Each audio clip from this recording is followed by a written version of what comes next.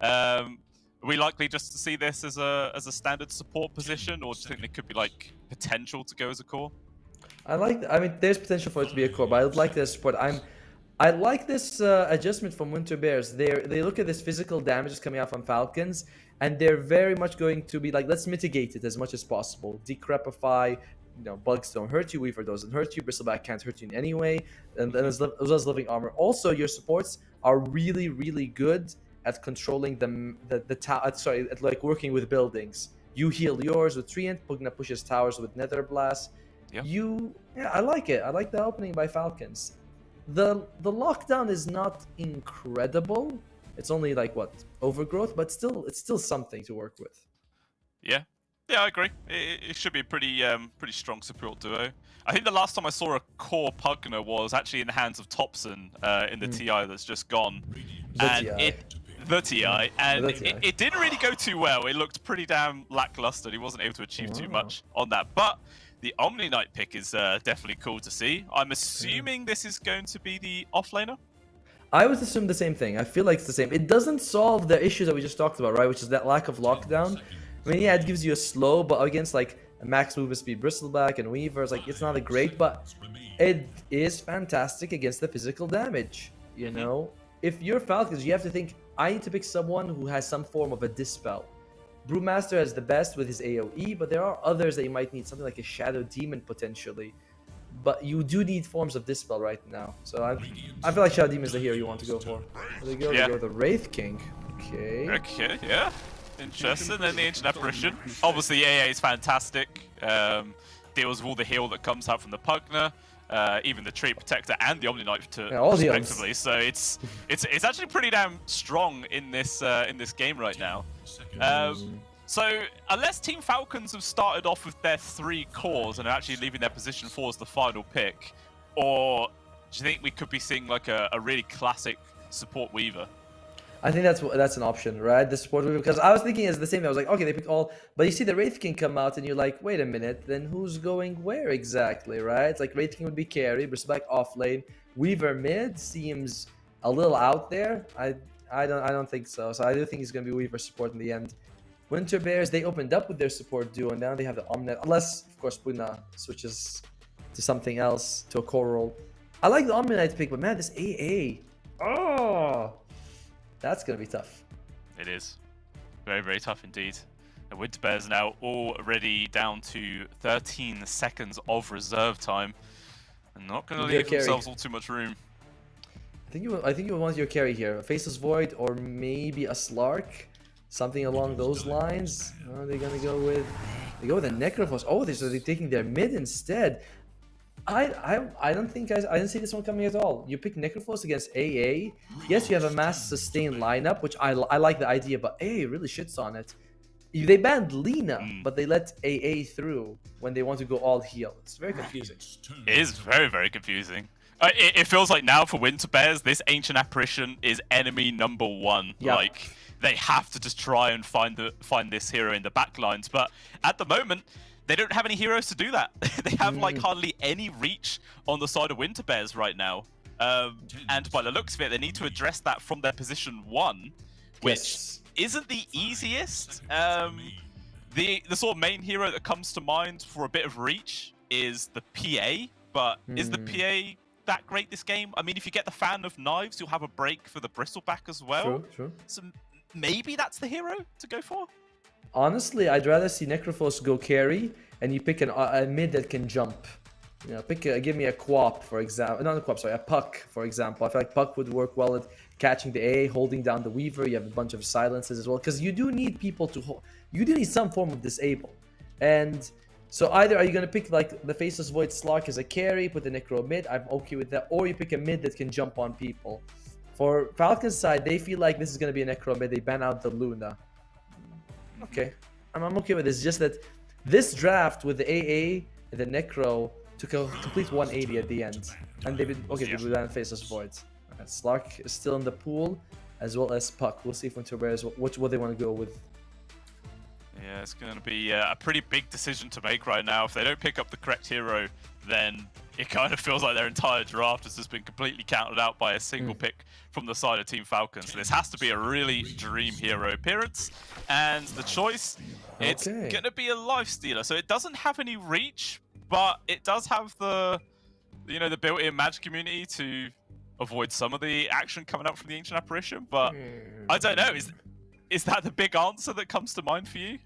I don't know. I mean, I don't know. Mikey's a great Necrophos player, but I still prefer you pick a different mid and let him jump on people. And your point about not having reach, I really agree with it. You don't have natural reach. Later on, we do see the Harpoon on the Omni, the Necrophos Shard, Chain Predictor Shard. Like you get answers later, but they're not even amazing answers, right? You still have to be fairly close to jump on the AA. And with this life, even Lifesteal is a bit of a sustained hero, right? He's got a lot of lifesteal. His Infest is used to save people, giving them a big burst of health. And H-Apper is just a counter to all of that. What do they go with? They go with a Puck. I mean, I said I want to see this hero in this game. I expected it on the other side, but it makes so much sense as well. You know, jump on Pugna, jump on Necrophos. Yeah. I don't know, yeah. This is looking like, I don't know, I'm just really leaning towards Team Falcons here in this draft. It looks very, very strong. Great team fight, great frontliners, good counters to all the heals coming out for Winter Bears. This feels like a very, very difficult game for them to start off with. So, I don't know, maybe Winter Bears are just going to have to rely on having a really fantastic laning phase and then, you know, building that early lead and trying to just run down what Team Falcons could be able to bring in like the mid game. Yeah. We'll have to wait and see. I see the stream has started up when we were already into the draft a little bit, so maybe everybody at home did miss our apologies. So we'll say it again now, Tomo. We do apologize, ladies and gentlemen, for the late start. We were having some technical issues, but it has all been resolved now, and we are finally underway. Only 47 minutes behind schedule, you know? We've seen worse, haven't we, Tomo? Well, yeah, but you don't say that at the end, right? Like we're only about an hour late. Have you ever been an hour late? Like, oh. Yeah, but it really wasn't in anyone's hand. Like these things happen. Someone doesn't have internet, their company decides to cut it that day, and or a medical issue comes up. So we're very sorry, but it's also not in our hand. And we thank you guys for understanding. We see a lot of people asking about the game, and we finally are here. And it looks like a pretty good draft. I agree with you that Falcon's better. The only problem for me is I feel like I would have preferred Winter's Bears if there wasn't an AA. I feel like I'm shocked to see AA come out against a 5 heal lineup. Yeah, like AA comes out. It's insane to me that happens. It's funny as well because the AA came out, but Winter Bears doubled down and they picked the Necrophos after seeing the AA. So they were clearly like, we don't give a shit about this ice guy. Who cares, mate? Just we got this strat. Let's roll with it and see how it turns out. And we're just gonna have to wait. We're just gonna have to wait and see on how effective this lineup is actually going to be. Like I mentioned, it does feel like there's a lot weighing in on the early laning phase here, but only time will tell as we are now jumping on into the game, ladies and gentlemen. Let's see how the first one here between Team Falcon and Winter Bears ends up going down. Oh, by the way, it's not. I don't think is it Team Falcon or is it just Falcons? I also thought it was just Falcons. It doesn't matter. Wait, it's got Team Falcons in the name, but really? Yeah, that's pretty cool. All right, so mid lane is going to be Mikey versus on the Necrophos versus Malwin on the Puck. Mikey should do fair. I mean, I think both teams will be doing fairly well in the mid lane, right? Mostly just farming here. Mikey has impressed a lot with his Necrophos in previous games. Of course, the quality of his opponents wasn't quite the same, but you know, still he has looked really good on the Necro. Yeah, he definitely has. I mean, it feels like Necro is one of those heroes that it either absolutely pops off and it looks nearly impossible to kill, or it looks like the Necro we saw yesterday at Tomo, where it was just dying non-stop and you can't really get into a decent position in the game. So we'll see which one of those two Mikey is going to be able to provide for us here. Meanwhile, Crit just running around there as a little weaver, should be able to grab that top bounty rune. Meanwhile, Amar will get pushed out of the top river one. So it actually ends up being a 3-for-1 exchange there into the favor of Team Falcons. They'll take that. There's a lot of mind games happening just now with the Falcons. They keep trying to see where they can go near that enemy, the tier 1, to make sure there's no vision there. So make sure if there's vision, they're like, oh, is there a ward here, the ward there? But Winter Bears was smart to it. They're like, yeah, we'll just have a person standing in front of the tower, so you think the vision is from the hero, not from the ward. And in the end, they more or less gets a bit of a D ward off. Catchall thought there was a ward up there, but there isn't. And yeah, bottom lane, Omni Knight and Pugna versus the AA as well as the Wraith King. A bit of an odd group of heroes, honestly.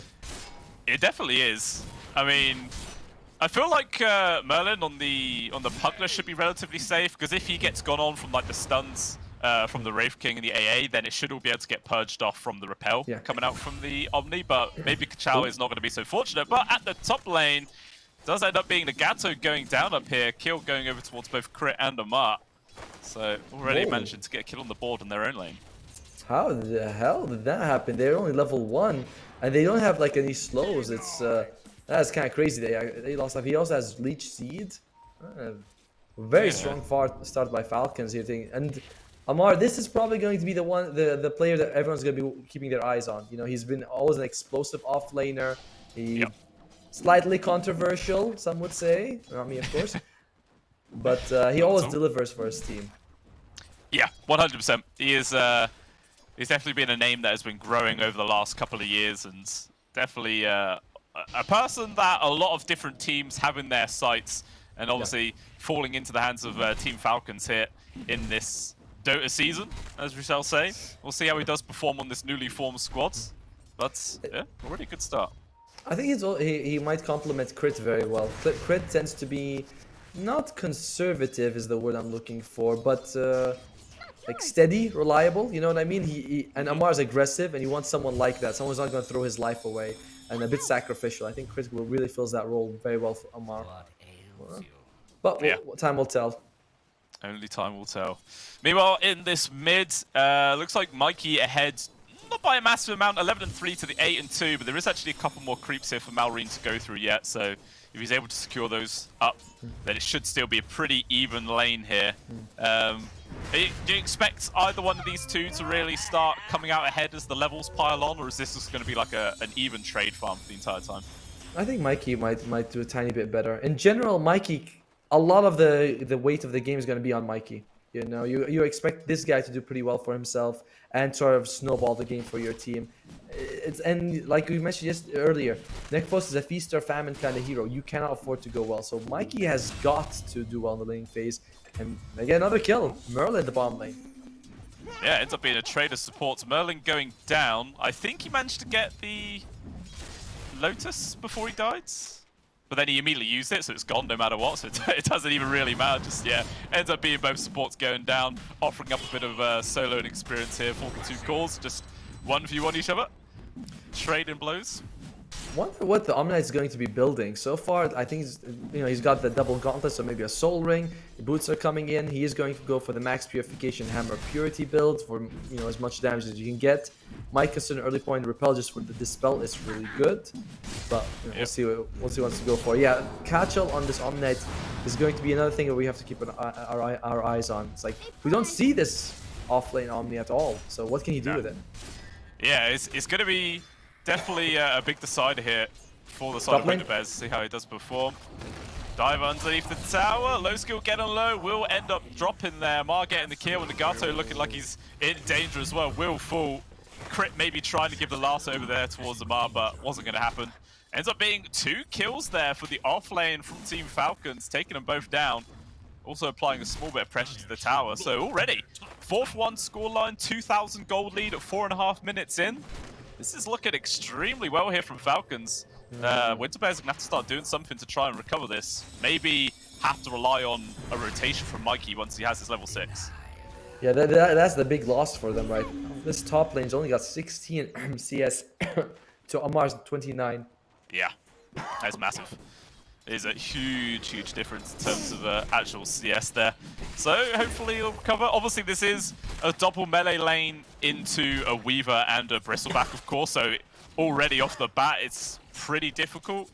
I mean, if it wasn't for the constant harassment from this Weaver, I feel like low skill on the Lifestealer should be able to relatively sustain against the Bristle, but they're just going to dive into the tower yet again, getting the backstab from Snake King coming on through. Low skill is just gone. Nothing Nagato can do to keep his core alive. And it looks like once again, he's just going to get ran down afterwards. Little extra amouge boosh for Amar. And there it is, double kill for the Bristleback. They do lose Snake King in the end, but who really gives a crap about that, man? Position 5, he can die. And plus, he died after they got the kill, so it's not like they get any experience out of it. I'm wondering if you're a Treant, if it's worth maxing out living armor in this lane. You're up against two physical only, mostly physical damage dealers, and you got a melee guy as your partner who's going to take hits anyway. So maybe it would have been worth it if Nagato had made that adjustment earlier on. Yeah, that could be a really good shout actually. But yeah, so far 0 points into living armor. I feel like still matching the leech seed, it's pretty standard meta, and you know most of the time it can keep your cores alive like a little bit longer. True. But I suppose yeah, once you weigh in the actual armor add-on to also counteract the minus armor that comes in from the swarm, it could have been a pretty big pickup there. Well, Snaking is running to Nagato, he's in a dangerous spot, and there is a haste of Mikey just flying on through. He's like, give me that scythe kill. There is no escape here, Snaking. No. You are dead, my friend. Oh, he doesn't even want to drop the scythe. No, you know, you don't want to do that. Yeah, he's like, I don't give a crap about those regen points. He wants to save it for a really important kill. No, when you were saying he's gonna scythe, I'm like, no way he's gonna scythe, because while it's nice to get those extra stacks, if you use the scythe, then you can't actually use it in another fight where it could have turned it, where it could have given you a kill. I confirm, you never want to scythe or finger confirmed kills. You know, because the cooldown's so long early on. It's like, no, you want to get it only for those situations where it's like hit or miss. Could we get it? Could we not get it? And Nagato, yeah, he's going for it. Can he get it? Faster fingers, and then oh no, it's not. Crit gets it, and he might just get a solo kill as well. But he's doing a lot of damage in return. But you just can't do anything, man. Once you've got the bug on you for that long, you've got no armor, and just was it 3 points into Scoochie now as well? Yeah, that damage is ridiculous. This Weaver, he's halfway to his level 6 at 7 minutes for a support. He is farm. It's not just smart. Farm. It's like that. You know, I'm not sure what it's called, but the awareness to be like, I think there's a Treant here. Let me throw out some bugs, and he gets it for him. So that's really impressive. Crit showing why he's been one of the best in NA for 5 years now or something. Yeah. Nagato, he's in trouble, and he just TP'd here. Yeah, but look at, he doesn't care that the fact that there's a lifesteal hitting from behind, but a TP coming in from Mikey will actually change the fact that there he goes. Scythe brings down the Bristlebat. It's a huge target to find. At the same time, though, Malrine made his own rotation to bring down the offlaner of Kachal, but still that is a trade that is going to favor Winter Bears. You know, 3 kill streak going over towards Mikey. That's a big, big win. Yeah, but Kachal is kind of fine in terms of net worth. He's still like 600 gold ahead of his carry, so him dying, it's not the biggest problem, and I did have to rotate people for it. So bring down Amar, it's a net win overall for Winter Bears, and they have been slowly bringing down this net worth lead to, almost even. 1,000 gold at 8 minutes, it's just 1 kill basically. Yeah, and pretty much. The itemization that's interesting. Skeeter is going to go for that. Mycen wants to farm. Malrine, he is going for, oh, I've seen this before. The Maelstrom Puck. Oh. Yeah, it is. I've seen it a little bit in some of my pubs. It's odd. You go for like more attack speed, and I don't like it, but it's kind of works sometimes. Yeah, I mean, I guess it can be kind of nice as well if you get that relatively early Aghanim shards, and just really helps pump out the DPS in all those situations. So we'll see how soon he does end up getting that. Some decent stacks being made as well in the Radiant Triangle area, which I think Nagato did just scout out. So maybe Winter Bear's going to try and steal this one away. Yeah, it looks like Mikey's already coming on over to take away that small cat. Easy money. And it is. I mean, you can leave the Ancients just as the duo, and it's not really worth it. But getting this is really good for them. And just cut down the net worth advantage quite a bit. Kachal, he might be in trouble. Both Skeeter and Malrine are in bottom lane. Do they want to go for him? It looks like they will. Yep. We're going to start things off. Malrine jumps on in. Absolutely nowhere to run for this Omni. He's just dead. And down he goes. Another kill going over to Malrine. But at the same time, yeah, Amar, 4 heroes on top of him. He does go down. But at the very least, that wasn't a Reaper Scythe charge. But yes. I mean, still 4 heroes on top of you. Absolutely nothing you can do. And again, it's worth it to trade your Omni, who's getting a bit less farm than for the Bristleback. It's always worth it. This tower looks like it's gonna be dead anyway, though. That's the one thing, that map is still shrinking for Winter Bears. Feels like we're seeing, oh, Merlin. Yeah, maybe in danger. Kachal, obviously no point TP into the bot. We'll go into the mid to try and provide assistance. And we'll keep Merlin alive. But yeah, this bot lane has just been a huge win now for Falcon. Skeeter, tier 1 already gone. just going to be able to freely farm away here. Also with his Hand of Midas now completed, just going to start excelling even faster. Dude, look at low skills net worth. He's barely ahead of crit as a carry. Like, that is pretty damn massive. And they want to keep up this aggression here on Falcons. They say, let's just go take mid. It's only, I think, level 1, level 2 living armor. Oh no, 3 health is level 1. So it's not going to delay it by much. It's really not. Trying to do some good pushing power though here from Falcons with this catapult. Gonna take a lot of damage. Ski actually already bailed like before the tower even falls. He's like, yeah, you guys have got this. I'm not gonna waste any time. I'm gonna get back to farming, and yeah, another objective secured. More space to work with across the map here from Falcons. They're very, very happy with how this game is progressing, but it's not the largest lead in the world. Still 2,000 gold, as you were mentioning earlier on.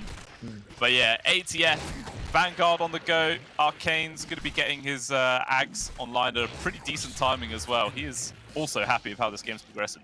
The big thing is Mikey is having a good game, like on Winter Bears. That's the one thing where you're like, okay, we have Mikey doing really well. You know, he's got a couple of kills to his name. Actually, only 1 kill, sorry, I forgot he didn't get a marker, but still, he's doing fairly well for himself. Your support's about to hit level 6. It does give them a lot more to work with.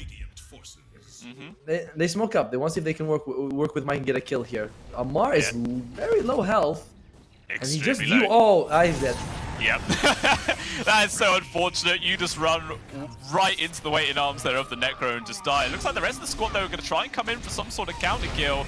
The Dream Coil does land onto 2 with the Ice Blast. That is a dead Merlin for sure. Mikey, can they bring down this Necrophos, though? He's a hard target to fire, but Ski are also going to get involved. With the Ghost Shrouds, but they're still going to carry on chasing right now. They really want to get this one. With the Eels, it's going to hold back the Wraith King for a little bit longer. Malrine, though, is going to carry on with the chase. The guy chucking out all of his spells, trying to make the space for his core to run away. And it looks like he should be able to get out of there. Mikey charging forwards, wants to get in range for a stun, but he just can't quite find it, man. The bots on this Necro, he's too fast. But look, no skill, he didn't back off in time. Maybe he's in danger. Doesn't actually avoid the stun with the rage, but will now use it to try and run underneath the tier 1. But there's the slows coming on out. He can't get away. And there he goes. Lifestealer down. Dude, when you look at Mikey playing with 4 people and making it out alive, and then low skills like, I'm just farming away. It's like, come on, you could have backed out. And again, his net worth continues to suffer here. But Mikey proving that he's just, like, honestly, MVP performance so far. Keeping the team. He gets that nice kill on Amar, makes it out. You mentioned the boost of child, but Yules also gives you more movement speed. So he's just booking it at any time. I really like what he's doing. Yeah, he is absolutely fantastic. He does feel like he's the main person on the side of Winter Bears right now who are keeping them afloat. Because as you mentioned, of course, low skill is he's having a super, super rough game. Only 600 gold ahead of the enemy position 4 at 13 minutes in. He hasn't even built in for any sort of farming items, you know, no Maelstrom, no Midas, nothing like that. So he's not even going to be able to excel anytime soon. Oh no, he has a Hand of Midas, but the courier died while delivering it to him. Oh, okay. Oh, he's got that lead. Not quite yet, but not quite. He doesn't really have it, but he sort of has it as well. Yeah. All right. Well, when he gets that, it'll help him out a fair bit, but I don't know. It feels like that's just going to make a small dent in the overall large problem that Winter Bears are now facing. And yeah, definitely a lot of weight on Mikey. I kind of like the idea of him going for the Radiance. Like, you can infest the Necrophos, he can build more different items. You get the Radiance, and it's like 2 in 1. I like it. The problem is, it feels like it's going to be really delayed, because as you mentioned, he's far behind. He doesn't have much farm acceleration. And we haven't seen anything from the Omni Knight, by the way. Well, I think he's like 0-3, and that's about it. So it's really just the Mikey show. You know, like that. It's just Mikey who's been carrying the team so far. Courier comes out, he's like, come on guys. Oh no, low skill, not again. This is another goner moment. Oh, imagine if they killed his Courier like before the Midas came out. Oh, just imagine. But yeah, another absolutely free kill. Nothing low skill could do there, and just another death on the board for himself. Further slowing down this game here. It's not looking great. He just needs to somehow always be on the complete opposite side of the map to where Team Falcon is actually playing, but that's easier said than done in a lot of cases. It's like, you need to turn on the map hack now. You know, it's like, if you've been holding back. No, It's very tough. You might have to consider just always farming in his triangle. But that was... It's not like that's a dangerous area. He's next to the tier 2 and everything. But they're just got his number. Team Valks, they want low skill dip all the time. Mikey's going for it. Nope, just shards in. Can't actually... Doesn't have actually any chance to grab anyone. No, just making sure their tower stays nice and healthy. Obviously, it feels like when you have a treat protector in your team, you have to defend these towers. You can't just let them fall for free, because chip damage means absolutely nothing. But they are going to go for a 4-man smoke right now here on the side of Winter Bears to see who they can actually get. They might run into Snake King. Nice kill. Not really the highest priority target, but a kill is a kill at the end of the day. Cypher's well committed just to guarantee it. So they will manage to bring down the AA. Looks like they want to like try to get as many kills or a tower out of this, because that was kind of a confirmed kill. I'm surprised Mikey dropped the scythe for it, but I mean he knows what he's doing. He's gonna go for the Shiva's guard on the crit. Did you see that? He nearly got 100 to 0 there in a second, but he was able to survive just barely. Yeah, he's got the max purification, the max hammer of purity, the 50 base damage. He's also got the shard, so he does get that big hit coming out every 6 seconds. Odd build from Kuala. I expected the Echo Saber Harpoon build, you know, but again, he knows what he's doing. It's just not been a very impactful Omni-Knight so far. I mean, maybe he's trying to address that problem we were saying in the draft where they don't have reach, you know, that they don't have anyone to try and kill the AA. So if he gets a blink, has a life stealer inside of him, maybe they can just get on top of that AA immediately, remove them from the fight, and potentially they'll actually stand a chance of taking a successful 5v5. Yeah, I mean, his Hammer of Purity does like 300 pure damage. You have another 300 from Purification, and you're gonna get another like 300 from your hit as well. So you can jump on A and legitimately do 900 damage instantly. Lifesteal jumps out, he's dead. So I like what you're saying. I think I agree with your point. This Blink Omni-Knight could work really well if they can catch the AA, or even just the Weaver. Like Weaver also is low health. It's true, yeah. It is literally going to come down to that initiation. If they can find it, it's going to be big. Meanwhile, speaking of people being found, Nagato will actually break the smokes. Dust used preemptively there from Malrine. We'll find him hiding in the trees. And Tree Protector does go down, so looking like this is going to be the opportunity here for Falcons to take down this top tier 2.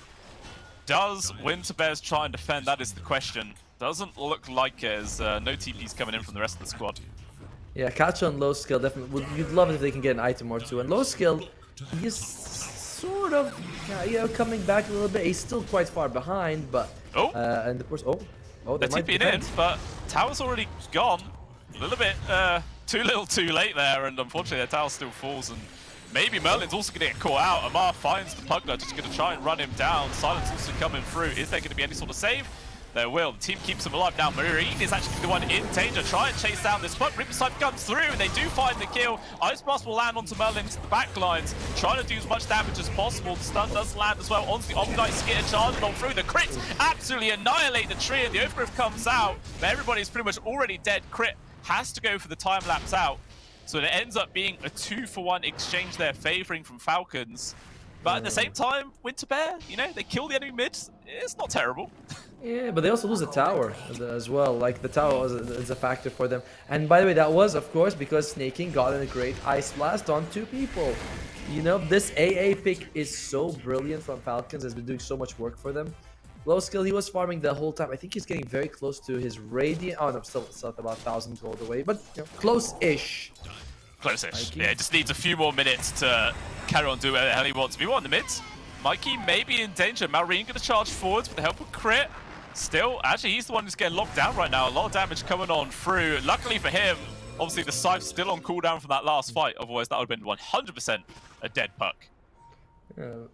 Nagato is starting to max out the living armor. He went for the max leech seed, which I feel like that got punished. You know, they've lost what, 4 towers. I think if he maxed out living armor, he might be able to keep 1 or 2 of them alive. And Merlin in the top lane, he is very likely dead. Oof. Yeah, man, a couple of right clicks there from Amar just annihilates him so damn fast. Yeah, he is gone. 7k gold lead now, 20 minutes into the game. And maybe we could be looking at Falcons potentially going for a Roshan relatively soon. You know, it's on the Radiant side of the map now, so they might try and make that a priority and head down there, secure that Aegis, and then take down those final tier 2s. I think that looks like that's going to be the idea. They feel like if you put it on Amar, then suddenly you have two people you can't really sight. You know, it's like, oh great, now who? Like, that's kind of been Amar's allowed to sight what three times I think.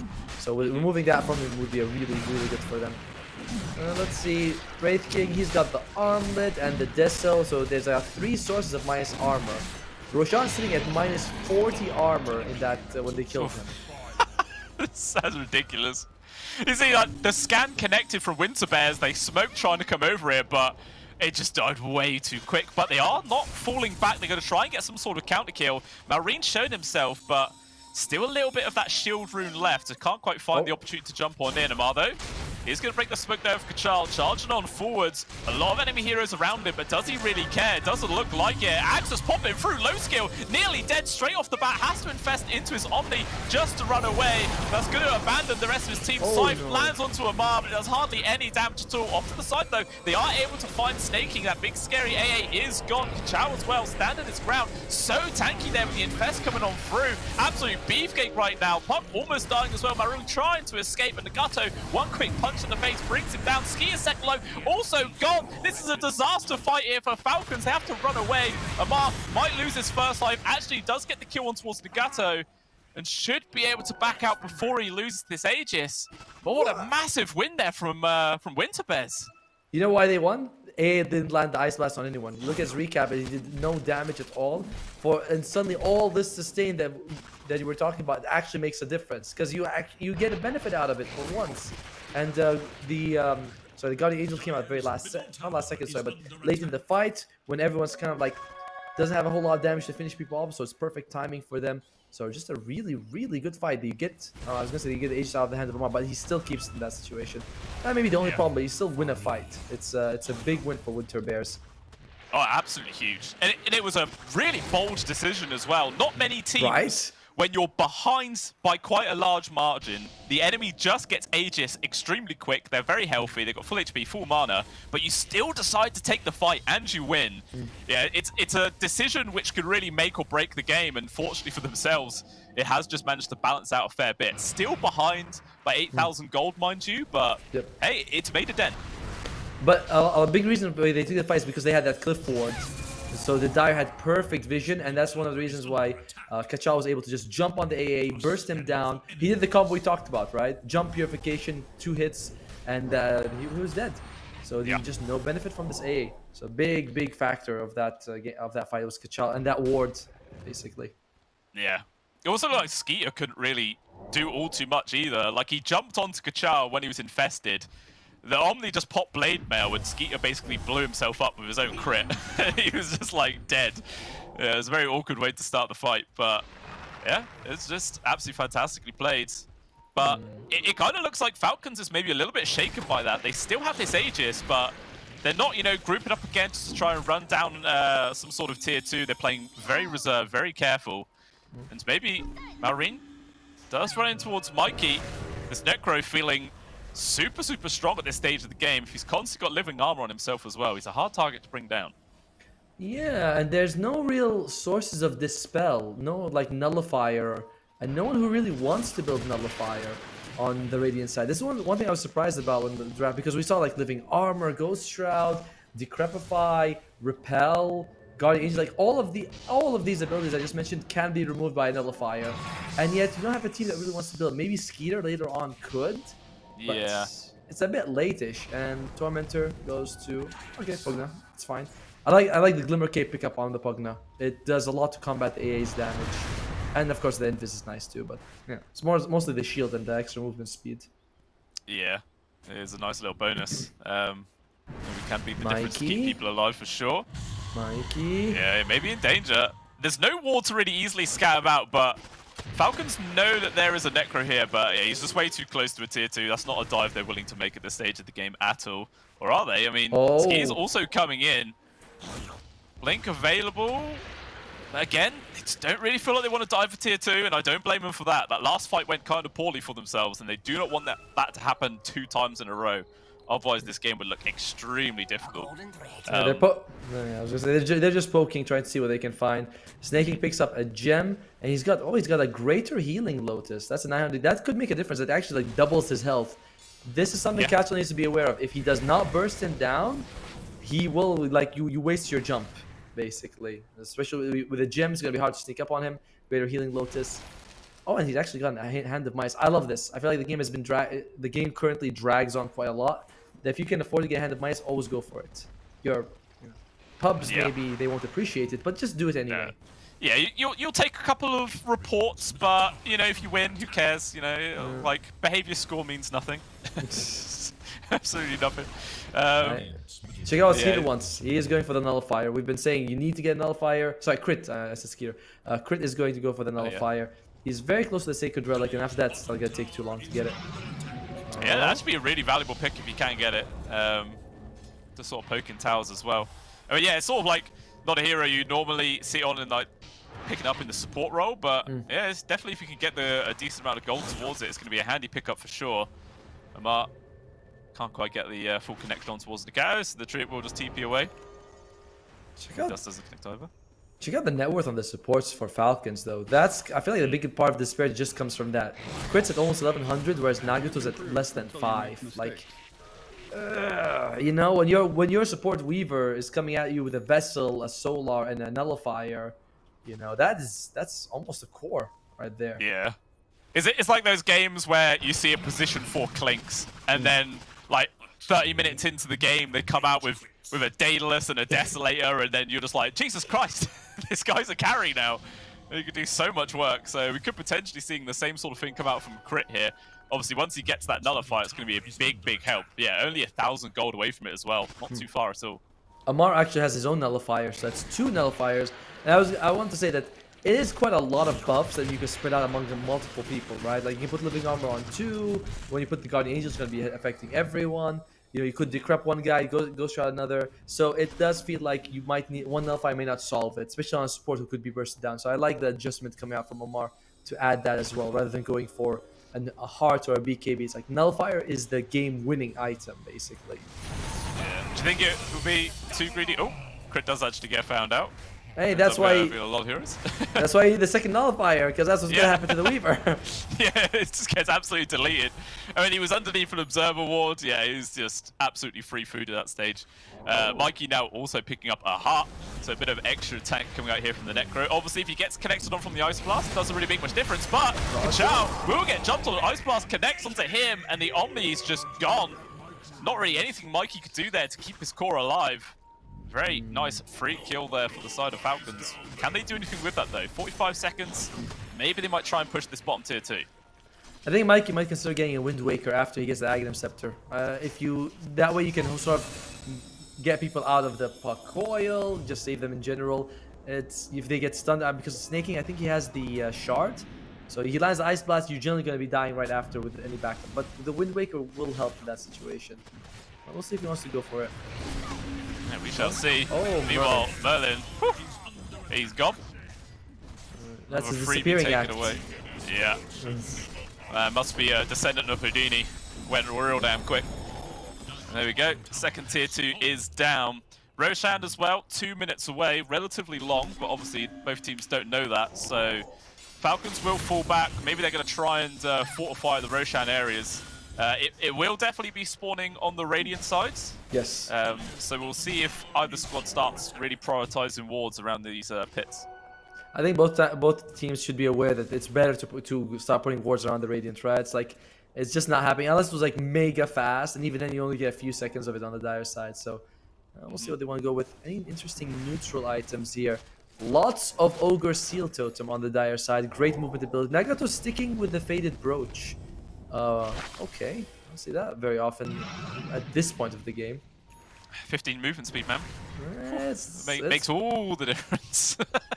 I mean, movement speed is one of the hardest stats in the game to actually get off, but I'm like 15 at 30 minutes. Come on.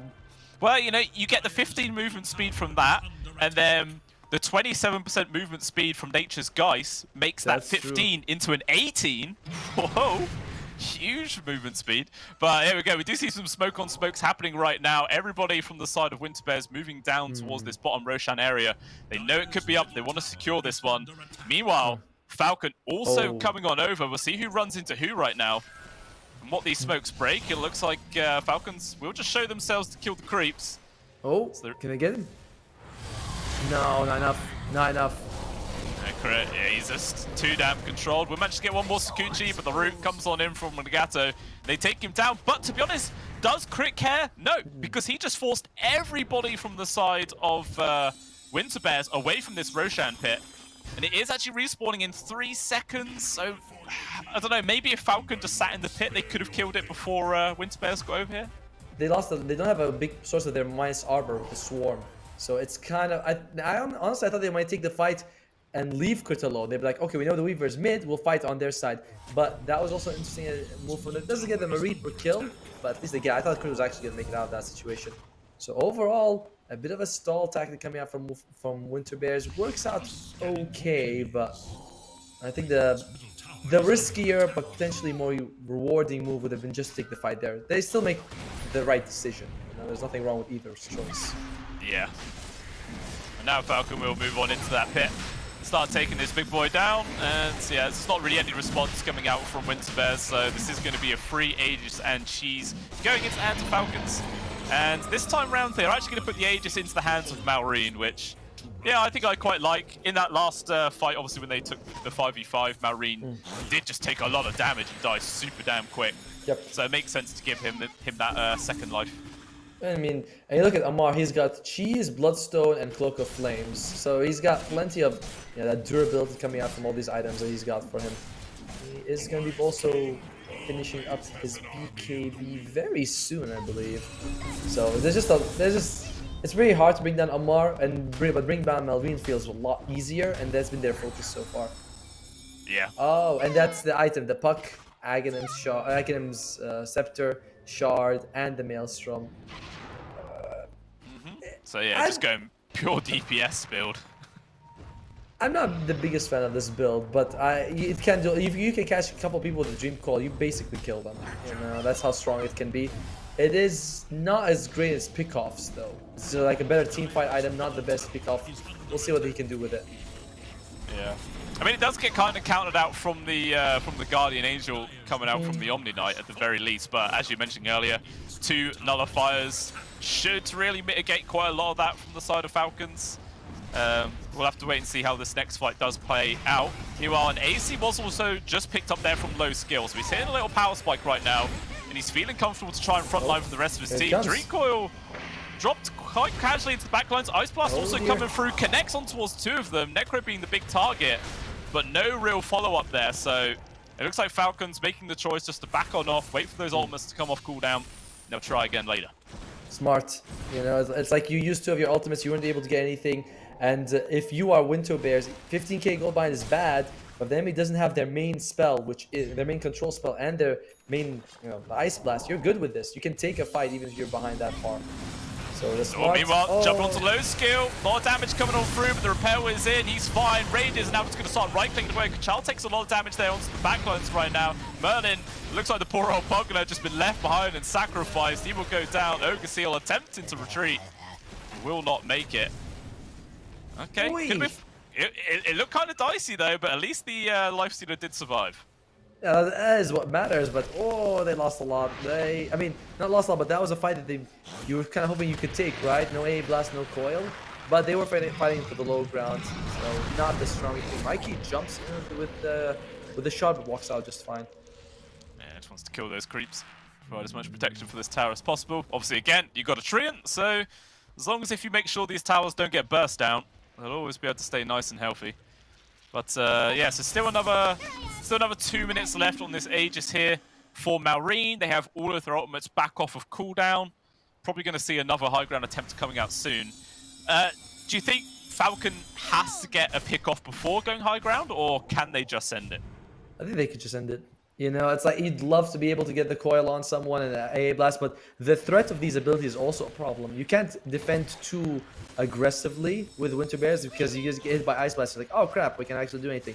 So the poke that they're doing is perfect for Falcons. We don't have to dive in, but we also should keep up the aggression. However, this living armor is a problem. All the towers are very healthy. Oh, Mikey jumps forward to kill the creep wave. That is a big punish right now. Ice Blast lands. He's just gone. He doesn't have buyback either. 80 seconds in the dirt right now. Is there any way that WinterBears can hold on to this high ground without the big scary Necro? I don't think there is. There should be an entire lane of barracks going down. We'll see if Falcon can try and push for more. After the fact, Beyond Marine jumps in quite deep again, try to focus on towards this Pugler. Merlin in danger. The Bristleback doing tons of damage. Will get the kill.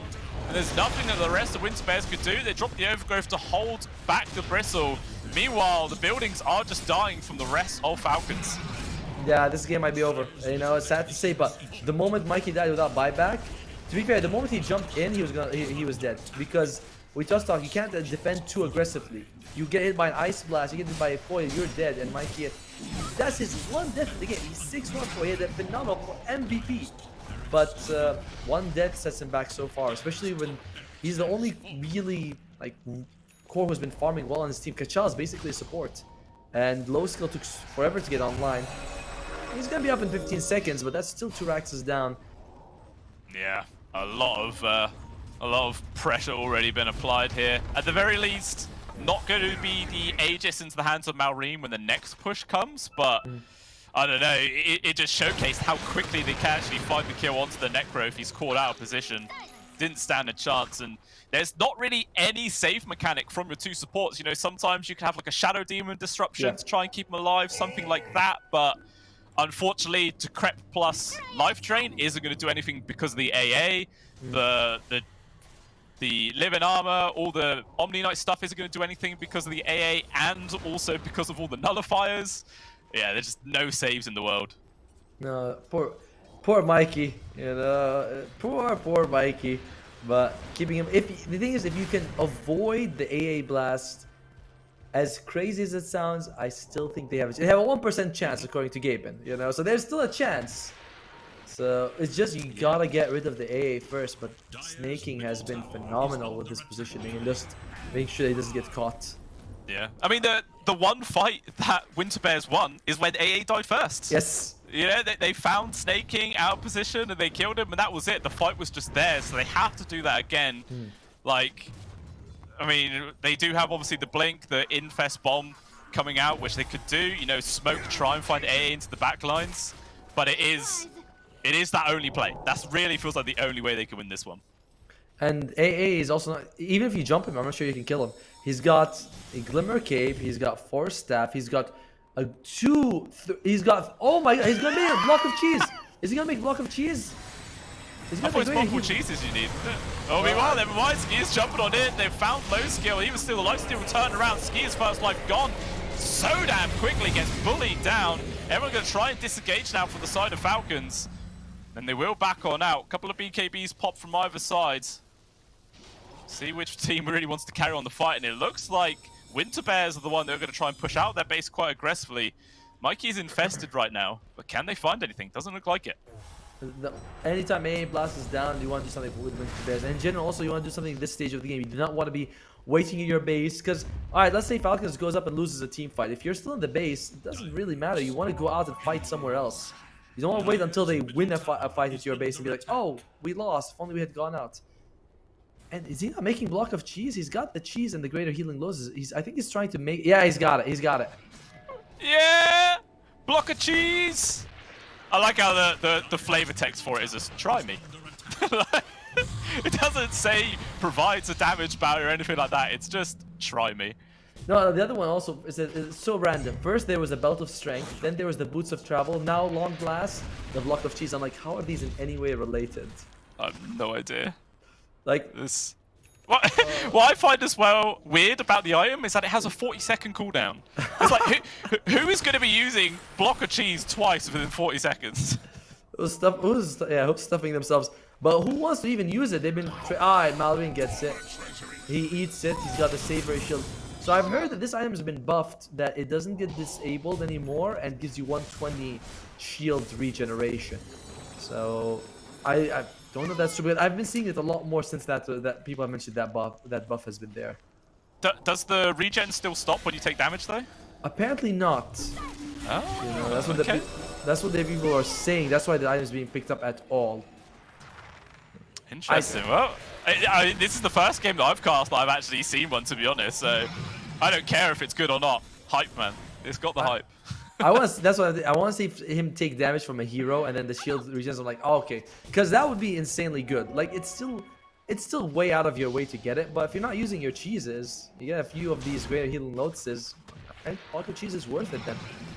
Yeah, 100%. Mar. Oh, no skill. What they really want to defend this high ground war is Control trying to find Snake King. They do have the AA out position, but even still, the Ice Blast lands onto the two of them. AA goes down. Control gonna try and disengage whilst Mikey throwing his body in there, making the space for his two other cores to retreat. Merlin, though, in a dangerous spot, trying to run out of there himself, but Mikey actually looks like he's going to be the focus instead here from the side of Falcons. Can they bring this guy down? All the saves coming out without that damage coming out from the Ice Blast. It's a difficult kill, but eventually, as soon as all of the Ghost Scepters, everything wears off, he will just fall. Buyback as well to Mikey, attempting to run down ATF. He's going to use the old Wind Waker, get down to the low grounds, and there's just no real decent chase from the rest of Winter Bears, so everyone from Falcons gets out. Damn, their ability to hold is very limited, right? It's like you gotta land a good overgrowth. If not, that's it. The fight's over. Mikey did a lot of damage in that fight, but in the end, they just focused him down. I think he was able to get the Yules off at the end, so loses his life. Tough. Even when you take a decent fight with Winter Bears, you get the A out of the way, you still can't win it after all. Yeah. Oh, and by the way, I was looking at the puck. The shield does not get disabled when you take damage. He was still regenerating the whole time.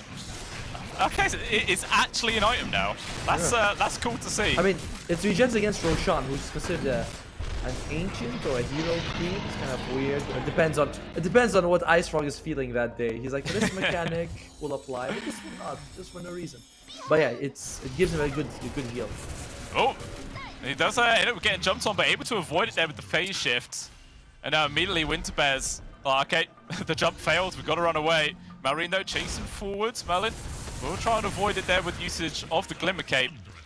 And he's going to be able to get out there. ATF, though, he's still just running in deep. He's managed to find low skill, but not really any other members of his team behind him to try and follow suit. Still this high ground ward here available for Winter Bears. They're going to use that evasion to their advantage. Oh. He actually gets clipped. The Nullify cancelling it out mid-flight right now to be stuck, but even still, there's going to be the force off to low ground, and everybody taking so much damage. The Dream Core perfectly lands. Kachal just try and run away with the Lifestealer inside of it. Multiple buybacks being expended.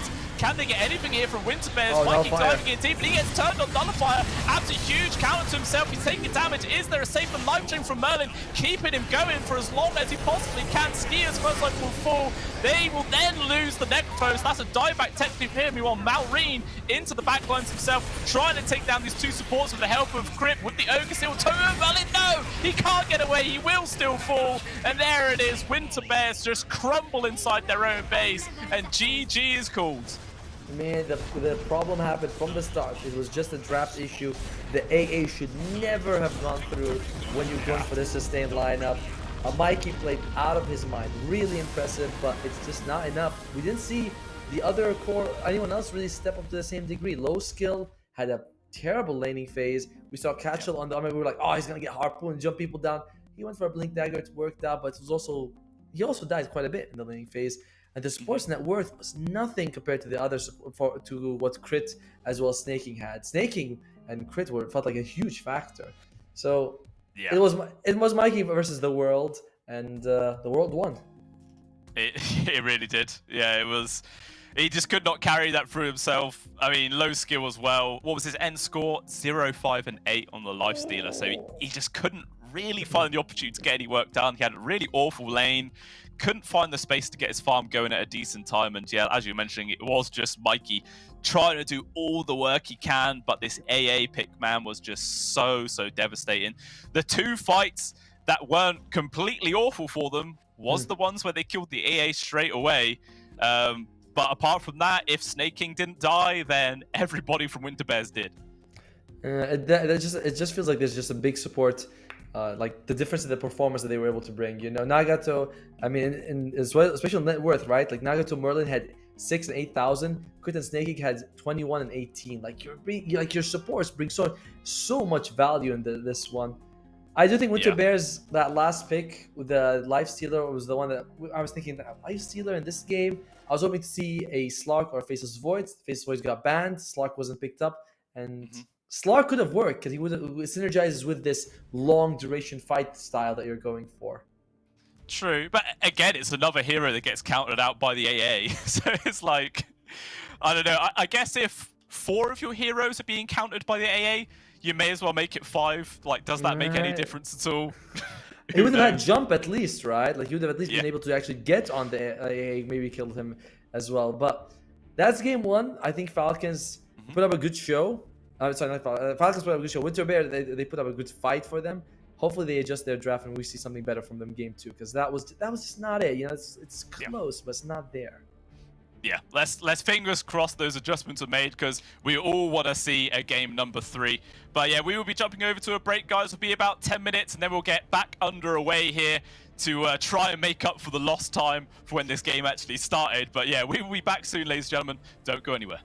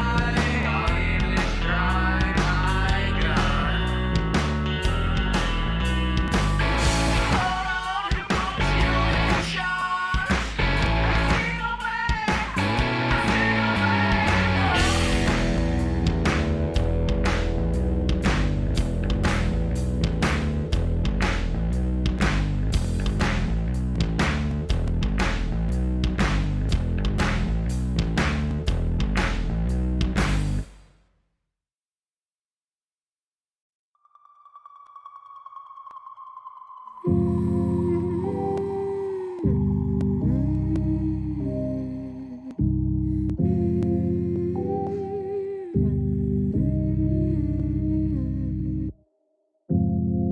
your eyes, what can you see around?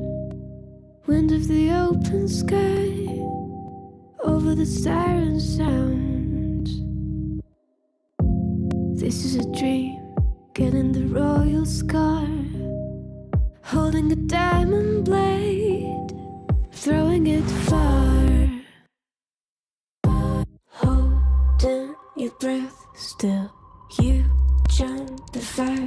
We'll just sit and wait till you see me fly. You know they'll never catch me for it. See me fly, the way I put my finger on it. See me fly, you got it, then try to tell me you got the wrong guy.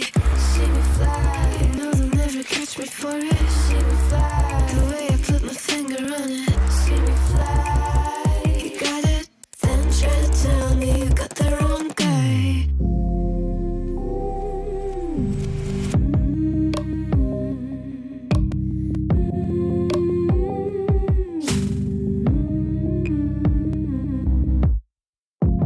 Look at them now, all of the noise they make, counting the cards to one. Queen of hearts never breaks. Falling asleep here might just take a while. Trying not to grind your teeth, dreaming to touch my style. Well, can't say I blame you.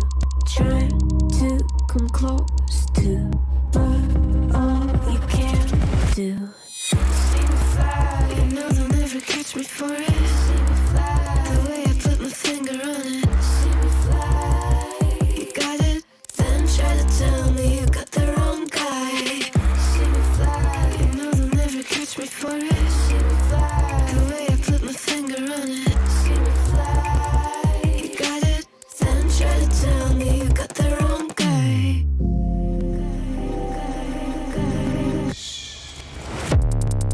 Got the wrong.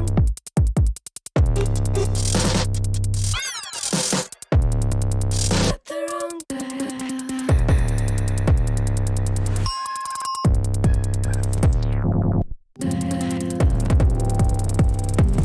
Then try to tell me you got the wrong guy.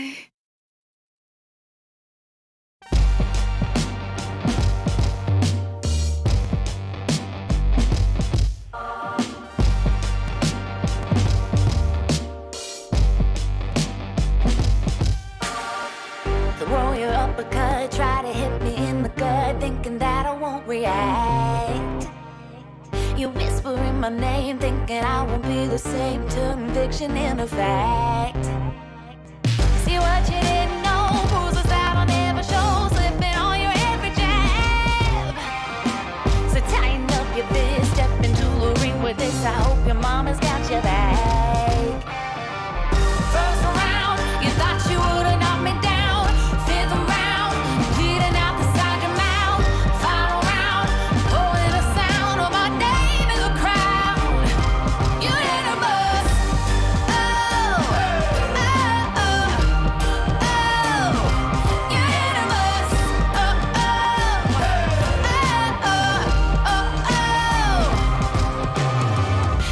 I took a break, you're making a huge mistake, thinking you can take the throne. Look at you trembling, step into the lion's den, bet you wish you stayed at home. Begging for mercy underneath your breath when I ain't even sweating yet, my legend's written in the stone, yeah. You're crying danger in defeat is now your only friend, even your mama's gotta know. First round, you thought you would've knocked me down.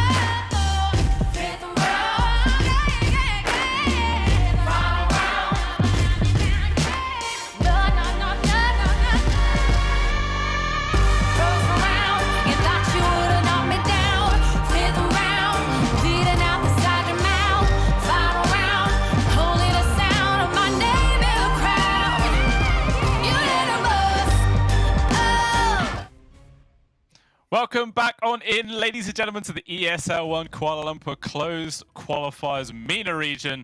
And we have the second game coming up for you right now between Team Falcons and Winter Bears. First game, a little bit one-sided, wasn't it, Atomo? It was, but it was a massive draft problem, right? You go for these 5 heals, and then you let the AA come up. And so there's a 4th pick AA, and you see the 4th pick AA, and you're like, I think Necrophil's going to handle it. No catch. And the heal lineup against A was built to lose, basically. Despite that, I think Winter Bears played amazingly. Like, you're saying it's one-sided, it is one-sided, but when you're playing with, if you can compete in a very one-sided draft, you're still doing a pretty good job. Yeah, 100% for sure. So they did make it look as good as possible. We will now jump on into the draft, and so far, it's looking exactly the same. First pick, Tree Protector from Winter Bears. First pick, Bristle for Falcons. So whether or not the rest of the draft is going to make it be the same, but no AA. Necroban, maybe? I feel like if you are Falcons, you might respect this Necroban. You can still get a Doom, but it's way harder to land a Doom on people than just land an Ice Blast. You know, it's like you gotta. Is it gonna be a core Doom? Then the core Doom is not really in the meta. You support Doom, you need a Blink Dagger. The enemy team gets a Linkins and a couple of Lotus Orbs, and you're like, oh crap. So well, and this does say Team Falcons. Really, I thought it was just Falcons. My bad. That's all right, buddy. You know, at least I know what teams are actually playing here. You know. I don't think a team. There are like so many organizations out there that have team in their name, and like or esports, right? Yeah, Something esports. And it's like a dead word in a team name, you know. It's like there's no point even pronouncing it. Just say the rest of it. I can't wait for Team Esports to come out. You know, it's like we're Team Esports. Like yes, I've been waiting. Yeah. Was there at one point a team literally called Team? Yes, there was Team.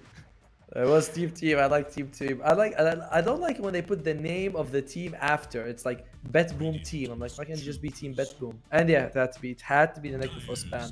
Yeah. Like, there's no way. Mikey was almost 1v5ing that game, and he was massively handicapped against the draft. And with the enemy, he was Necro and he was up against AA. I feel like Falcons just they respect it, and they should. Yeah, 100%. Yeah, I think Mikey's, semi-happy because you were enough of a problem to be banned, but also kind of sad that you've now lost a hero you performed so damn well on. But the second pick from Falcons was exactly the same, yet again, going for the Weaver. Whether or not this is going to be the hero for crit once more, or maybe they might try and adjust the draft and maybe put it into the hands of Skeeter, perhaps, as the carry. Does remain to be seen, but there is going to be the Centaur and Dazzle picked up here for Winter Bear. Could we be looking at Maureen Dazzle? Not Maureen, sorry. Mikey Dazzle in the mid. I think so. I have to remember, but Bad Juju improves the armor of your allies, doesn't it? I just want to make sure I'm not wrong in that. Yes. That's actually pretty solid for you, because we've talked about mitigating damage in the previous game. Like, damage is physical damage. Dazzle works well. Train Protector works well. I hope he goes for more living armor in this game. I don't think that the Nature's Grasp did too much in the laning phase, whereas a couple points of living armor, you pick like a Slark or a Monkey King, put him in the front lines. Like, yeah, he doesn't care about the damage so much. But we'll see what Winter Bears is thinking of, what they're going to do with that. That carry pick is going to be critical for them. It really will be. I mean, they had a rough lane when they were going up against the Bristle and Weaver last time. Like, they were diving underneath tier 1s, and there was nothing they could do about it. So clearly going for the Life Stealer would be a bad choice straight off the bat. So what sort of position 1 would you want to go up against this pairing? I want to see like Slark and maybe position for Phoenix. Faceless Void in position for Phoenix, or a Slark and something else with like easy stuns or lockdown. Just because I think the Slark can jump out of trouble. Yes, he'll suffer a little bit from that cool spray early on, but he should, like, extend fights are not a problem for the Slark. He gets a lot of armor as well.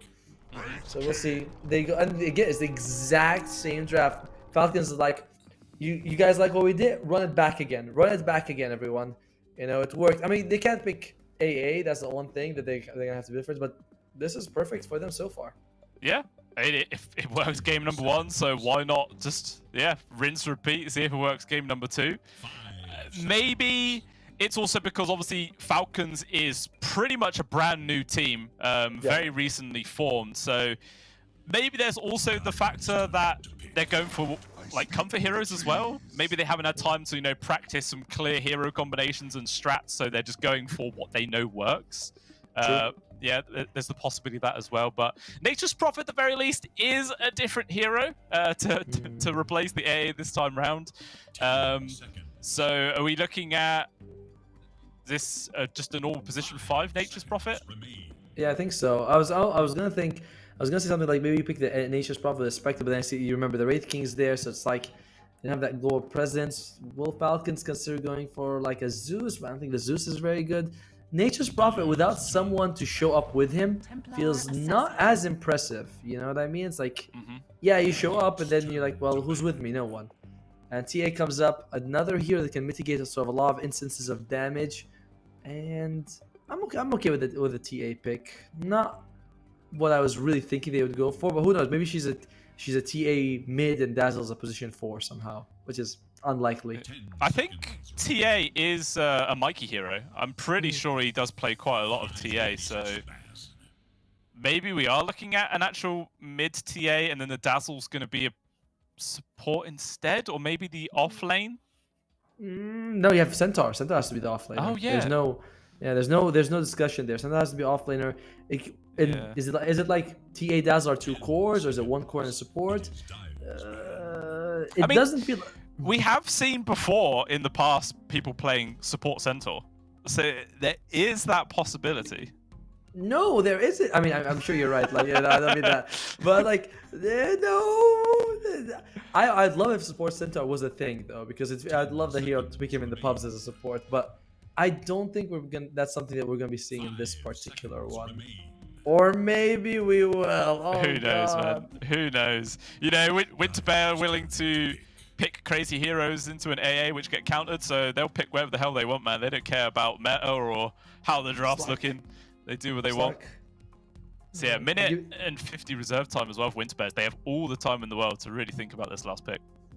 Yeah, I mean, I'm still going hard on the Slark pick, but maybe they have all their cores ready and they want to the support. Besides the they're decent-ish team fight on Winter Bears, right? It's like Stampede and Overgrowth is okay. Dazzle and Tia are just pure damage, and like that's basically it. I mean, Dazzle has a save, of course, but well, not that either team is really a team fight heavy. I mean, Winter Bears has more than Team Falcons, which has basically got nothing. There's like what we got no AoE spells at all. Literally nothing. Yeah, we do need to get some sort of AoE going on. You need a little bit at the very least. But yeah, so still waiting to see what they're going to go for. So you're definitely going. This is a carry pick. Hood. So it is core Dazzle, right? Unless this is super old meta core Hoodwink. No, it's very likely core Dazzle, mid Dazzle, TA carry, offlane Centaur, decent-ish group. I kind of like the Hoodwink just because it gives you a little of the extra stuns that you need. Someone gets sprouted next to an enemy, you're like, oh, thank you for the trees. And Falcons, they go with, this was banned in game 1, by the way.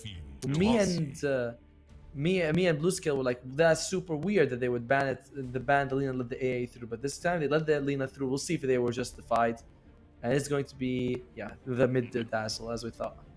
Okay, yeah, mid Dazzle then going up against a mid Lina. I feel like it's a fine lane for a Lina. I don't think there's too much that Mikey could do against it. Obviously, as long as if Malrine can land the LSA, so they can back off and wait for the poison touch to time out, should be fine. Unless Mikey is just an absolute god and manages to avoid those LSAs, in which case Malrine could be in a very, very sticky situation.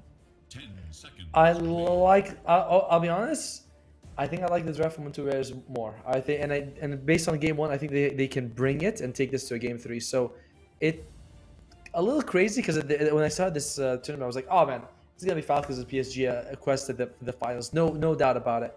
But this could go to a game 3. I think Falcons, Winter Bears has brought the draft. It's good, solid team fight overall, decent sustain, decent laning phase. Let's go 1-1. Let's go 1-1.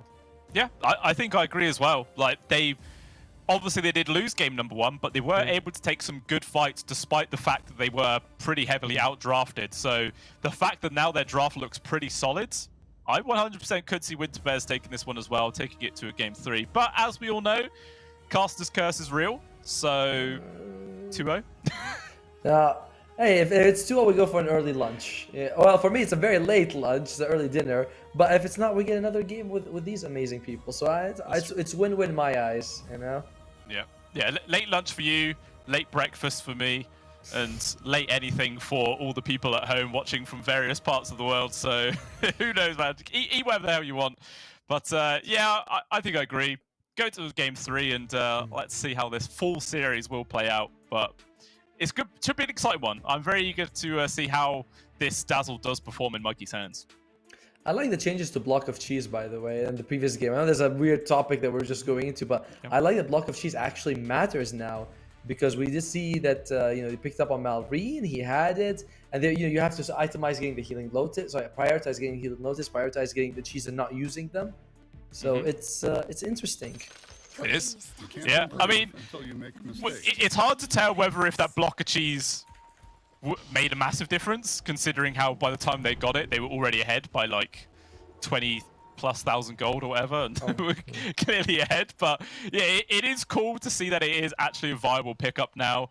Just takes a little bit of time getting there, obviously stocking up on all of those old lotus flowers. But yeah, it was cool to see it.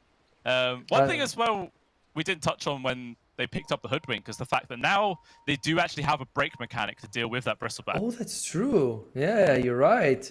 I mean, it also breaks the lead now, so if you lose all that attack speed, you're hitting like a cat, then you're like, oh my god, where's my attack speed? But yeah, I like that a lot. The fact, I mean, it can't be displayed. I know, but still a passive that can be broken. Yeah. Right? So it's like, as long as if they can land that before Marine gets the charges, then it's all good. Oh, in that case, no. We're not getting that one. We'll see if they can also have a better start. Falcons got all 3 Wisdom Ruins. We'll see if they can get one here for Winter Bears. Or sorry, if they can get 2 for Winter Bears. A little bit of a fight going on, but Kachao, yeah, he's easily going to be able to grab that one. But at the same time, lots of others just go over towards Team Falcons there. So it actually ends up being a 3-for-1 on the bounty win there for Falcons. I think that's exactly the same as what happened game number 1 as well. They got the... got 3 of them, so pretty similar start, but no first blood to work off just yet.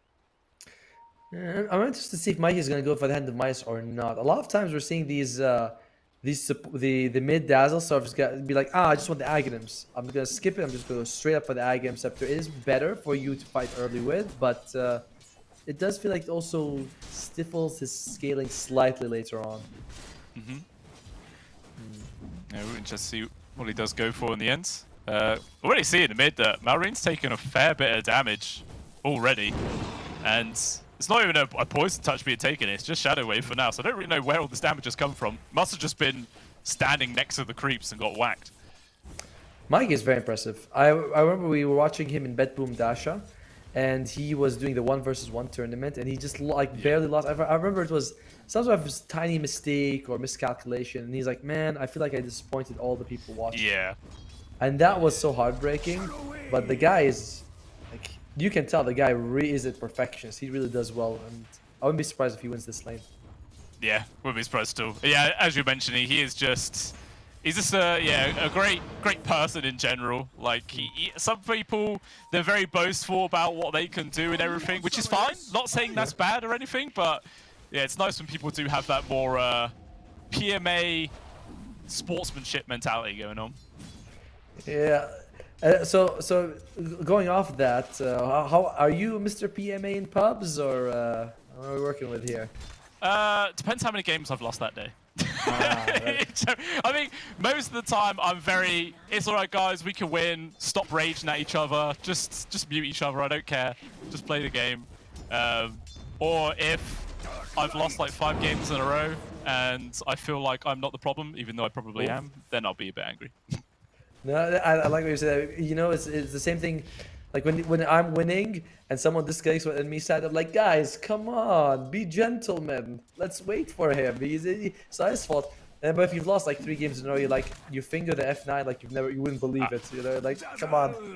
That's one thing I never do. I never ever unpause. Even if I'm salty, I'll always wait. Because it just feels like a bad win otherwise. Meanwhile though, Gank maybe coming in through. Snaking teleports up towards the top. Sprouts don't fully lock them in, but it makes them go all the way around those trees, and that will be first blood going over towards Snaking. Nothing that Nagato could do there to keep his core alive. And there we go, first blood on the board for Team Falcon. Again with this Nature's Grasp, I feel like doesn't give you too much against a Weaver Bristleback combination. So that's a bit of a tough one here. And nice move by Snaking using the Sprouts like that, because that makes you can't just use a Quelling Blade and get out of it. You know, you have to use 2 Quelling Blades, not worth it. Yep. Yeah, really nice position of that skill. As you mentioned yesterday, maybe that's the flashiest thing that Nature's Prophets can do, and he did end up doing it. But I mean, we can also see now, after that death, Low Skill is suffering in the CS department, bottom of all the cores, and all 3 cores on the side of Falcons at the top there. So once again, having a pretty good start. Yeah, Mikey's having a little bit of trouble getting some of these last hits. Like, he just missed 2 right in front of us, in front of our eyes. It seems like maybe it's a comfort problem. Not quite sure, but he's not getting as much CS that he should be getting at Nagato. Up top, yeah, another dive underneath the tier 1 tower. Low Skill trying to do some damage over towards Crit. ATF maybe thinking about diving for this one, but not quite that tanky at this stage of the game, my guy. And will decide to back on off. Takes quite a beating for his troubles. Probably going to be eating that tango with the Iron Brand. Oh, no, he just eats a normal tree. Okay, no problem. I guess the healing blows from his friend. He's going to be fine now with the Ring of Health and the Lotus as well. Overall, though, this top lane, the same disaster that we saw in the previous game, right? Low Skill just has no game.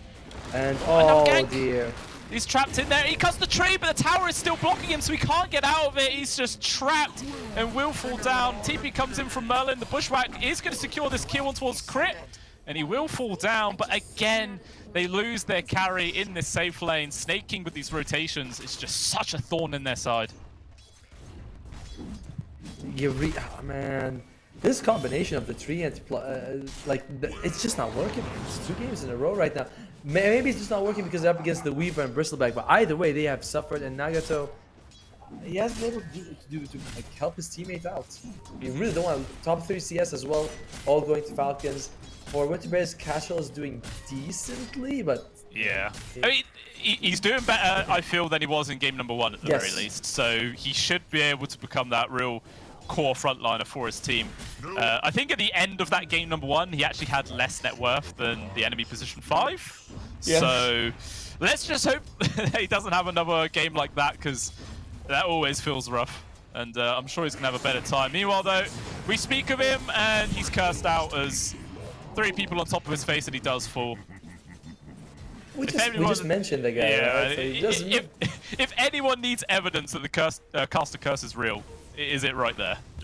He's doing much better than game 1. Immediate death, and you're like, well. Mid. Malrine is going to get caught here. Bushwhack lands, but even still, Mikey not quite comfortable diving underneath the tier 1. Merlin may be in an awkward spot right now. Still poking and prodding. Teleport comes in now from Snaking. Mikey's in pretty deep, takes a Laguna Blade to the face, and he's just dead. Dragon Slave brings him down right now. Merlin trying to stand his ground, but will just barely get the kill before he does die. But even still, it's a double kill going over towards Snaking. And obviously, Mikey dying first means the Dazzle gets absolutely nothing from that. Malrine a bit arrogant, not using the Fairy Fire. I think that could have helped him survive, but in the air, still happy on Falcons, trading 2 for 1 that situation, and Mikey does lose his life. Mikey's not having the game that we thought. Not at all. He is quite a bit behind Malrine in terms of net worth, and that death does not help in any way. He is... Wow, he's like almost 1,000 gold behind Malrine. And you know, we mentioned that Kacho is doing well. He's actually the lowest net worth core in the game. Yeah. Net worth is weird sometimes. You're like, he's got the most CS. Why is he having the lowest net worth? Like, how does that make sense? But... yeah. You might be spending a lot of that gold on regeneration anyway. The creeps you're getting could be like jungle creeps. Yeah, looks like they managed to find a catch here on towards Crit.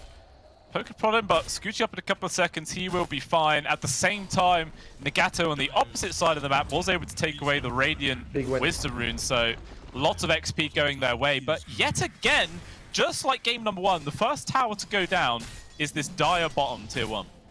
Oh boy. Oh, that's not what you want. I mean, you're 4,000. This is I know we were praising the draft, and I don't think that we were wrong to be honest, but 4,000 gold behind at 7 minutes is quite a deficit, and I'm gonna be going for more towers. Yeah, just going to carry on poking onto this tier 1. Both supports now from Winter Bears coming over here to reinforce the area. Oh. Snake gets a good ward down as well. Nagato, no living armor, going for the 2-3 build. That's kind of risky. Oh, NSA connects onto 2 right now. Mikey takes a lot of damage. Gloombank from the face. Skier comes on in as well. The mid dazzle was already gone. Nagato trying to run himself away, but a few more right clicks will bring this tree in low eventually. Or will it? LSA? Not gonna land. This tree is so slippery, but eventually he does die. But it doesn't matter. 2 people gone, and this tier 1 tower as well. Gonna be short to follow. This is brutal to watch. I mean, Mikey, he's got power treads and bottle, and that's about it. No other item, and they're gonna lose the tier 1. Oh, did a stun just as he comes back. No, actually, Mikey's going to try and play aggressive right now. He's got the poison trying to go, and it's level 4 as well. They're going to try and run down Maureen. It's a lot of damage. Ski coming on over. They're going to bring down Merlin, but someone needs to help out this Lina right now. LSA will connect, stand in his ground. They will kill the Dazzle. Finally, Maureen does drop, but again, Mikey dies before the Lina does. He doesn't get any XP, and he's just so far behind this game. It's still a trade you're okay with Winter Bears, just because you trade 2 for 2 and you're behind is fine. The problem is, oh, by the way, low skill. Is he gonna be okay? Oh, okay. Perhaps the animation of the goo actually stopped that kill, but either way, it's fine. You know, you still force him out of the lane, and Nagato, he'll be happy to provide +1.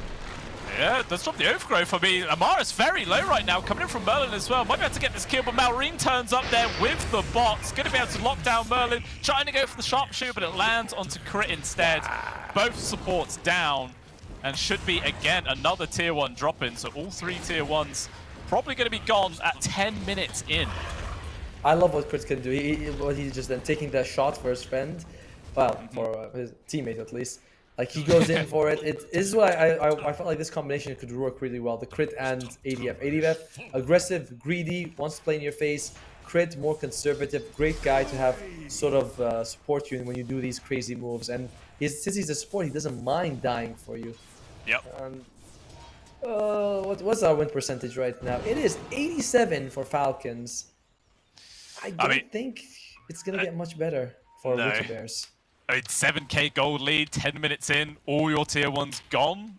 It is a pretty bad position to be in right now, so yeah, I can't really dispute those odds whatsoever. Meanwhile, Marine maybe going to get caught out right now. Lots of damage coming through. Sharpshooter will get the kill. Snaking at the very least, going to get the counter one on towards Mikey. But so far, it's a trade Winter Bears are happy with. If Nagato also falls down, maybe Falcons won't be too sad about it. Will survive? Will he tick out to the urn? Nope. No, he won't. So, okay. He's gonna be just fine.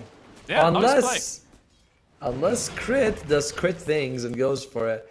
One guy we haven't seen at all is Catchall, by the way. He's got the Vanguard, the double ring of protection. He's going for the Blink Dagger. Kind of far from it, about 1,500 gold. So he's not. Doesn't really feel like he's gonna be able to provide too much for his team in these early situations. But they need him. Yeah. One thing I will say though is, just look at Mikey's net worth. It's less than Snaking's. He's starting to look like a support Dazzle already in this game. He has power treads, and that is it. I mean, he has bought one component at the very least now for his Ags, but it's just really, really far behind. Needs so much space to be made for him. But the thing is, he can't really get the space. There's always action coming at him. Well, here's the thing. Mikey was like, all right, guys, I'm going to give you 2 games worth of performance in game 1. You know, I'm going to play like an absolute god. But game 2, I'm going to kind of be resting. You know, I won't be able to do too much. And yeah, he was missing out early last hits as well with the Dazzle. And we don't mean to flame. We're just saying that this is what happened, and that's why they're in this situation. Yeah, 100%. Like the good showing from Mikey kept him in game 1, but unfortunately, not quite going to be here in the second. But Smoke Move coming on out. Snake King, he breaks it, and he doesn't even get caught. So it's another unfortunate move that just gets completely stopped there from Winter Bears. More time wasted for themselves. But you know, this is actually not so bad. If no kills are happening, you get a chance to at least get some gold. Catchall's getting close to that Blink Dagger, about 500 gold away from it. You know, Mikey needs time. You mentioned here he's quite far, so this is not the worst thing in the world if no one's dying. You know, so I think you're okay with Winter Bears. And yeah, Naga to level 8, level 7, still doesn't have living armor, so the earliest he's gonna get is at 8. And I feel like he's thinking, all right, they're not gonna take our tier 2s early, so might as well go for as much offense as I can get. Yeah, I mean, I suppose all your tier 1s are gone, so it's not like you're gonna get much value out of it that way. So yeah, just double down on your other 2 skills, and hopefully that could be enough to maybe turn a team fight around, or at least a gank attempt perhaps. We'll have to just wait and see, obviously. But ATF, he's just been left free farming here at the top lane, 500-ish gold away, and he'll have Ags completed on top of Vanguard as well. So he's going to be pretty much ready to just start running at people whilst farming up the Bloodstone. So he's going to be hitting that go time pretty damn soon. Skeeter has obviously Hand of Midas, and looks like Radiant's completed as well in 1200 gold. So he himself is 2, doing pretty damn nicely. Yep, that's gonna be scary. I mean, you barely have enough to bring these guys down as it is. But I will give you a good point for Winter Bears, all right? They got 2 Trusty Shuffles, double the chance of the Bounty Ruins. Or double the chance for the Kobolds, which they have, you know? Yeah, but I don't think they're getting 2 Kobold stacks. Oh, here we go, the reveal of Link Dagger mid. That's a big jump on towards Maureen. Is there any way he can survive? Does actually land the LSA plus the Guna Blade. Catchel with the Grave, gonna try and run himself away. Overgrowth comes out to hold back the Nature's Prophet. Ski's also come in here for this one. Can he get close enough on towards Catchel? Not quite gonna be there. So it actually ends up being a very nice free kill there for Winter Bears that goes unpunished. Yep, and they're also, they don't like lose a Wisdom when they trade 1 for 1, so it's fine for them. And maybe they want to go for more. They do give the healing staff to Catchel. And look at that Kobold. You know, that's multiplied by 3. You know, that's like 75 GPM when you think about it. That's true, yeah. Can make, you know, if you have all 5 heroes on top of each other for the whole duration, that makes more gold for your team than 1 bounty rune does. So, you know, you've got to think about it that way. I never did, honestly. I was thinking about like, oh wow, it's like 5 of us, 25 GPM each, 125. That's pretty solid. Alright, now they got a kill, but it doesn't change too much of the state of the game. One person who is performing a lot better than the previous game, who will die instantly now that we mention it, is Low Skill. He's very close to that Deso. You know, does have that nice burst damage for his team they might be able to provide with the Centaur. Yeah, I mean, as soon as he gets that Deso online, do you think that's the point where he's going to start joining his team, or does he still need to wait for like the Blink Dagger afterwards? The CBB catch. Yeah, crit goes down. Another kill. And yeah, I mean, it's not like big in terms, but the fact that you're getting these kills, it is building momentum for them, you know. 600 gold, 600 experience. I have an issue with the Lina pick, just because he is going for this magic build. So he is very fragile, you know. This presents an easy target for Winter Bears. Like, yeah, let's just kill the Lina every time. 1,000 health, you know, no defensive items. This is the guy we want down every time. That is a really big point to make. Yeah, he's just going to be free food. At least in last game when he was on the puck, sure, still squishy hero, but at least you have all the maneuverability from all the spells to dodge out the gank, so definitely felt safer in that game. Do you think maybe this game could be a good axe for crit? You know, just to provide that bit of safety for the Lina? I'll be honest, it seems unlikely you'll be able to get the saves off. You know what I mean? I think he's gonna be dead anyway. And if you'd rather have something else, then crit he's going to go for the Rob 8000. I imagine Gleipnir is gonna be the option after that. They know this is happening with the Bears, but they're a bit too late. Yeah, Aegis into the hands of ATF. Merlin charging up the sharpshooter as well. Will actually land on towards the Wraith King. It doesn't really do all too much. Merlin trying to run away. He's just ticking on out, and he will end up falling down. Nice double stun there from Catchel. Doesn't get caught from the LSA though, but even still, they do get the trade on towards Snake King. That's a big target to bring down, but still the Centaur gets blowed up. No skill as well. Maybe in danger, has the bug on him, but there's not many resources left here on the side of Falcons, so they will give up the chase. You losing your... I mean, you get a kill on Snake King, which is fine, because he was 5-0-8, so it's actually a big kill. But you lose the Aegis, you lose your Centaur, not ideal. They're just a bit too slow to figure out what's happening from Winter Bears. I'm surprised they didn't have a trap there, or once it got removed, they were kind of like, alright, we'll just, you know, bye-bye trap, we miss you. Yeah. I mean, it's similar to the first game where all that minus armor, Roshan just dies so damn quickly. True. They just couldn't quite have the time to react to it. And yeah. Oh. There's good news. Mikey does have the Aghanim Scepter, you know. So you do get a nice burst of damage, especially when you have a bunch of blinkers. Hoodwink wants a blink dagger, Kachel has a blink dagger, Low Skill has a blink dagger. So you get all these guys on top of him and get this nice big burst shadow heal. Yeah, that's true. Also, you can factor in that you've got all the skeletons from the Wraith King, and eventually you have the Treants as well from the Nature's Prophet. True. So, like, just a bajillion targets to blow people up with. But speaking of how getting blown up, Kachel does end up falling down again here at the bot. Maybe Merlin as well in danger.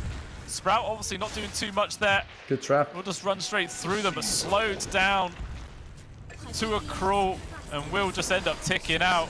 Actually, Nagato, he comes in. A little bit of Save Your Bunny syndrome going on right now, and he gets punished. Another free kill going over towards Falcons. And they hemorrhage 3 people in a matter of seconds. This combination of the Spirit Vessel as well as the bugs on crit is so good, and oh my lord, here comes some more.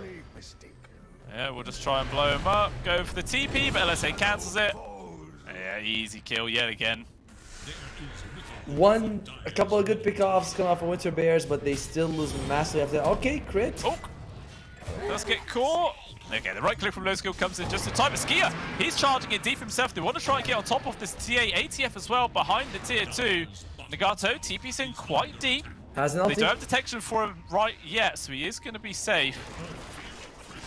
Huh. Yeah, they thought about going onto ATF, but he still has this Aegis to another 2 minutes, so it's not really the primary target they want to go for.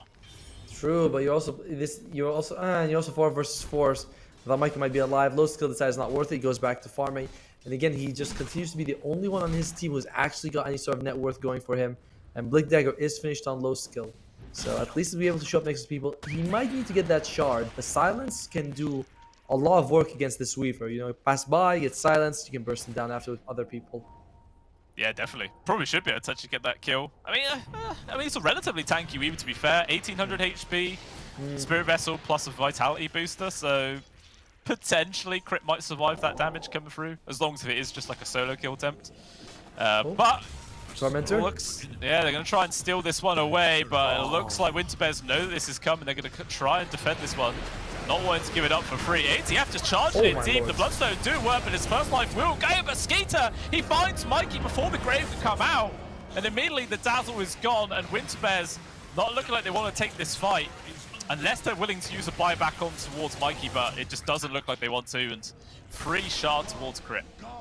I like what they were trying to do, right? They're sending in the Couriers on top of the Tormentor to get that heal bomb with the Dazzle.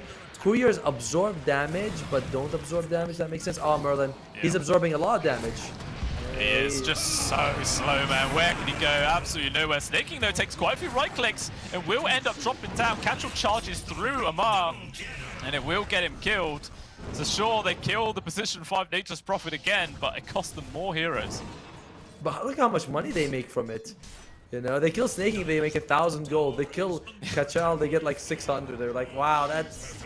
You know, one of those position 5, right? Like, they're just so behind that these kills give you so much. Yeah. The gold difference was literally 160 gold. That was it for a 2-for-1 trade against the position 5. These numbers didn't look great. I'm trying to think, when does it get better? And interestingly, Mikey is not interested in going for the shard just yet. He wants to get BKB first. Okay. A little surprising that he doesn't prioritize the hex, the free hex that he can get. I say free, I mean the hex. Oh, top. This could be a free kill. Yeah, Snaking caught out. Nagato finds him. Low Skill jumps in for a few right clicks. Nice. They'll take that. Once again, Snaking goes out, and it's still like basically a 900 gold kill. It is, and unfortunately though, in the meantime, they also get the Tormentor. So if you're Falcons, you're like, Snaking, do that some more. We're actually winning in terms of net worth every time you die. Yeah. Oh, Amar though. Runs into Low Skill, but now with the Blink Dagger, he will just get out. Rest of Falcons also coming through the dire jungle. Nagato, he breaks the smoke. The dust does connect. They're actually going to dive past the tower, go for this one. They will get a connection with the bugs. Rude in place, trying to run himself away, drops the dust on towards Crit, but eventually Nagato will die. That's a deep dive. Yeah, it pulls them really deep, but it doesn't look like the rest of Winter Bears are in a position to try and punish that, so they just end up getting the kill regardless. Okay. But the thing is, I'm surprised they even were able to catch him, right? They're like, he's here. You know, they're like, oh, they just find him. And Merlin, he is in a bit of trouble. He should be able to, oh, does not get below ground, but Blink Dagger keeps him alive. Yeah, easily able to get out of that one. But this tier 2 mid will end up falling down. Skier actually TPing back to, I don't know, deep push bot, but he TPs to the tier 2 instead. I don't know, TP's back quite far. Oh well. Well, might be one of those times where he just like TP clicks the minimap and just accidentally goes too close to the tier 2 perhaps, who knows. oh, I hate when that happens, right? You're like, I want to join the fight. And they're like, the nearest tower is this area. You're like, what, really? That doesn't seem right.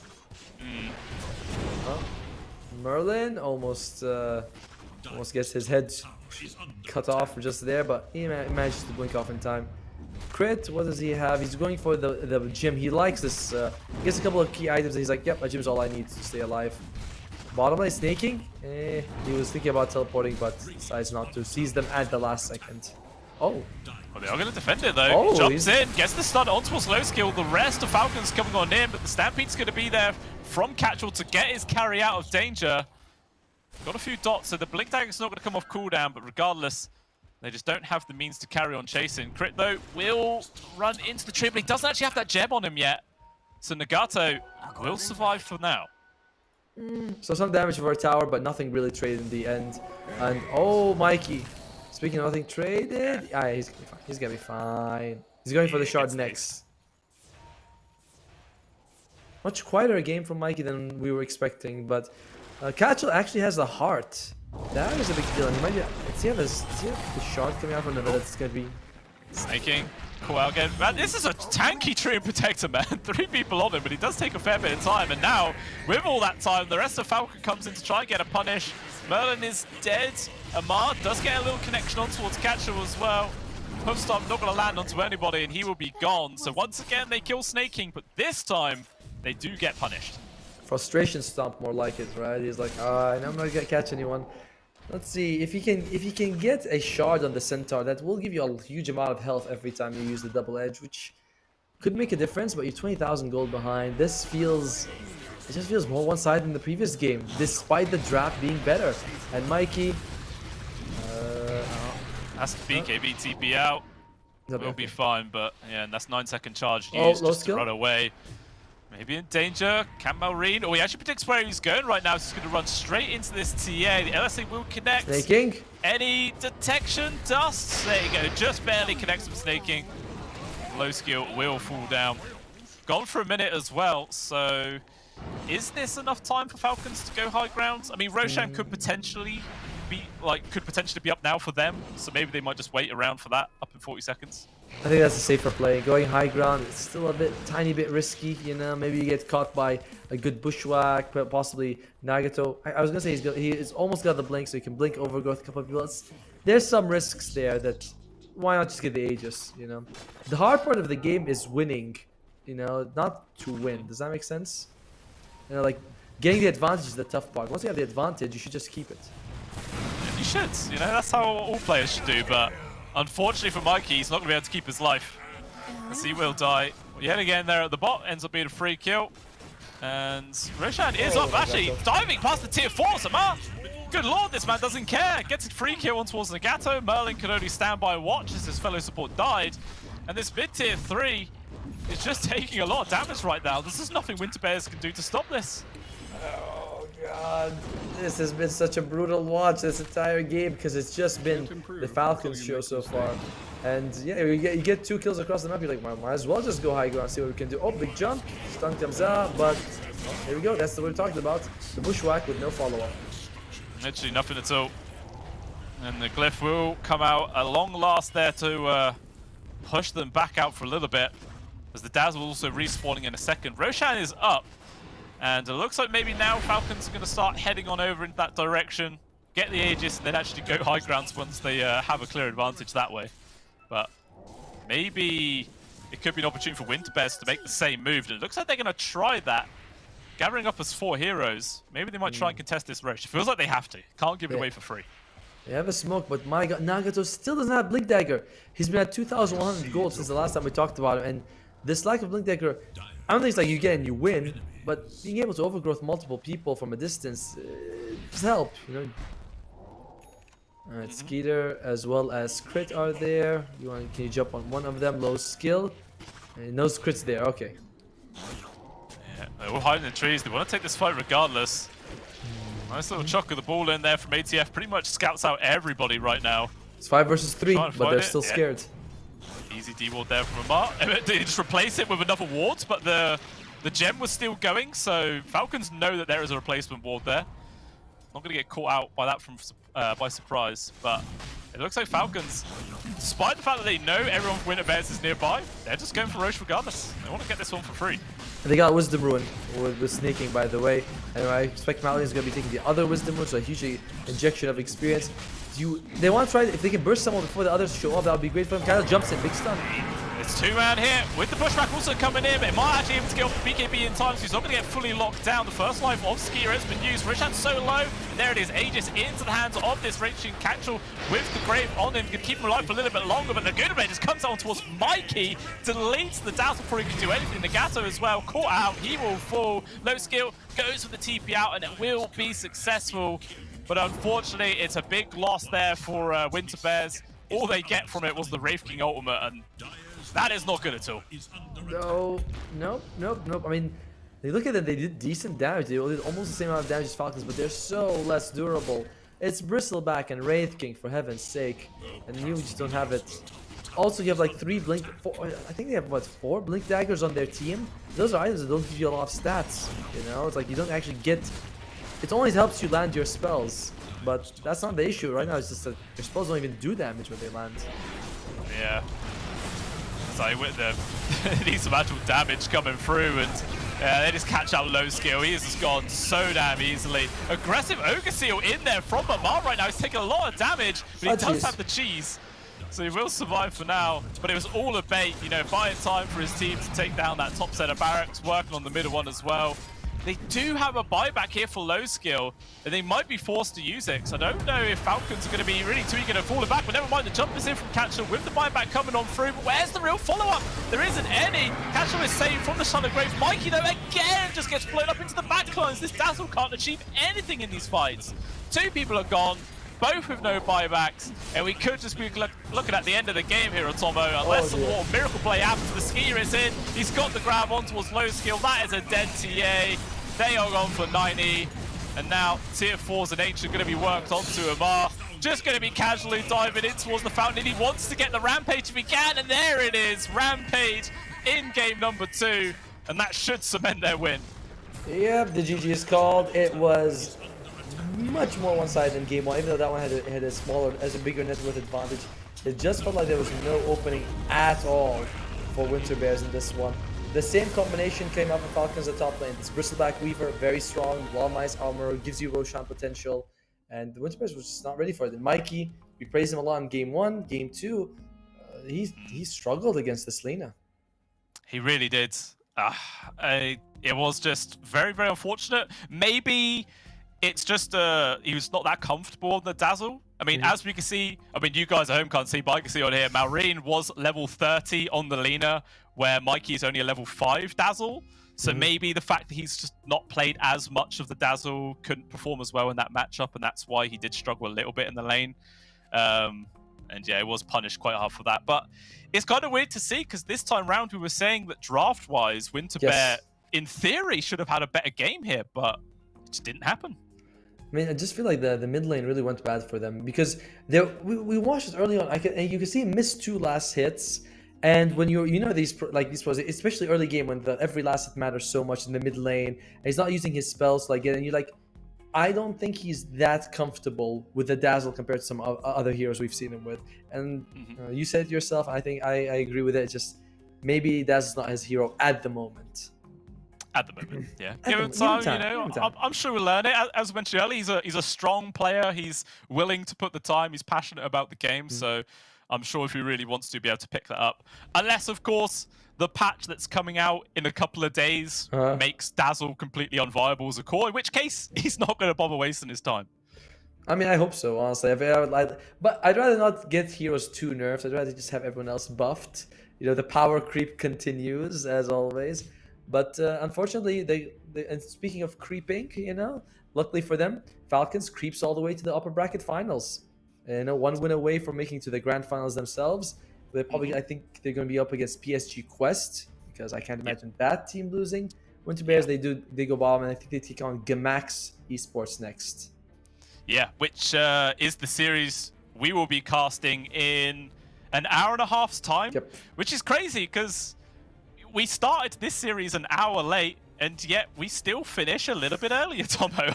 It's kind of crazy, but the way the schedule works out, there is just that little bit more leeway time in case these games do run over, because obviously some teams could be playing games back to back to back, so they want to, you want to have that little bit extra time to relax between games, sort of, get into a better mindset. Because if you're constantly playing Dota non-stop, you can suffer from fatigue quite easily.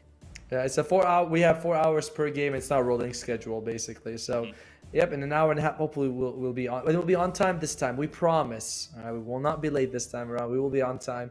And yeah, that was it. Just Falcons. That was their debut. A quick 2-0.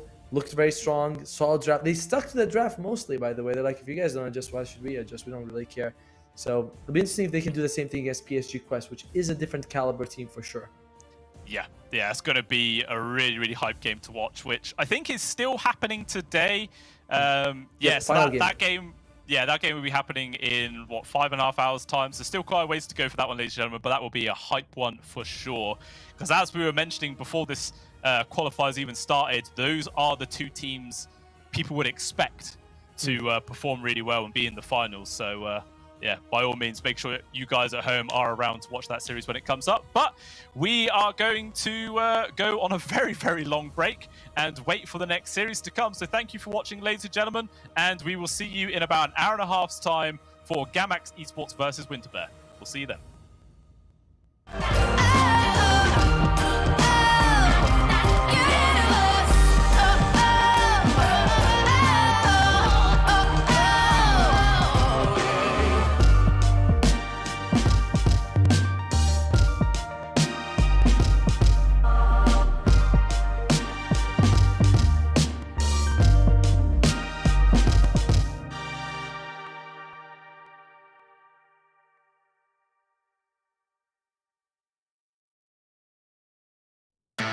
You're so cool.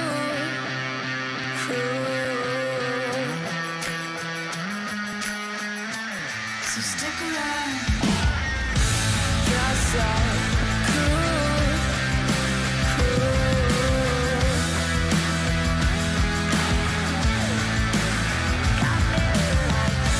You're so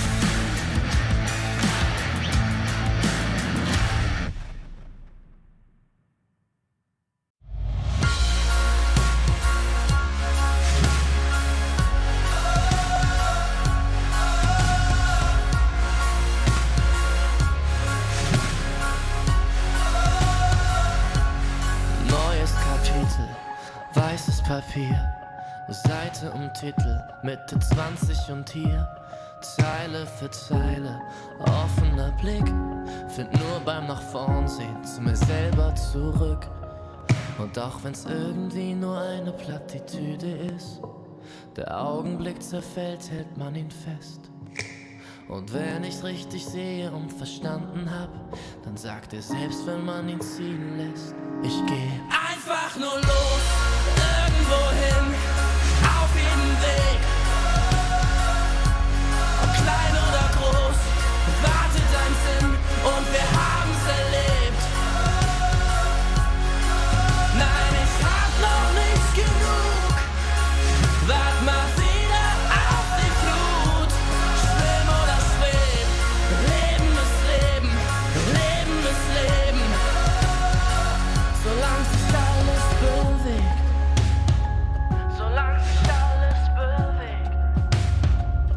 Lieber neue Gedanken aufleisen sollen, statt ewig im Gestern mit den alten Parolen.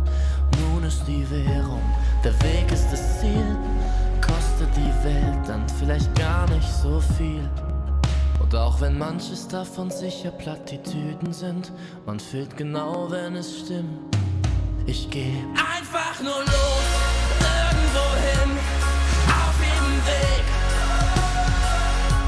Ob klein oder groß, wartet ein Sinn und wir haben's erlebt. Nein, ich hab noch nicht genug, wart mal wieder auf die Flut. Schwimm oder schweb, Leben ist Leben, Leben ist Leben. Solange sich alles bewegt und unter mir, da hör ich die Sirenen singen. Ein Teil von mir will gern gleich hier zu ihnen sinken. Doch ich widersteh, hör auf mein Herz, ich geh. Ich werd nur kurz zum Abschied winken. Und dann einfach nur los, irgendwohin, auf jedem Weg. Ob klein oder groß, wartet ein Sinn und wir haben's erlebt. Nein, ich hab noch nicht genug, wart mal wieder auf die Flut. Schwimm oder schweb, Leben ist Leben, Leben ist Leben. Solange sich alles bewegt.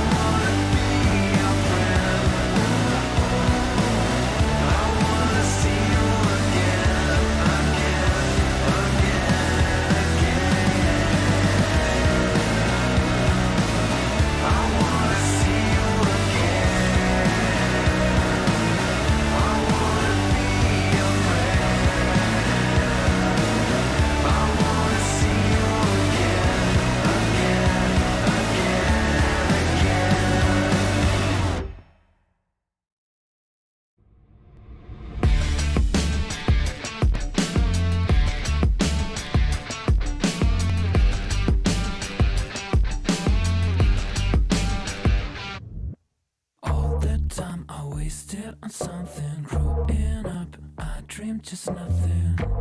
Ooh, what are you? People talk loud, I get what they're telling me. I fucked up, but I didn't give a bit. Ooh, what a true. Hey, I gotta say, something's going wrong, and everything's upside down. I'm falling. Hey, I gotta say, I'm always on a run. I'm getting closer to the light. All the time I'm changing my remedy, blowing up. I get sick and tired of this. Ooh, what a truth. No one talk now. I'm feeling lost on it. Silence is loud. I get it safe from it. Ooh, what a truth. Hey, I gotta say, something's going wrong, and everything's upside down. I'm falling. Hey, I gotta say, I'm always on a run. I'm getting closer to the light.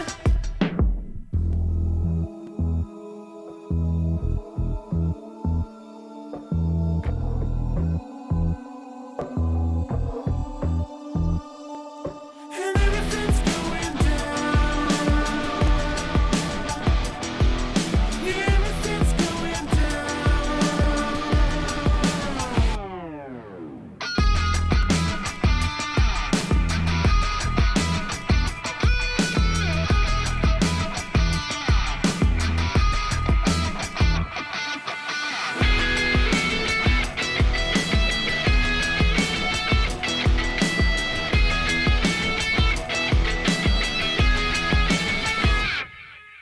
Hey, I gotta say, something's going wrong, and everything's upside down. I'm falling. Hey, I gotta say, I'm always on a run. I'm getting closer to the light, and everything's going down. Yeah, everything's going down. And everything's going down. Yeah, everything's going down.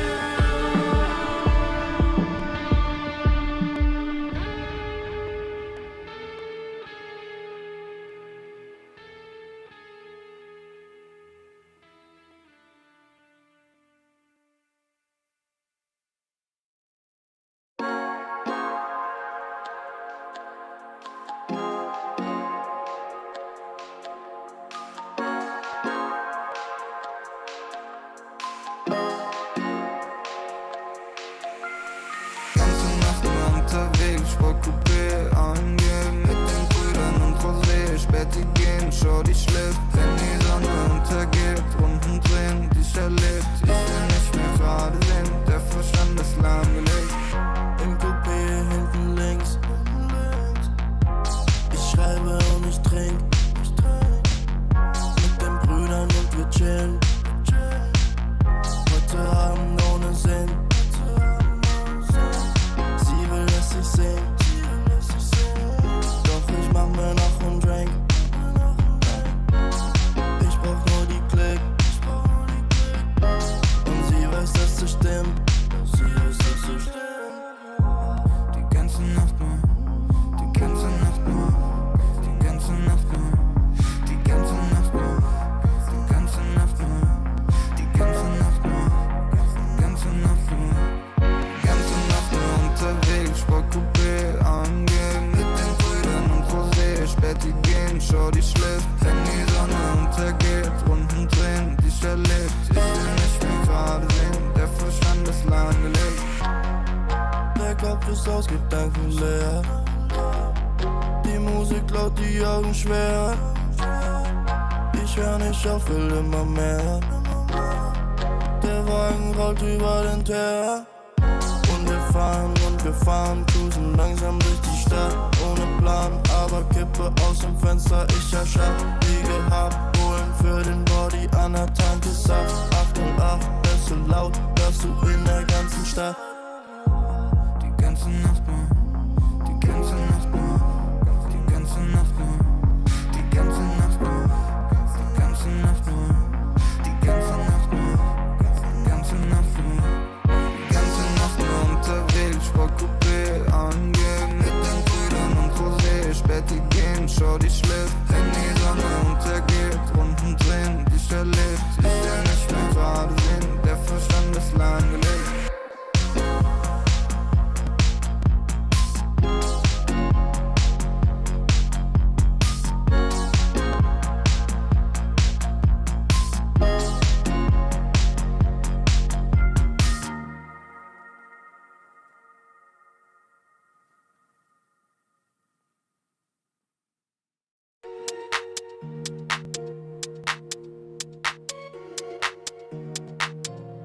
Ich sitz auf meiner Fensterbank, die Nacht zieht vorbei.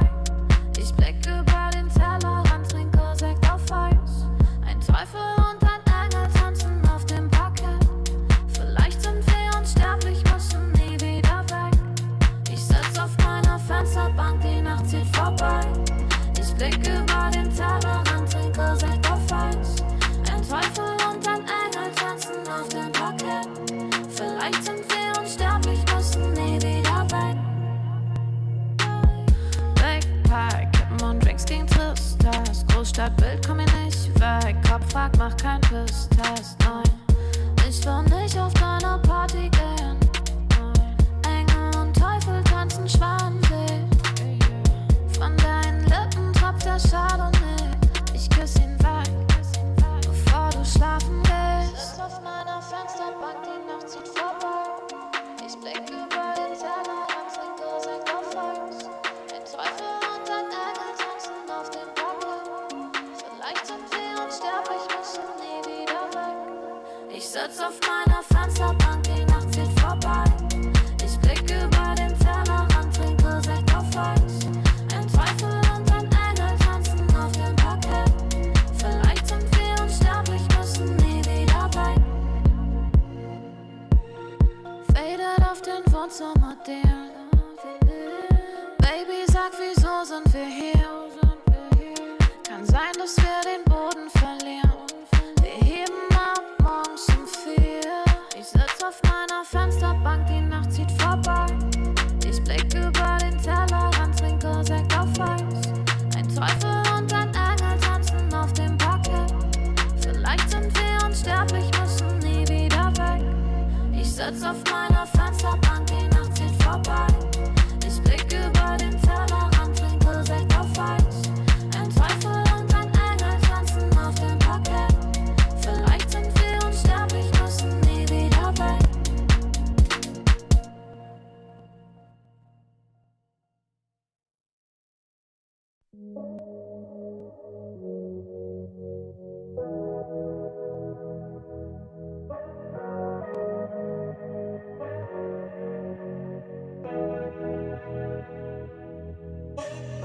Landstraße in den Süden, Kickdown, Moto Guzzi, Sozius, Traumfrau, Monika Bellucci, High-Res, Roadtrip, Neapel, Rom, Overnight, Truckstop, Insta, Snapshot, Polaroid, 40 Love, Korken knallen, Karte Door, Spa-Time, Bubble Bath, Aftershave, Miyake Sport, Private Coach, Crunches, Lunch Break, Yacht Club, Seafood, Aperol und Lachsteak, küsst den Ring. Wir haben Erfolg, Millionen Dinge und dein Lächeln spiegelt in meiner Persol, Pilotenbrille, Holz knackt im Kamin. Es werde hell, wir lieben uns die ganze Nacht, nackt auf dem Bärenfell, Wüstenstraße, weiter Himmel. Kawasaki, Speedboat, Karawane, F1, Abu Dhabi, du bist meine Nummer 1 und nicht nur diese Nacht. Ich nehm dich zur Frau, trag dich die Marmortreppen zum Palast. Blaue Stunde, Promenade, Lippenstift an deinem Glas, Soda, Zitrone, Haut glänzt, Haare nass. Ich schenk dir nach, du sagst, wie schön ich bin. Ich küss deinen Hals und du lachst wie eine Königin. Leck die Lippen, ich bin dein bestes Pferd im Stall. Sind am Drippen, trinken Daiquiri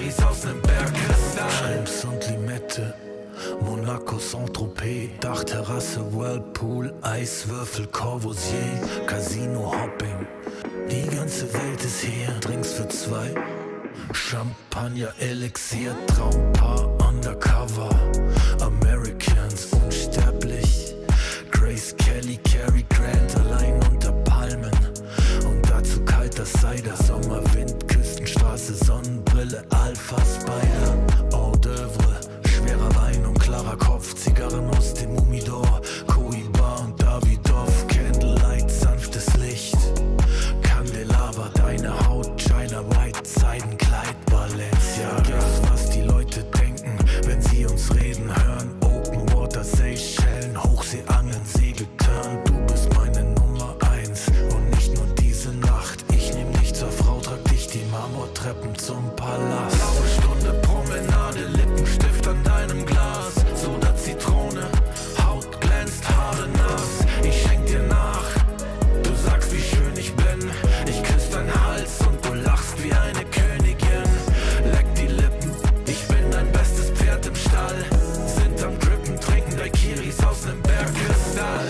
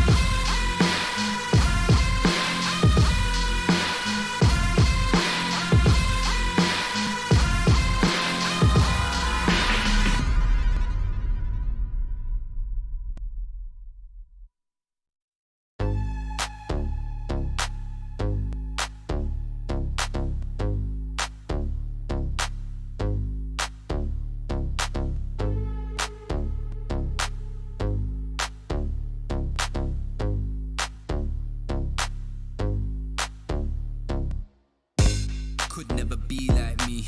Flow so hot, but the jewels I see. Never think much of a fool I see. Them type of man we are school and teach. Fresh to death, head to toe. Smell the best fresh cologne. Finesse the best freshest clothes. I dress the best, yes you know. I'm that guy, pose for the photo, never been shy. Drips in a chokehold and I got vibe. Wardrobe looking so cold, put it on ice. Yeah, I'm that guy, pose for the photo, never been shy. Drips in a chokehold and I got vibe. Wardrobe looking so cold, put it on ice. Ice.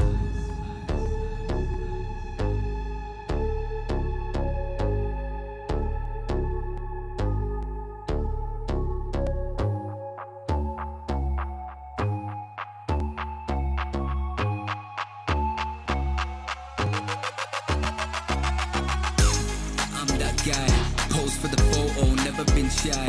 Drips in a chokehold and I got vibe. Wardrobe looking so cold, put it on ice. Yeah, I'm that guy. Pose for the photo, never been shy.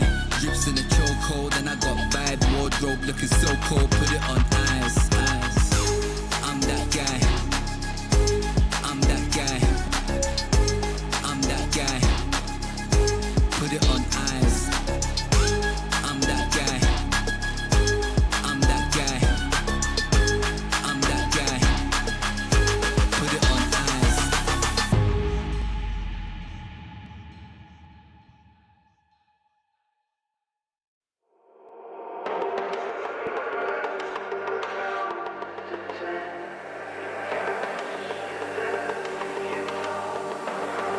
Scream out. I see you turn around.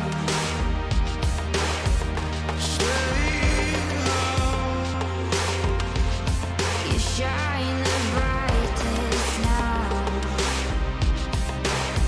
There's no doubt. This current's changing, changing. Still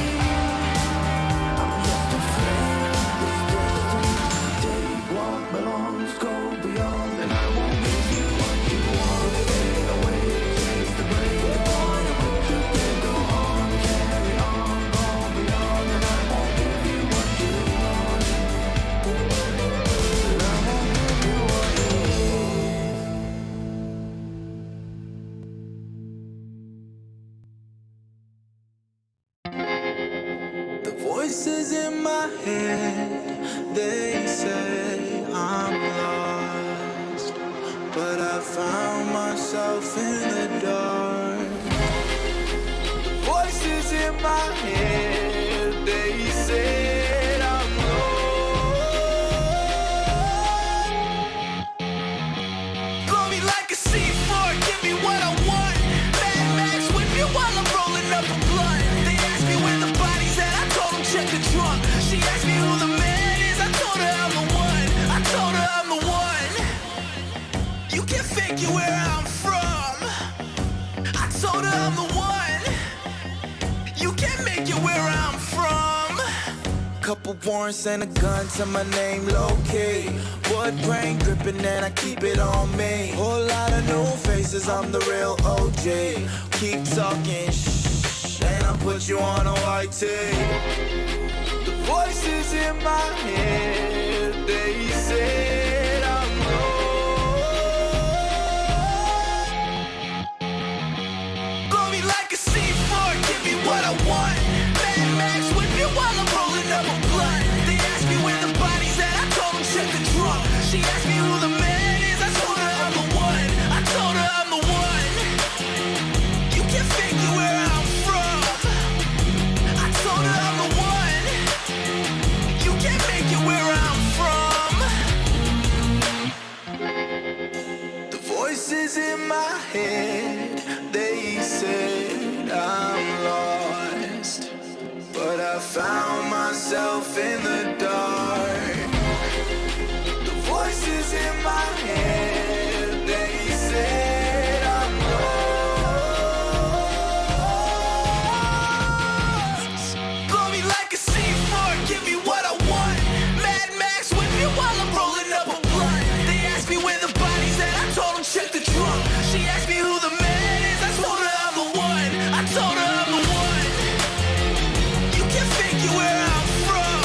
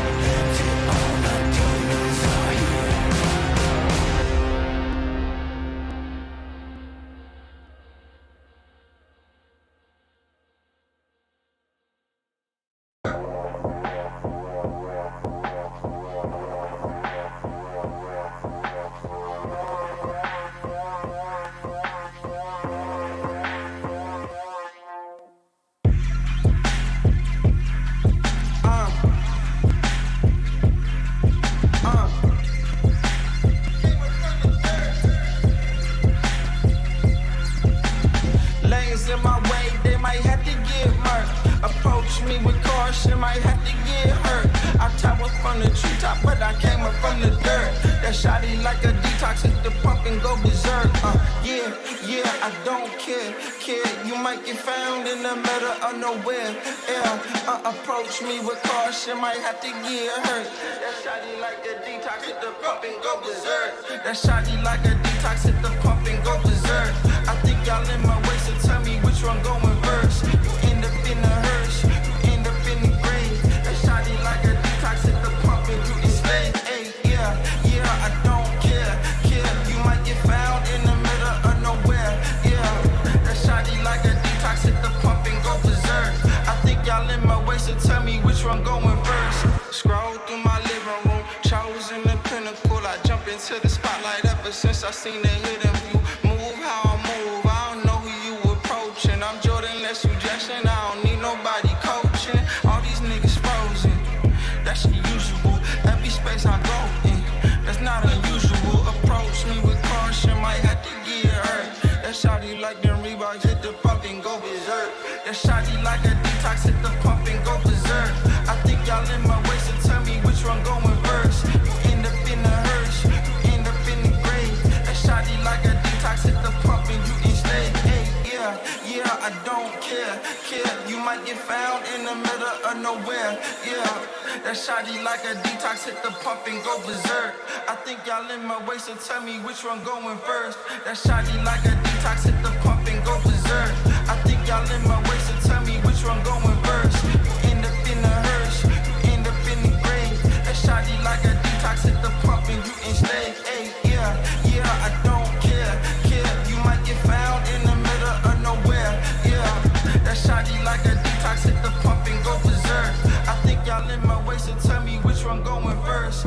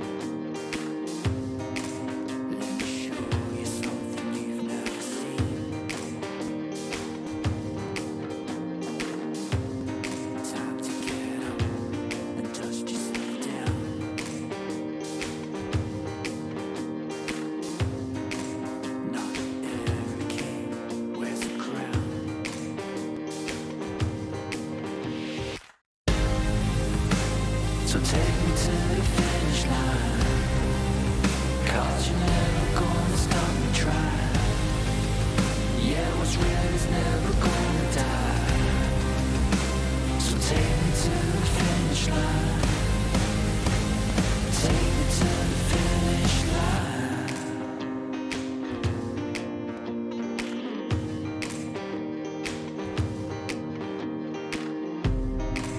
Keep on running till we get to the top. I'll never back down. I won't never stop.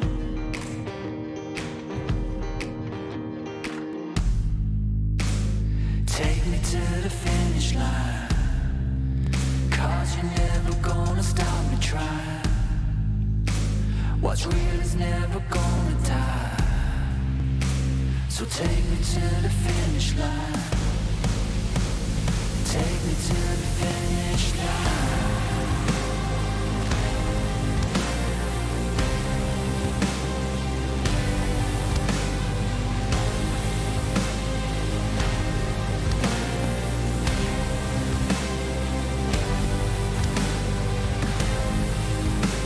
So take me to the finish line. 'Cause what's real is never gonna die. Yeah, you're never gonna stop me trying. So take me to the finish line.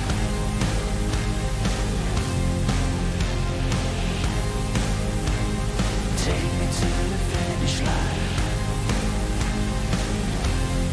Take me home.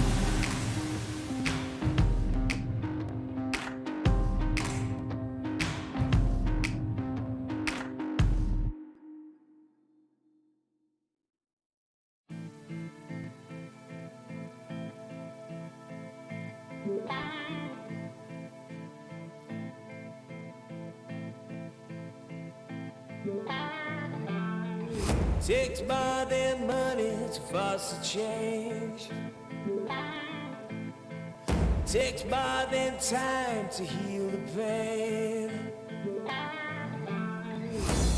Heartbreak will light the fire. Heartbreak will light the fire.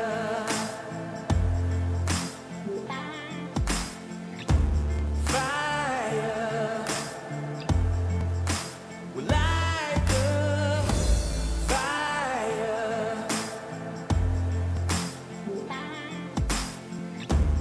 Fire will light the fire.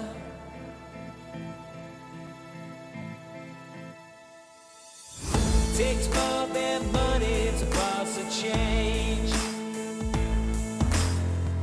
Takes more than time to heal pain. Heartbreak will light the fire. Heartbreak will light the fire. Fire.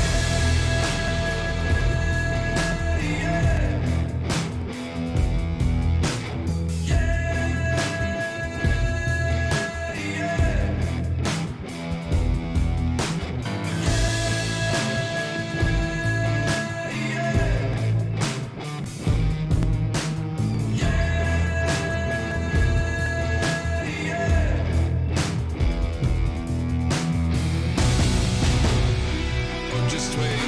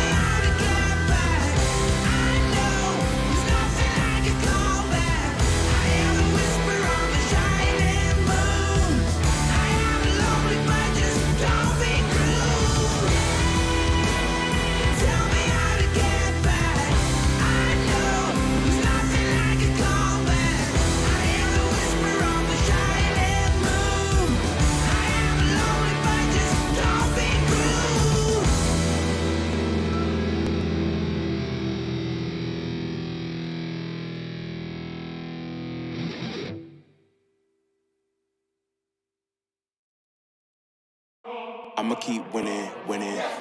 I'ma keep winning, winning. Ooh. I'ma keep winning, winning. You can try to save yourself, but you only gon' play yourself. You can try to save yourself, but you only gon' play yourself. You can try to save yourself, but you only gon' play yourself. You can try to save yourself, but you only gon' play yourself. Yeah, you gon' need 100 men, 100 scopes, 100 cans just for you to watch what I'm doing under the sun again. God-given gift, MCs doing the running man. If you want me to get it poppin', may cost 100 pence. Yeah, what I supply is always in the man. The throne is mine, take that. It ain't a high five, got the upper hand. I'm too real, can't fake that. Who you know putting fear in them like this? You a vampire, still suck when you bite this. Lord forgive me for my sins, I'm feeling righteous. But they been next to me to show me I might just. They didn't think I could do it, I had to demonstrate how the flow is so heavenly, keeping demons straight. Who they fooling? I showed them the jig is up again. When I asked them who is the best, they get this to stuttering. Tell them I'ma keep winning, winning. I'ma keep winning, winning. Ooh. I'ma keep winning, winning. You can try to save yourself, but you only gon' play yourself. You can try to save yourself, but you only gon' play yourself. You can try to save yourself, but you only gon' play yourself. You can try to save yourself, but you only gon' play yourself. I came this far, nothing can't stop me now. They knock me down, but they can't count me out. I can't lose, I won't lose. I can't lose, I won't lose. You may wanna save yourself. I think it's best you run away. I won't let you finish. When you came for me, you played yourself. You scream for help. It's a shame that nobody will hit me. No pain, no gain. Watch who you bang with. Make it to the top with the same ones I came with. I shoot my shot, you better know that I'ma never miss. When they coming for me, yeah, I'm gonna tell them this. I'ma keep winning, winning. I'ma keep winning, winning. Ooh. I'ma keep winning, winning. You can try to save yourself, but you only gon' play yourself. You can try to save yourself, but you only gon' play yourself. You can try to save yourself, but you only gon' play yourself. You can try to save yourself, but you only gon' play yourself.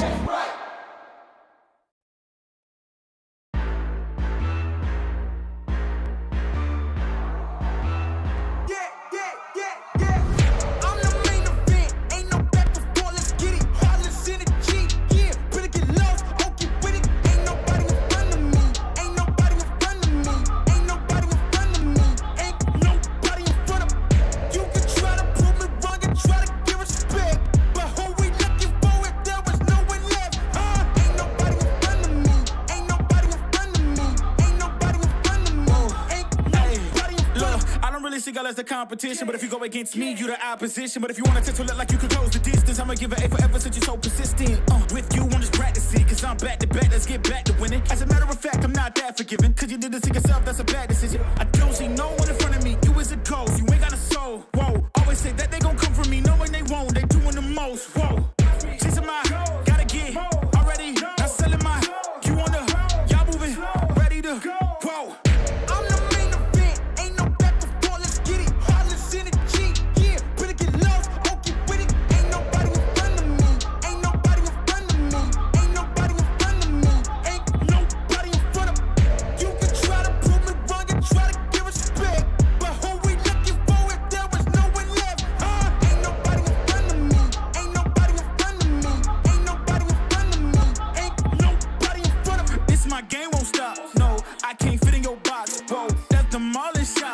Set the scene, no plot. Hoes, whoa, please don't play me. Cause when I let the beat sound, you think I'm crazy. But none of you critics gon' faze me. So when I talk like this, don't blame me. I know I'm bad with it. Go against a goat, that's bad business. All of y'all are jokes so sad with it. To me, you're just a ghost, don't get mad with me. Just, it's a my, gotta get already. Not selling my, you on the, y'all moving, ready to, whoa.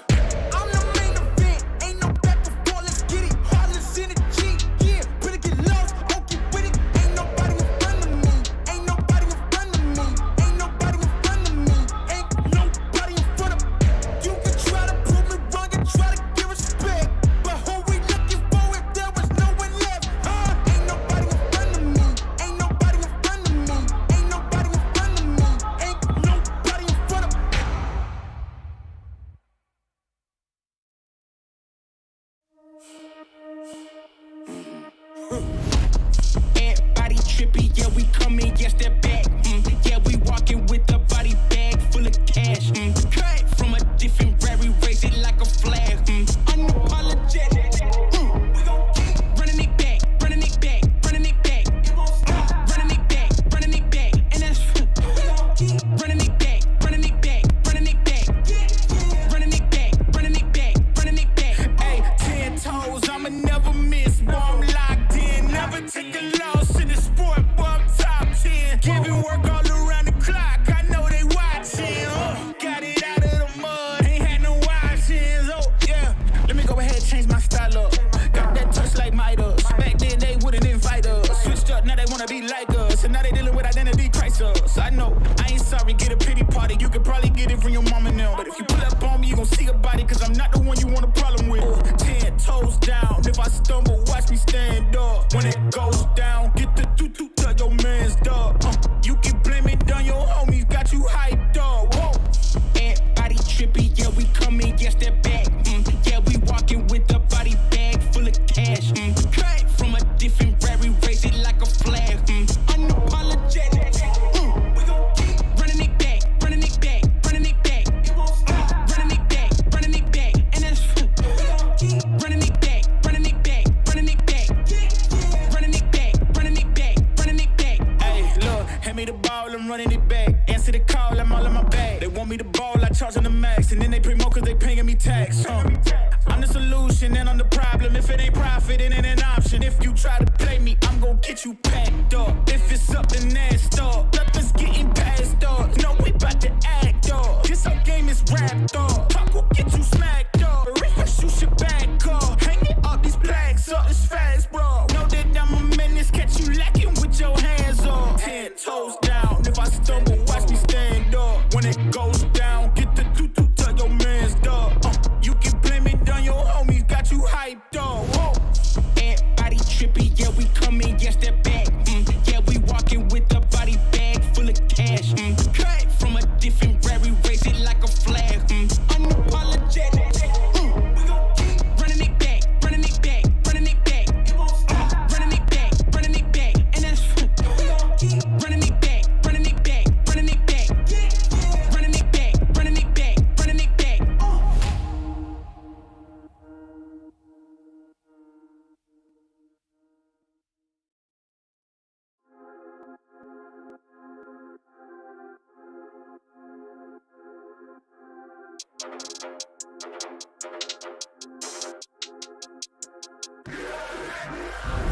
You can't manage this, can't break this, boy, I'm funded. Gotta keep my distance when you not 100, Those the same ones say they loyal, they funny, You can't match my energy, and yeah, you know it, Way too cold, yeah, man, I'm way too cold, Way too cold, yeah, man, I'm way too cold, Way too cold, yeah, man, I'm way too cold, Yes, I meant it, yeah, man, I'm way too cold, Hey, I'm a problem when I'm on top like this why this sign of flow, hey. Gotta keep my fur coat close, cause I'm a boss and I'm way too close. I don't really wanna come ask me why I gotta act like this. Tell them that my pockets too swollen, they already know I'ma flex with a bag like this. Like, I'm at the top and that's literal. I'm making money, it's digital. They watch how I step in, it's pivotal. They wanna be me and it's pitiful. I cannot be no one else and I'm flexing, I'm glad to be me. There's no angle they can come for me, boy, I'm 0 degrees. Wait, you can't manage this, can't break this, boy, I'm funded. Gotta keep my distance when you not 100, Those the same ones say they loyal, they funny, You can't match my energy, and yeah, you know it, Way too cold, yeah, man, I'm way too cold, Way too cold, yeah, man, I'm way too cold, Way too cold, yeah, man, I'm way too cold, Yes, I meant it, yeah, man, I'm way too cold, Yeah, I'm killing it, I'm the realest. Ain't gotta say, gotta know you feel it. My flow got a code, sick as the illest. I know that I'm great and they about to witness me going in. I went way up, about to go again. You see me on the telly, then you tell a friend. Cause you know I'm about to rain, it'll never end. Cause I got big dreams, big goals, never settle, gotta keep on going now. You say you got it in that Red Bull, I got the wings and I ain't coming down. No. I keep it straight, every line is so intentional. This is your moment to let it go. You know that I'm into them way too cold. Too cold. You can't manage this, can't break this, boy, I'm funded. Gotta keep my distance when you not 100, Those the same ones say they loyal, they funny, You can't match my energy, and yeah, you know it, Way too cold, yeah, man, I'm way too cold, Way too cold, yeah, man, I'm way too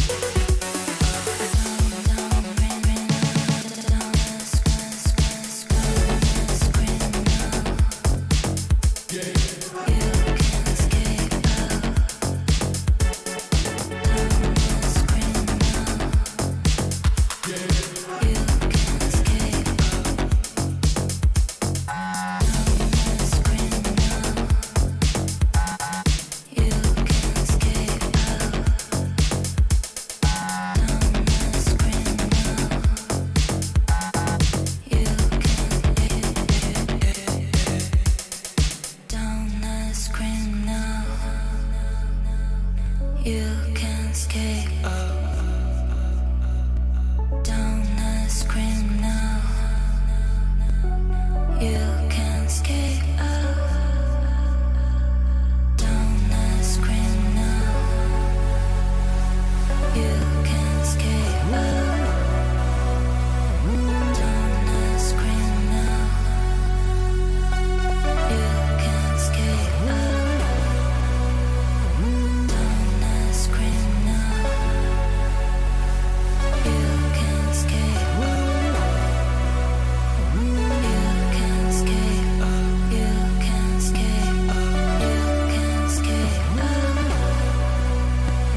You can skate.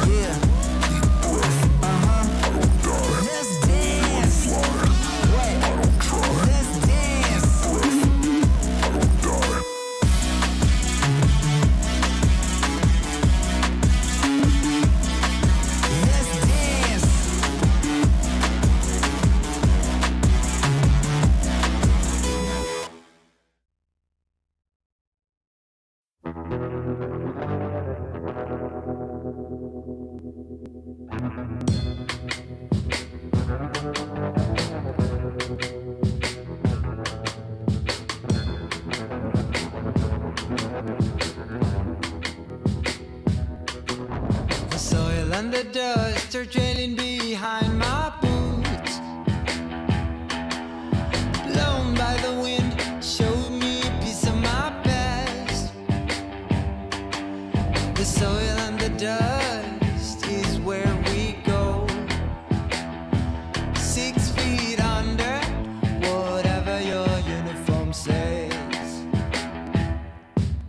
The smell of the dust is sticking onto my clothes. Burns my throat, sends shivers down my spine. The smell of the dust makes us just the same. What makes us different is just a bullet away. No pride but shame. No pride can bring the corpse from the graveyard. May the souls rest in peace up above. Some say we'll follow them down in the wind. Sooner or later, we're gonna pay the bill.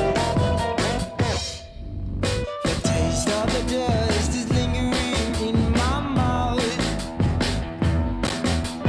Burns my throat, sends shivers down my spine. We taste the dust when we crow. 6 feet under, whatever your uniform says. No pride but shame. No pride can bring the corpse from the graveyard. May the souls rest in peace up above. Some say we'll follow them down in the wind. Sooner or later, we're gonna pay the bill.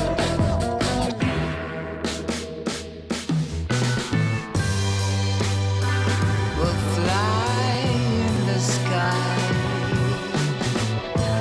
blown like the dust, the soil and dust.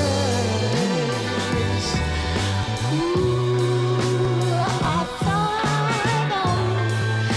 over smoking guns.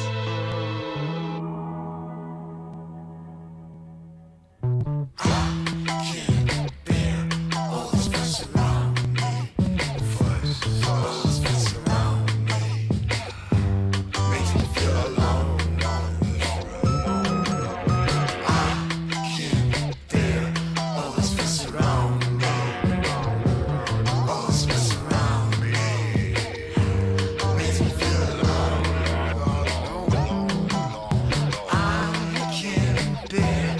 this fuss around me, all this mess around me, makes me feel alone. I can't bear all this fuss around me, all this mess around me, makes me feel alone.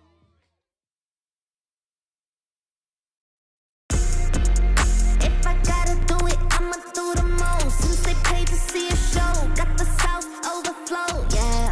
If I gotta do it, I'ma do the most. Watching me, they take note, raise a toast to the goat, yeah. Body be dripping in Fendi, pat on my nose with that fancy. Money on me, I got plenty. Hundreds, 50s, and 20s. Stay fat, lot of them. Rags, house by the lake, bought that. Opposite the brakes, draw back. Paddock on my wrist, I'ma hit them with a drip. They gon' pay the VIP to get a pic with me. I'm a star, brand new keys to the car. I'm the boss and the king of the czar. Got me so high, so addicted, telling me I'm the only queen of his heart. Guess I let you co-star. If I gotta do it, I'ma do the most. Since they paid to see a show, got the South overflow, yeah. If I gotta do it, I'ma do the most. Watching me, they take note, raise a toast to the goat, yeah. If I gotta do it, I'ma do the most. Since they paid to see a show, got the South overflow, yeah. If I gotta do it, I'ma do the most. Watching me, they take note, raise a toast to the goat, yeah. If I gotta do it, I'ma be the best. You can bet I got the recipe. Mastermind, creator of this high vibe energy. Only thing I'm loyal to is building a legacy. So quit testing me. Lot of commas in the bank, I'm a provider. Tell the amateurs stay in they lane, ain't no outsider. Bought a mansion in LA, right next to Mariah. Write a song, get filthy paid, price going high. If I gotta do it, I'ma do the most. Since they paid to see a show, got the sauce overflow. If I gotta do it, I'ma do the most. Watching me, they take no raise a toast to the goat. If I gotta do it, I'ma do the most. Since they paid to see a show, got the sauce overflow. If I gotta do it, I'ma do the most. Watching me, they take no raise a toast to the goat.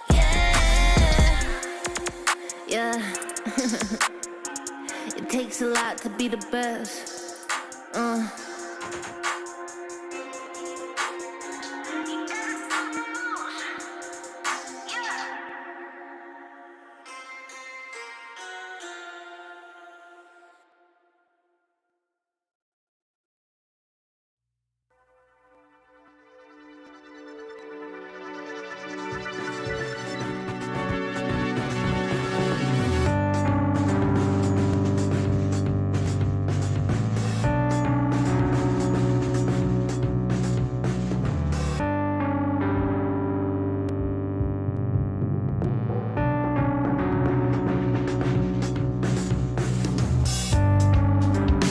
I've never seen you this gone. You're further than you've ever been, and you're fading out.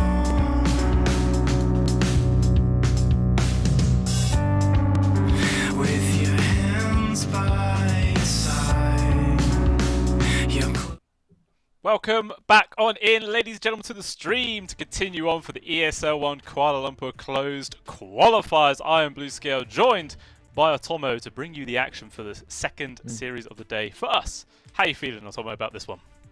I thought you were gonna ask me how I felt about it, like, in general. But I feel like this is going to be closer than the previous one. It's Winter Bears versus Gimax. Gimax, I don't know how they're gonna be able to take them down. We did see Mikey has do decently well, low skill as well in the previous game. Overall, Winter Bears comes in pretty strong. Gimax, I'll be interested to see what they can do. There's a lower ranked team in general. It's gonna be tough for them, but we could be in for a surprise. You know, we could see this go the other way. It's happened before. It just seems like Winter Bears comes in as a strong favorite. Yeah, I think I agree with that as well. I mean, sure, Winter Bear did lose 2-0 against Team Falcon, but as we're saying, Team Falcon, one of the favourite teams of the entire region, so it's not too surprising in general. Yep. And Winter Bears did make it look close, but the closest game out of their two was the one that they were outdrafted on. So maybe that's the strategy, you know, lose the draft on purpose so you have a higher chance of winning. You know, new meta.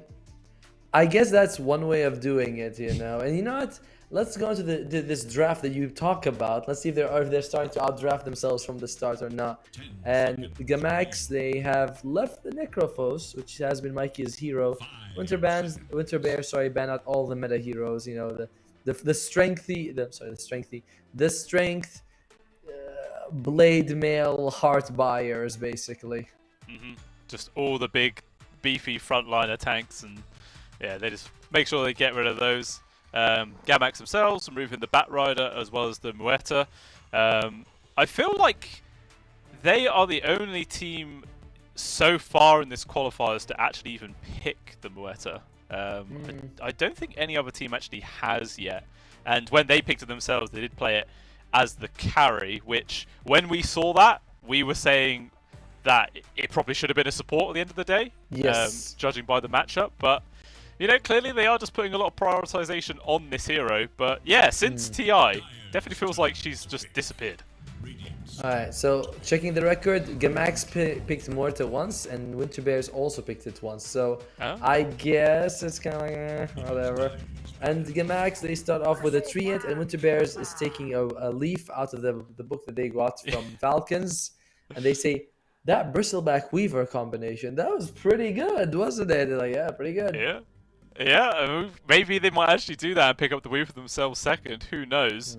But so far, the start to this draft is exactly the same as the other two games, Trin into Bristle. So it's the third time in a row we have seen these two heroes in this exact order, on the exact same sides of the map as well. Very odd. But you know, I always feel like if you're treated against Bristleback, like, I don't know, we saw him in the previous game not taking any points living armor, but I feel like if you get 3 points, or maybe at least even 2 points early on, it adds a lot. You know, it's 6 armor, 4th health regen. Bristleback is all physical, so I don't know if we'll see that from Gamax or not, if that's something he's going to go with. Well, maybe if Gamax were watching that series as well, then maybe, yeah, they would have picked up on that and might actually go for that sort of adjustment in the skill build. We'll just have to wait and see. Obviously, they've actually already used pretty much all of their reserve time already at this stage of the draft. Yeah, down to 15 seconds on the second banning phase. They have been giving a lot of this some good consideration, and their 2 bans with both the Grimstroke and Pugnus just focusing onto those support roles. We'll see if Winterbear just gonna keep trying to take away those big beefy cores. Yeah, and the fact that you have a Treant on Gamax means that you're not... It's unlikely you're going to see an AA.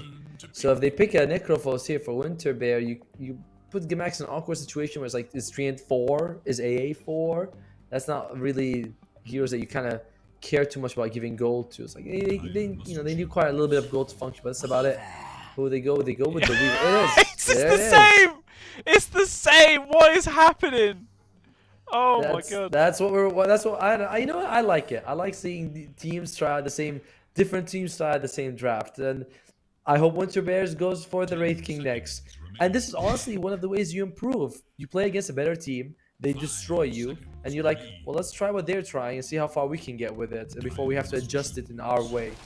Well, the game has to go with the AA just to ensure that if a Necrophos comes out, they're gonna suffer. So the problem I said was gonna happen, I mean, well, I don't know if it's gonna happen in the game, but it's kind of there, you know. You have these 2 position 5 supports. Who do you prioritize? Who becomes a 4? Yeah, awkward. Yeah, it could be a little bit clunky. I feel like out of either of these 2, probably more likely to see the Treant as the 4. And then the Ancient Apparition as the 5. Unless, of course, they're trying some sort of like 9 strategy, and this is going to be like an Ancient Apparition mid. Been a long old time since we've seen that, but it is a potential. Yeah, but you know the problem is that AA gets destroyed in a lane against Bristleback and Weaver. You know what I mean? It's like you know, if Cold Feet comes out, it's like 4 seconds to stun you. Bristleback's like, that's all, I don't need any more time. Do you want to stay as AA in an area? No, you want to move away from Bristleback.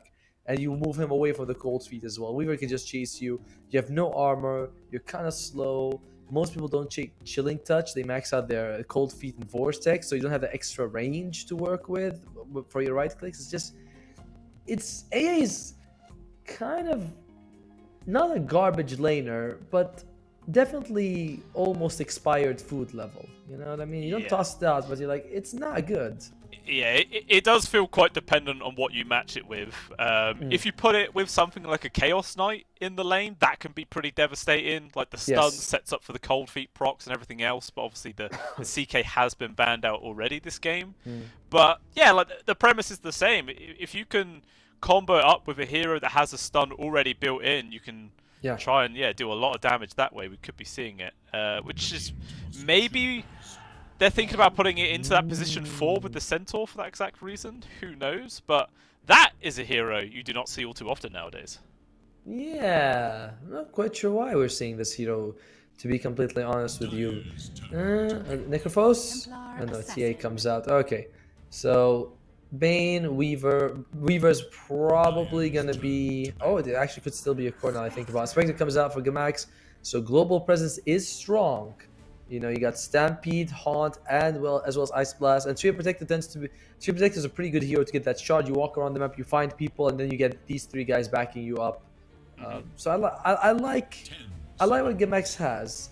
Winterbear's draft is a little bit more iffy just because I don't know where this Weaver is. It's probably a 4, but TA, Weaver, Bristleback is a finicky threesome. It definitely is. So we'll see. We'll see how it does end up panning out. One thing to note maybe is the fact that the reason Gamax was actually knocked down to this lower bracket was they played into a Spectre 2 games in a row and got destroyed by it. So maybe they're sort of doing a similar thing from Winter Bear, you know, taking a potential sort of play style out of a different team's book and trying it out for themselves. We'll see if it works though. Oh, sorry. You know, I was watching one of the other streams, and there was a guy in chat who was like, "Why is this team even joining the tournament when we know they're not as good as the other teams?" And I'm like, "Well, that's exactly why they should join. It's like, how are you ever going to improve if you don't play against better teams, if you don't have replays to analyze, if you don't feel the game?" Because when we watch it with perfect vision and everything, it's completely different than playing in the game. So Yeah. the fact that these two teams have taken drafts that they got beaten with, or not even draft, at least lanes, right? Weaver, Bristleback, Spectre AA, like, and they're trying it out here in the competitive scene is huge. It's great for their growth. So Yeah. I don't know, I like it a lot. Yeah, definitely. It's good to sample all these sort of things and see how it ends up panning out for themselves. Winter Bear, on their final bans, they did remove both the Zeus and the Invoker. Well, Gamax did end up taking away their Necro, despite the fact that they have the Ancient Apparition counter to it.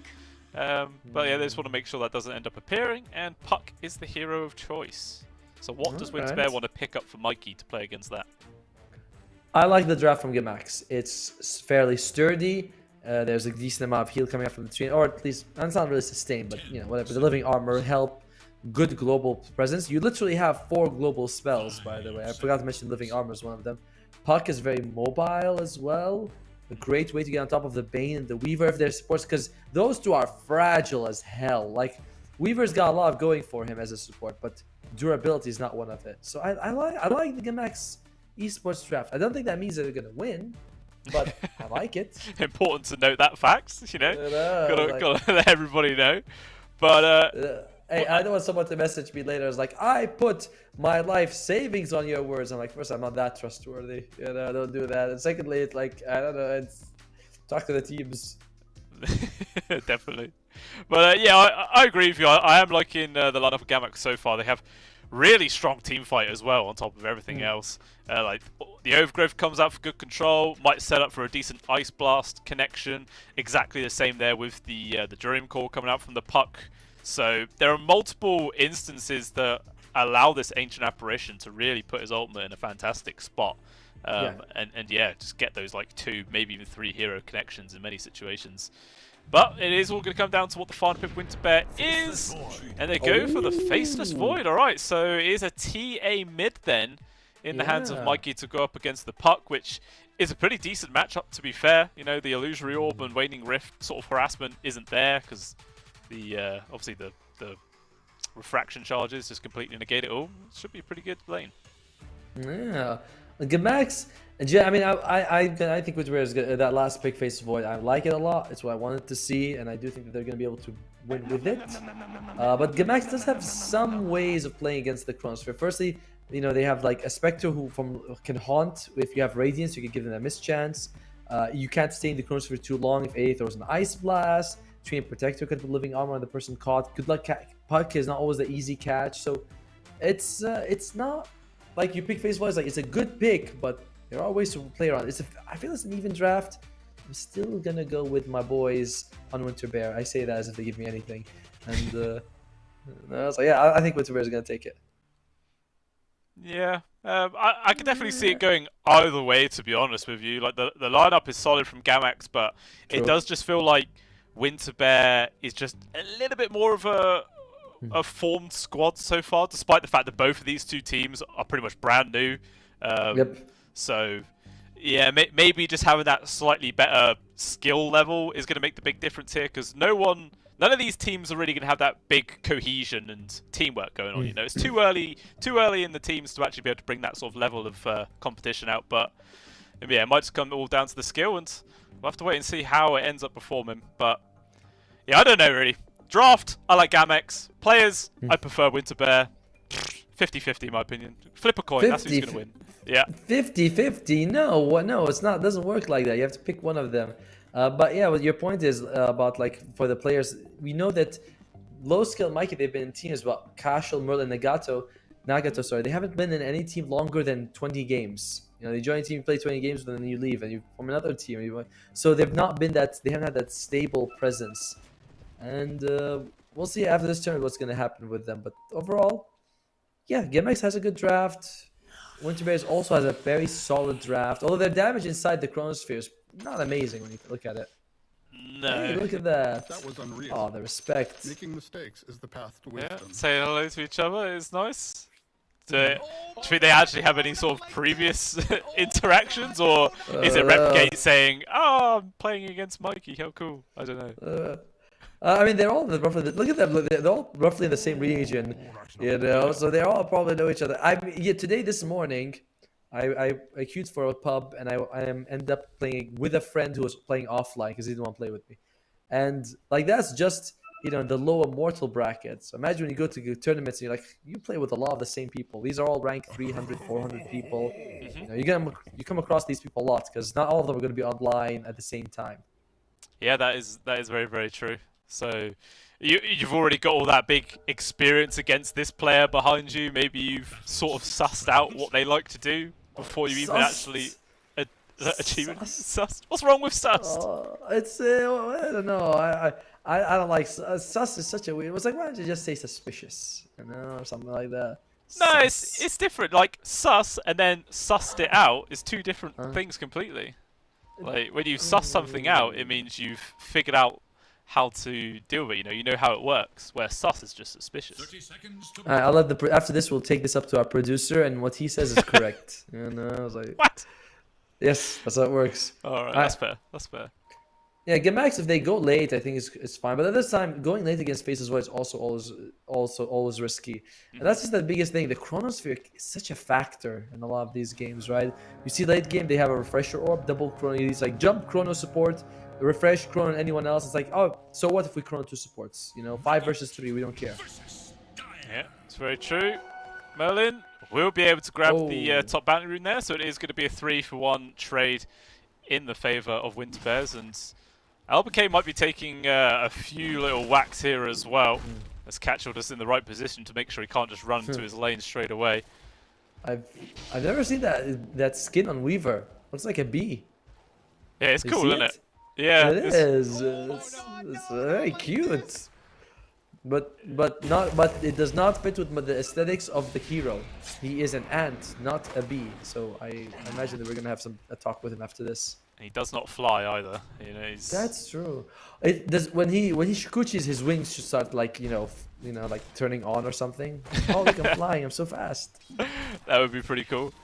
That would be very cool. Unless he's meant to be like the queen bee, because queen bees don't fly. Oh. I think that's the thing. Queen bees don't fly. Yeah, that's true. What do they do all day anyway, queen bees? Lazy. Yeah, slay them, mate. Eat royal honey. That's all they gotta do. But meanwhile, back in the realm of Dota 2, we see how this, back what we're actually meant to be doing here, Otomo. This bot lane so far, low skill. Not looking too hot in terms of CS so far, but an interesting point as well, I don't think we really touched on yet, Gamax did actually decide to put the AA as the position 4 instead of the 5. I don't think I would have preferred to see the Treant as a 4 over the AA, just because I think as Treant you like the gold more. You want to get the shard, you want to get the blink dagger, you want to maybe get Agon's refresher, or even soul. You want items on this guy, and levels are also helpful for you because you're melee, so you're more likely to fall down to start be killed in fights. If you're AA, you just put an Ice Vortex and put your ulti. You get a shard, and that's it. You don't need anything more than a shard to be useful in AA. Yep, that's literally true. Just to make sure you press your R and you'll be okay. Meanwhile up top, Catchall. Alright, takes a bit of damage. He will be fine. Meet your Bob though, not going to be so fortunate. He's gone. As Merlin, just runs him down. First blood going over towards the side there of Winter Bears. And there you go. This is the exact off lane that they ran into. Had a terrible time. Now they're using it themselves. They get first blood.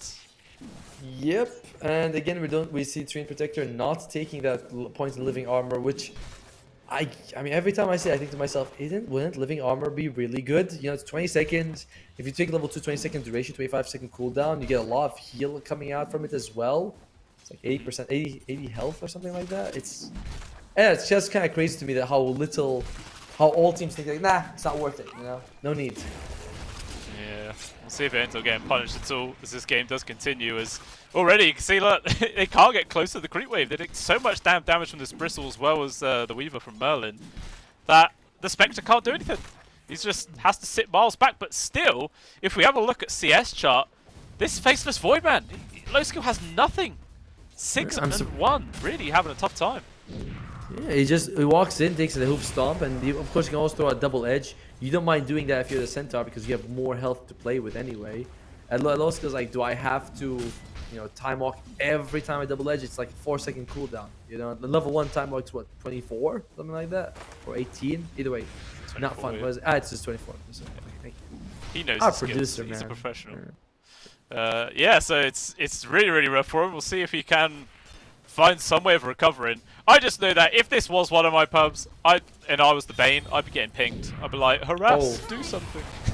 Oh, you'd be getting pinged. Oh, wait. A lot of damage coming through. Double edge is there. Low skill is just dead. He steps forward a little bit too far to get 1 CS, and it costs him his life.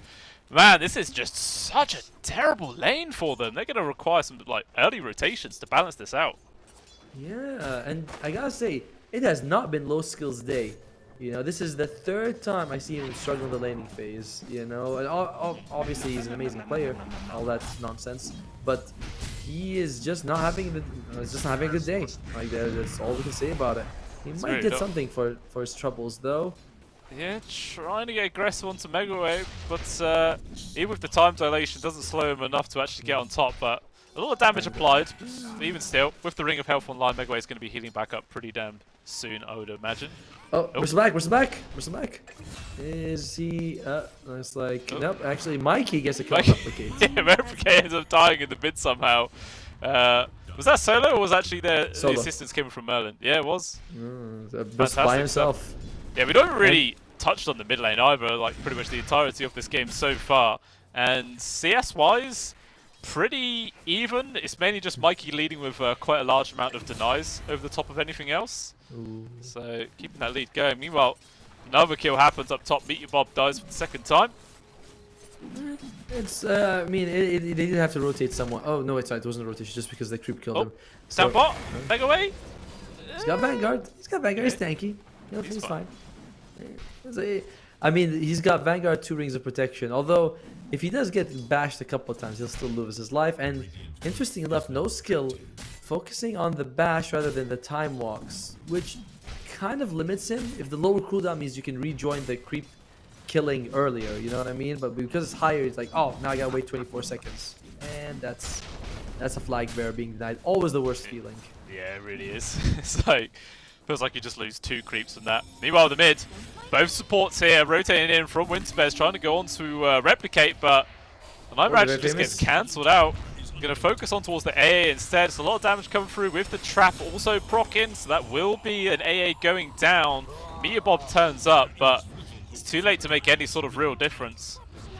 So free kill, plus decent amount of damage onto this tower as well. This is a catapult wave, so a lot of pressure being applied. Obviously they do have a tree and protector, but I don't know if you can really counter this out until still no points into living armor to heal these towers back up. Yep, I mean, when you're playing as a tree and protector, you want to be more aggressive in the lane anyway, so it makes sense that they don't want to take it, but it feels like the teams are really punishing the no living armor build. Heavy physical lanes, and the Meteor Bob. Yeah, he just gets ran into. Mikey on his face, did some decent damage, holding his ground for now. Now Mikey's actually the one in danger. His refraction is still off cooldown, and that is it. He is dead. Ends up being a really nice trade there actually for Gamax, taking down the enemy mid. Oh, well played for them. And there's no meld on him for him to actually go invis here on the TA. They do keep the tower alive. They get a kill on Mikey. Overall, a pretty happy moment here. And Nagato gets the Wisdom Ruin. Yauchi, that's gonna feel bad. Yeah, really nice pickup. That's actually huge. Okay, look at the levels. Merlin is level 5, and Nagato's level 4 3/4. The other side, AA, 4.5 is fine. Meteor Bob is not even 4. He's 3 and 3. Like, almost 2 levels difference between some of these supports. Yeah, that can end up added up to be really impactful in these sort of early game fights and ganks that go on. So we'll see if that ends up punishing Gamax at all. Because once again, Merlin is just constantly hanging around this mid lane, maybe waiting for some sort of opportunity to find a kill. Kind of surprised he's not just with the Bristleback, constantly trying to find a kill into the Spectre. But I guess he's just sort of leading him to free farm on his own. I mean, I think they feel like the Spectre is probably a bit too hard to kill now. You know, with the Shadow Step as well, you can just jump to any other lane, you'll be fine. So Oh, replicate? Oh dear. Oh danger. dear. Oh very. Oh dear. Oh dear. Oh, Oh. silence plus the orb. A little bit of a mistake, but never mind. Mikey's still able to get the last hit in. And Tower probably going to be dropping down as well. Glyph's only going to delay this, as I'm sure they're just going to try and bully it down as soon as it is off. Meanwhile, looks like quite a few heroes rotating up towards the top here for Gamax. They want to try and go on towards Catchall. Not much mana left here for the Bristle. I say that he actually gets Arcanes completed, so he's going to try and stand his ground for as long as he possibly can. Running away, Stampede from the Centaur. They do find the kill, but Merlin's coming through. He's killed one, trying to get a second, but maybe he's got it way too deep. He just gets destroyed. And that's actually a 4-kill streak going over towards Replicate there. Yeah, got a little bit ahead of himself. I like it. That's what you want. And Replicate is going for the Witchblade build, so he's going to have a lot of extra damage to work. And we talked about how squishy these supports are. And Witchblade, I like the Witchblade build a little bit more than the Maelstrom. And it's certainly better for getting those pickoffs, and that's just what they want. And if you're a Bristleback, if you're Couch, you didn't do anything wrong. You know, you're farming, you took a lot of punishment, but in the end, they have the firepower to bring you down.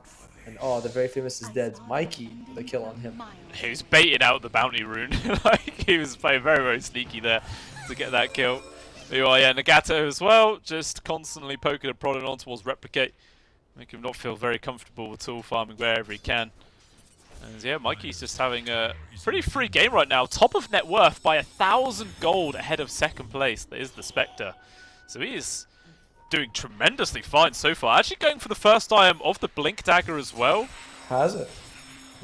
Just picks up right now. I mean, Mikey has been throughout this tournament showcasing that he is the best player on his team. You know, I like that's just the fact of it. When he has a good game, he looks like he looks crazy good. Low skill, he is suffering a little bit. On the other hand, he is going to go for the Mask of Madness. And oh, mid lane. I see a lot of heroes there. Will we have a rumble in the jungle? Yeah, the trap slow onto Replicate, the very famous, holding them all back. But even still, they're going to try and take this fight. Dreamclaw actually clicks on towards 2, but Mikey kills the Gao as well. Replicate try and run away. The bugs are on him. He's ticking out. One more right click's all they're going to need. But no side blade connection there, so Replicate will survive. Even has a regen rune. That feels so damn nice when you have nothing left. Yeah, it is. Man, region.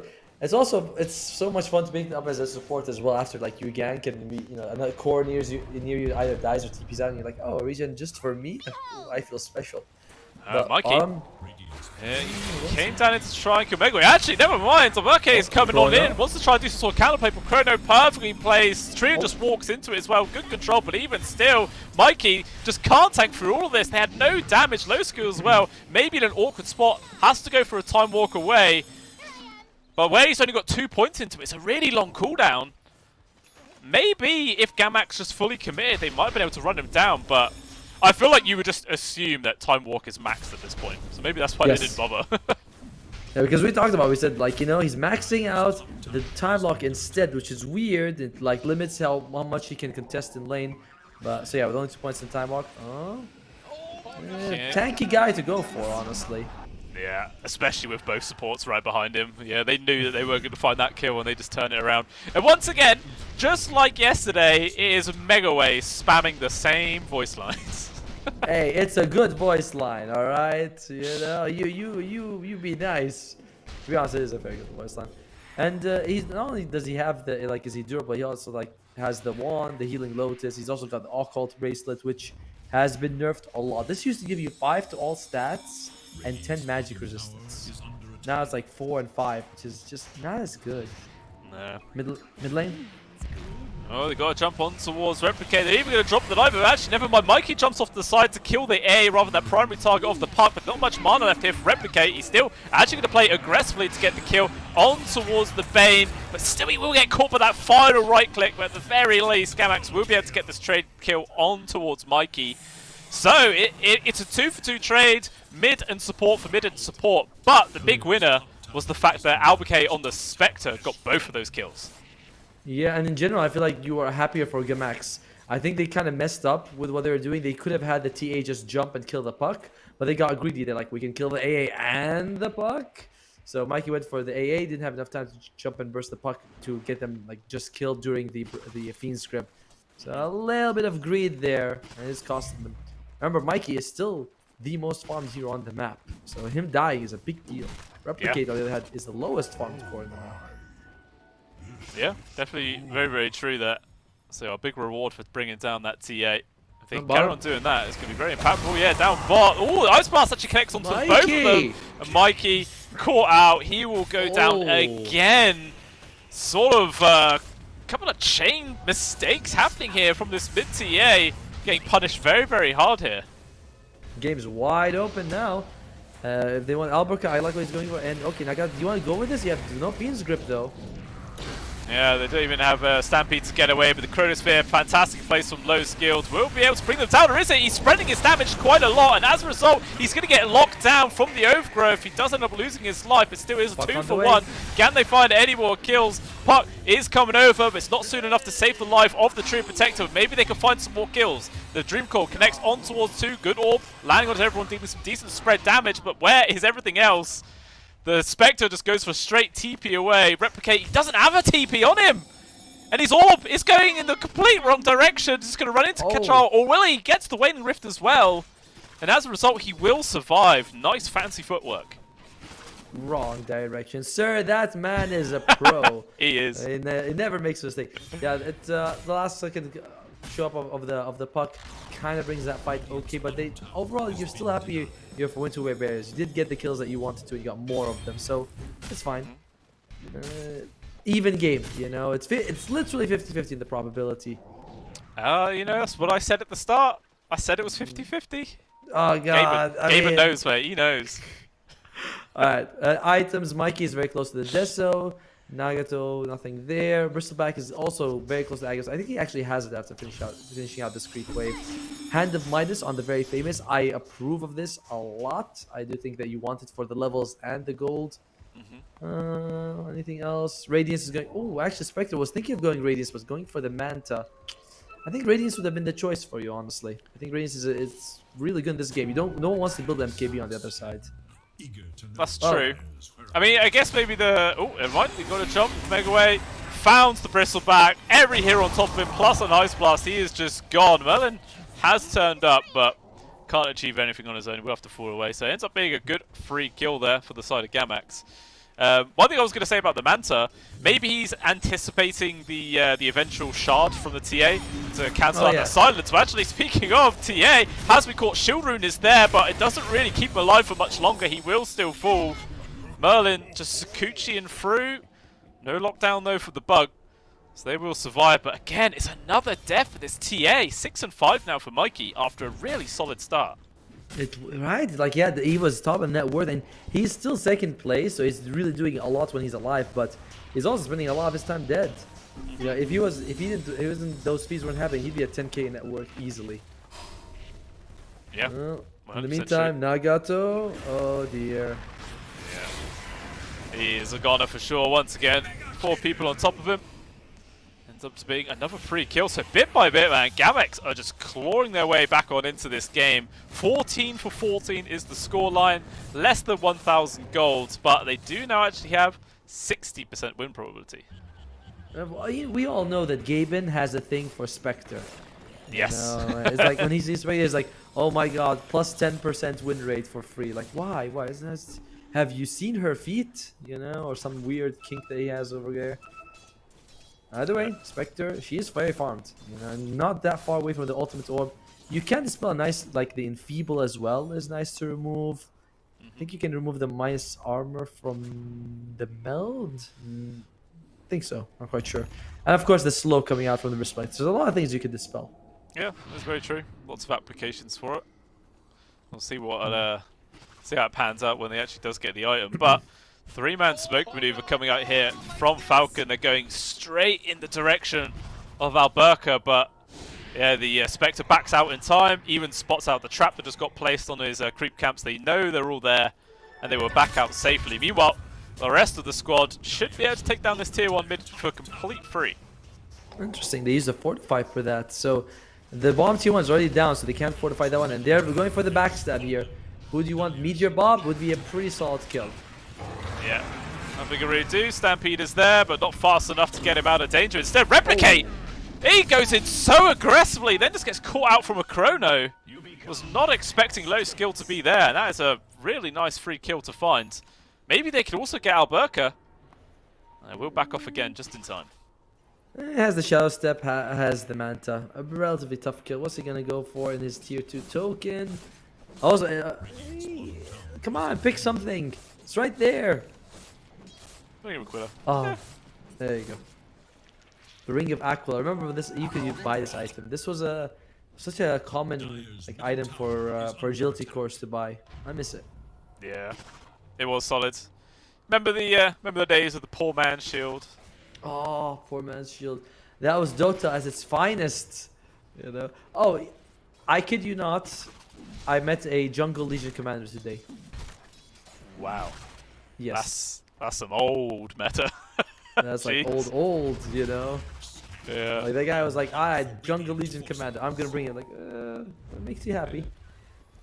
I'm actually really happy to see the resurgence of people playing jungle. It's been years since that's happened. Like, it was kind of cool. Remember Enigma when you're jungling, demonic conversion, just going in and then okay, this guy's low health. Let me put him back. You tank now, son. Nagato? Nagato? He ain't tanking. Has been found. No, he is not. Absolute paper when that Spectre is on top of him. But now, Gamak's trying to find somebody else.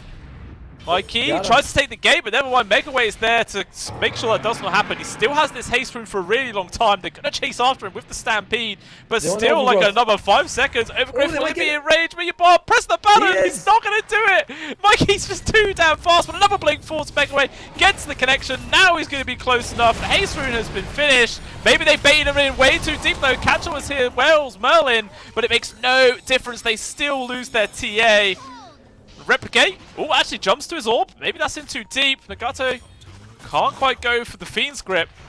Mia Bob is also in deep, quite far ahead himself. There is going to be the Fiend's Grip, but the damage just comes flying through. Catch will bring him down with ease. Nagato might be traded away. Alberca focusing on towards the Brisback. Low skill as well. Jumps in, trying to find a good chrono target, but he can't quite find it. Instead, it's just everybody falling apart here from Winterbear. Merlin will drop. He'll drop Beat Your Bob. Maybe the fight's not over yet. The very famous, not a single bash. Manages to succeed on the TP. Megaway trying to go for it as well. Low skill. Doesn't want to use it. Oh my lord. You know when he shows up, he time walks and he's time walks in and he's like, wait, there's no one to call here. You ever see a face where he time walks and no one's there? He's like, shit, this is not ideal. And a really good fight by Gimax. They did have to, I'm not say die for it, they chased for it, they worked for it.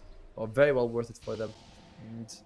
Alright, low skill has got items now, but we still haven't seen him actually commit too much to the, like contribute much to these fights. Spectre is still going back for the Radiance. As I mentioned, I do like. Yeah, it's going to be nice this game. Plus now, the fact that he has the Manta style just means you can send those illusions off in different directions and just flash farm even more. So once that Radiance is completed, we'll probably see the net worth of this Spectre just go through the roof. But it looks like Gamax, their next target of choice, is going to be Roshan. They already know this. They didn't throw out the scan, so they know this is happening. By the way, I also like what Meteor Bob does. He did adjust and maxed out living armor before any of the other skills. And I'm like, this is what we want to see when you're up against this heavy armor reduction, physical damage build. It's TA, Bristleback, Weaver, and Faceless Void. Like all of these guys, the physical damage to the living armor brings you a lot of value. And he's gonna go for Solar Crest after. Already has the medallion, so good adjustment overall. Yeah, really, really solid. It's gonna be super impactful in this game. And yeah, so Winterbear know Roche is happening. They have a smoke onto both Nagato as well as Low Skill. And because Low Skill didn't drop the chrono to get that Centaur kill, he does have it available for this Roche fight. So definitely could be a good timing for Winterbears to take this one. They have to actually be there in time, right? By the way, Centaur, I love how this hero has only 3 base armor, but he's got plus 21 from the Dragon Scale, from the Lotus Orb, and from the Phase Boost as well. So it's a lot of armor. He's quite durable to this physical damage. Will they be here in time? I don't think so. Doesn't seem like it. Nah, it's already gone. There we go. Aegis into the hands of Alberca. And we saw a pretty ambitious play that Winterbear did in the previous series where they took a fight immediately after Roche in this exact same area, and it looks like they're going to do it again. all still hanging around. Can they find a good jump onto any of these backline targets though? Replicate going for a TP. There is going to be the crew opponent. Gets the catch. Do they have the damage to get the kill that fast? Though they will. They bring down the puck. Everyone else from Gamax looks like they just want to run away. Actually, Alberca, he jumps in here. He wants to try and get this kill into solo kill.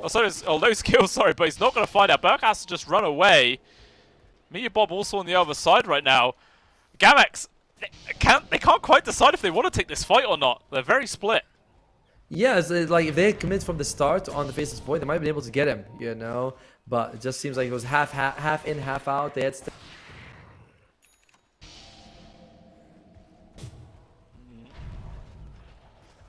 Well, it seems like he's gonna be fine. In the end, yes, you lose 2 people.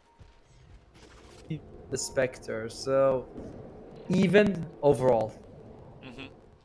Yeah, still a relatively good trade. Obviously now with Alberca with that Aegis, can freely farm up without really much threat of losing his life. And yeah, should be getting this Radiance online at a pretty decent timing, considering all the other items he does have. Radiance would have been great if he had Radiance that previous fight. Would have killed the Faceless Void just following him. He was hit by Ice Blast, but it's no big deal. And we're seeing the net worth is starting to kind of go a bit into Winter Bear's side. 5,000, not the biggest deal, but 4 out of the top 3 net worth are on the Radiant side. You know, Merlin's also very farmed for support, so yeah, it's a little worrisome. Nothing insurmountable, but worrisome for sure. Yeah. And the cool thing as well about this Weaver position 4 is that we've seen it 3 games in a row now, and every game it's had a different build. Yes. Like, it's not been the same thing every single time. Well, actually, maybe they just found a free kill onto Replicate right now. They use the Stampede, but it's too late. He still will lose his life. Alberca as well, focusing on towards Mikey. Little Nightmare trying to keep him alive as well as the face grip actually connects onto the real Spectre. It's perfect placement. There's no mana left here for Alberca. In some real danger. The Ice Blast will come through, connects onto the 2 of them. They get the kill on towards Merlin and the backlines as well. Mikey, as well as low skill, going to bring down Meet Your Bob. You know, the second life off the Spectre is here, but Mikey's just way too low HP to make any sort of difference. And it looks like the call for Winter Bear is just to back out. You still walk away pretty happy. All you lost was your Weaver, and you were able to get 2 in return. And remember, this was a fight without Chronosphere, so overall another win for Winter Bears here. Yeah, and and of course you get the Aegis out of the Spectre's hand. But next fight, there will be a Radiance on the Spectre, which will make a big difference. You can't be too happy with the way the game is for Gamax. Yes, your Spectre's farming well, but the rest starting to fall further and further behind. They really are. Yeah, Replicate for sure is like 4,000 gold pretty much behind everyone else. Well, 3,000 behind the TA. So not terrible. Megaway as well, only slightly behind them. But definitely feels like the Spectre is just all their eggs basically in that one singular basket. So it's not only that, but the fact is it's a puck, right? It's just not a durable hero. Whereas TA, Weaver, and Bristleback can all take a punch to the face and walk away just fine. So the fact that it's a puck, it hurts. It hurts a little bit. Spectre though, you know, she is woman enough to tank 2 people. Radiant scam does cut, so they know someone's here. Kachel, he seems like he is half with whether to commit for it. Yeah. Just playing very cautiously by the tree line. Doesn't want to get caught out of position at all. Meanwhile, Merlin is also here. Gonna try and go forwards and just scout out through the trees. They see Replicate, but among these 2 heroes, they don't have any way of locking down the puck. So they can't find that kill. Meanwhile, the mids, they do have the lockdown for Megaway. They committed the Chronosphere for that one. They will find that free kill. Oh, behind the tier 2. Looks like Catcher will also be able to bring down the AA there. So 2 people gone now for Gamax. Maybe they can start applying some pressure to these tier 2s. I mean, but you were talking about the Weaver build. I love it. You know, you've got that mana break. You've got a decent amount of health as well. Like, the hero is farming, so he's also kind of shifting towards a more core role, which we've seen before. And this is gonna be a problem. Bristle, one of the reasons Spirit Breaker is because it's so strong is that if you pick him as a support, he can really scale. This Weaver's doing a lot for his team the same way. Definitely. Yeah, so the first game we saw it was like a definitely core build. It was like Nullifier and damage items. Second game was Spirit Vessel into Atos. And now this game is Solar Crest into Diffusal Blade. It's just all completely different sort of ways of playing the hero, but they all seem to be working. On the other side, AA is going for the for the Hex. He's got Hand of Mice, so it's not impossible he's going to be able to farm it down. But he already has 900 gold in the pocket, just needs to get the Mystic Staff. Puck is the one who really seems to be suffering. Him and Megaway. Megaway did get the Heaven's Halberd, but if you can get that on the TA, it's amazing. If you don't, the evasion's still good, I suppose. Yeah. I like how when I said you're like, nah, I guess so. it's something, you know. It's better than nothing at the end of the day. Take any little advantage you can get. With the bits. Yeah, but that's a free kill. Godlike spree now on the boards. Even use Stampede to try and run down Mike, who pops the BKB, but those right clicks, man, just do so damn much work. But even still, everyone's TP'd on it. There's no detection. Mikey's a standing his ground, but even still, Megaway will get the kill in the end. Catchall tries to bring down the Spectre, but it's just a wise TP away. Will keep them alive. So it ends up being a good kill on towards the TA, but they do lose the Centaur, and it cost them a buyback on towards the very famous.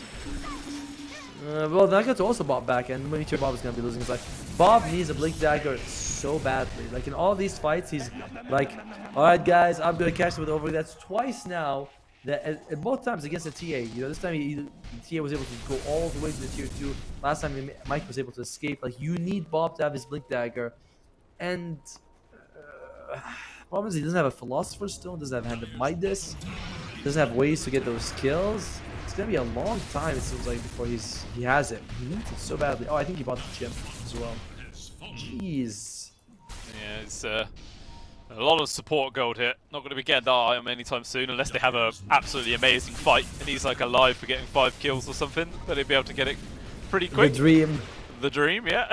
But dreams very rarely come true, ladies and gentlemen. I'm sure everybody knows that. It's a sad life we live. I mean, I always dream that oh my god, bottom lane, Megaway, he is, well, he's not dreaming, he's having a nightmare and he's losing his life, but Nagato gets spot down in return. Yeah, Alberca, at least he does find a nice opportunity to jump in and get a counter kill at the very least, but yeah, losing the Centaur isn't great. But even still, Winterbear is still lurking around in this area, looking like they could try and take the fight. They have Chrono available. Meteor Bob is going to get caught out. Jumps over towards the top side. Finds the very famous with the Dream Call. Lock it down towards Catchall. There is going to be the Chrono. The damage that just comes flying through there from Mikey. The Sideblade's doing so much work. Alberca trying to bring down the TA. Will be able to achieve that. Even doing a lot of damage on towards low skill. Has to go for the Time Walk away to survive. And eventually the Spectre falls down. So it ends up being a 5-for-2 exchange favouring Winterbears. It's a big, big win.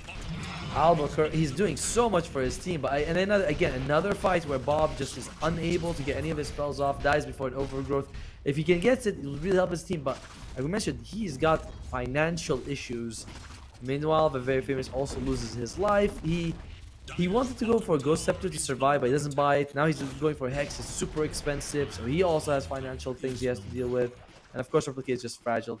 Nice Chrono, by the way, and with Mikey just hitting them too with the sideline is very impressive. Yeah. So going off the damage chart, literally all the damage from Gamax is coming out from this Spectre. Yes.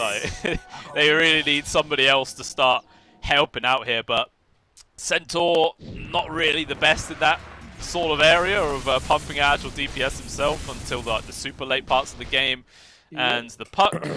Not really got the money to back up any sort of real DPS style build either. Going for a more utility kind of build rather than any sort of actual damage output. Especially if he goes for Octarine Core, right? Like, yeah, Octarine Core, you know, your cooldown's reduced, means you do more damage, but we're in a meta where it feels like magic damage is a lot less impressive than it used to be. You know, it's like right click is what gets you killed, and I don't feel like Puck getting Octarine is going to help that much. It helps, but yeah, we'll see. Feels like a drop in the bucket. Catchall. Oh, he's got Blink. I did not see that 100% back before. Yeah, but he still gets caught though. Megaway just chasing after him with his own Blink. He's not going to be able to get away. Merlin off to the side does get a kill elsewhere, but even still, this is just a big hero advantage right now for Gamax. Low skill and Catchall both are here. They're going to try and run away. There was also Mikey up top thinking about taking the Twin Gate to join his team, but lose control of the high ground, and he will decide to not follow through with that plan. Low skill though. Actually jumps in towards the Puck. is silenced up. Also going to be the Dream Call right now. He's making sure he doesn't end up snapping it, but the rest of the team is coming in. We'll pop the BKB now and retreat. Alright, Chrono's in 10 seconds. But look, again, Bob he cannot get in range to help his team out. But this time didn't matter. You know, we were able to bring down both supports. They're very famous. He died, but so what? He threw out his Ice Blast, so it's all okay. And to be fair though, Mikey was not part of that team fight. He just spawned on the other side. Holy moly! Look at the net worth of this sweeper. What? Merlin. It's like, what's that? 1,300 gold behind the enemy mids. He's a beefy bug. Basically, is a core at this point. Went for Disperser as the item. Yeah, I not realized that Disperser was an AoE. Holy moly, that is very impressive.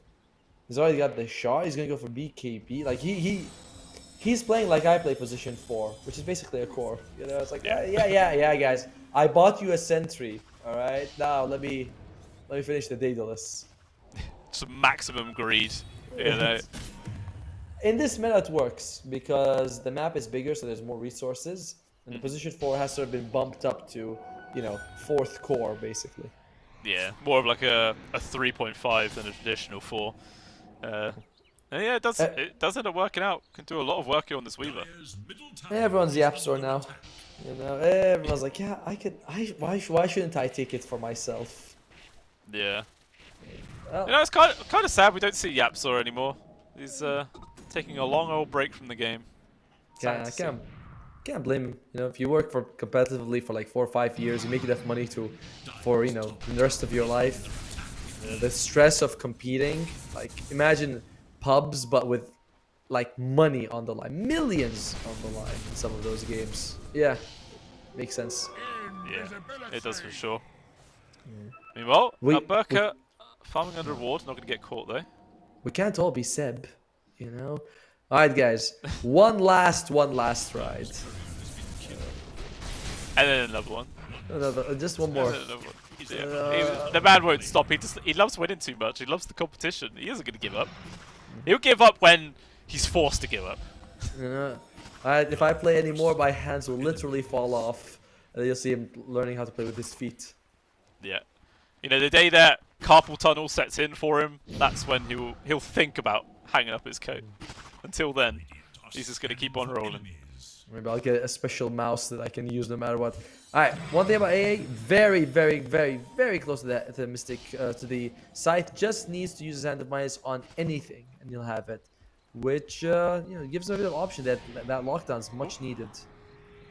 Oh, they were sort of waiting for an opportunity to go for a kill on towards Alberca, but Meteor Bob just ran straight past the Weaver and the Faceless Void. Spotted out the game. Actually, a 3-man hoofstop comes on through from Megaway. It's fantastic in place. The Ice Blast will land on towards Catchel, and immediately Gamax, they are just after Blood right now, looking for any kills they can get. Low skill pop with the BKB with this Dream Coil. They can't just fully chase forwards. He does manage to get the connection on towards Replicate though with the Chronosphere. Catchel as well, jumping in on his own, just with the help right now of the Weaver. He's doing so much work. Megaway will end up dropping down. Merlin actually getting the kill credit, and the only survivor is Alberca. It ends up being a massive win there for Winterbear. Which you wouldn't have thought from the start of the fight. Definitely not. Three-man stomp followed by a 2-man Ice Blast. And you're like, alright, this fight, they're gonna crush it. But again, the lack of the freaking Blink Dagger on the three enemies. He's not in range to get the Overgrowth on him. He was able to BKB and just jump out here on the Faceless Void. So it's been hurting them so much. 25,000 gold advantage right now for Winter Bears. It's only Alberca who's been able to keep up. He's 12-1-9. Amazing performance by him. Have you noticed all these games? Seems like one team is winning and another team's got like this mega superstar who keeps them in for a while. Yeah, he's 100% trying his very, very best to keep his team in it, but it's just really, really difficult. It's sort of like kind of trying to do a 1v5 situation, at least damage-wise, and really playing aggressively against Catchel right now, but these Quills, it tears Meteor Bob apart, but at the very least it's a good trade, because they do actually manage to bring down the Treant Protector. Gem on the floor as well, which Alberca will pick up. No, oh no, actually no, yeah, Merlin ran in, got it. Stole it away. Could have been a bit of a net worth swing for them, about 2,000 gold if he was able to get it, but does not. Another problem that's hurting Gamax is that they don't have the shard, the Iron Shard on AA. You really would like to have it just because it gives you that bit of lockdown. Oh, but Burko once again trying to go for a kill on towards Merlin right now. Mikey actually jumps in quite aggressively himself with the Stampede. He has to just go for the BKB TP out. Megaway will also find Magato. Bane's going to be the sacrifice, but at least it does allow the rest of the team to back away safely. It's all 1,000 gold for the team. It's nice and all, but you're hoping for a bit bigger fish. Roshan's not going to be up for at least 3 minutes, and more likely 6 minutes. Spectre, Aegis is about to expire. Yeah. Well, it feels like he's really needed it in the last couple of engagements. I mean, that's probably why, right? Like, they don't target him because he has the Aegis, so it's kind of like, don't punch me. And Merlin, oh, okay, yep, there you go. He's officially ahead of the enemy course. 2 of them. Oh man, the maximum greed, it is paying off. Fresh BKB still to go with Disperser and Solar Crest. Has a Daedalus queued up next as well. So yeah, he is literally just playing as a core right now. Doesn't care about supporting. As God intended, I might add. You know, that's just how it should be. Oh, nice. Spell Prism coming out for the Very Famous. The Very Famous is a great one. You know, you just want to have your lower cooldowns on your spells. You just want to throw out your spells as much as you can. It's still crazy to me that Ice Vortex Shard used to do damage, and they're like, yeah, let's give it to him for free and add a stun. And I bet while Ice Blast is gonna add a stun, they're gonna add something new to him. Like, that's how he gets. He's like, the shard is a preview to the next buff. Yeah. Let's see what they can do with it. Meanwhile, smoke play once again, jumping into backlines while Burka focused on towards the Gato. Can't get the burst kill, but the rest of the team coming on through. Stampede was already used. Jump in from Megaway, gets the quick kill on towards the bait. He is gone as well. Low skill trying to find an opportunity to lock down the Spectre maybe, but instead Alberta's going to turn around. Meteor Bomb is just dead off to the side. There is going to be the Chronosphere that gets dropped. He's whacking on into the Spectre. Is it going to be enough damage? It's not. The cheese, it's there. He manages to survive, gets the kills with Faceless Void. The Very Famous will drop off to the side as well. They will get the kill on towards Megaway. Catchel jumping forwards with this Blink Dagger. He's on top of Alberta, going for the TP out. Oh, there is just no cancel. Yeah, this is going to be a dieback for the tree. Again, the fight didn't look too bad until it was. It was a disaster. Oh, never mind. Alberta does get another sneaky free kill. Doing a lot of that. He is just... This guy is insane, Alberta. Alright, so they got 3 kills for 4. There's a dieback on each side, but now the people are hitting on your Raxes and you only have just a Spectre to protect it. Spectre needs to be there soon. Doesn't have a TP and does not have Shadow Step for 15 seconds, so this Rax is gone. Yeah, no way of keeping this one going. Also, Catchel just picking up a Cypher Vice as well on the old Bristleback, so not the most common items on this hero, but again, picking it up, see what he's able to actually achieve with it. Sounds cool on paper. Hey, it's cool in concept as well. Actually, Alberta, I wonder if he's going to consider going for the Agames upgrades at this point. He's maxed out. The shard is not too bad, although I haven't really seen it in the pro game. So maybe it is bad and it just looks like it's looks good, but it's not. I mean, if you can press that button before Chrono lands, that could be really big. It's like the Faceless Void would probably just end up deleting himself if he's not careful. So it could be cool, but yeah, it's very situational about whether if you can actually use it at the right time or not. I mean, what's the cooldown on it? Does it say? 25 seconds. No, I mean, oh, the cooldown's 25 seconds. Yeah. Which is not bad. I mean, by the way, when you activate, you reflect 50% of the damage you get. That's solid, if you ask me. You put a Blade Mail on top of that, you literally do more damage when you're hit than the person to the person than you take. Yeah. I don't know. It could be good. If someone in chat knows if it's good or not, tell us. Otherwise, I'm just like, in theory, crafting looks pretty good. Oh, Catchel jumping in deep right now, trying to push everybody back on the side of Gamax. But the BKB is going to charge deep yet again. The Bane getting focused up, but they found the puck with the Chronosphere once more. Fiend's Grip as well, locked out Alberca. But actually, the damage reflection kills the Bane, who will still lose their life. But yeah, puck gone for 70 seconds, no buyback. 90 for the Spectre, who does have their one. But it's going to be very costly if they're forced to use it. And the high ground pushes are coming. Actually, tier 4s, they're thinking about just ending this game. And they're like, let's force a buyback if we can.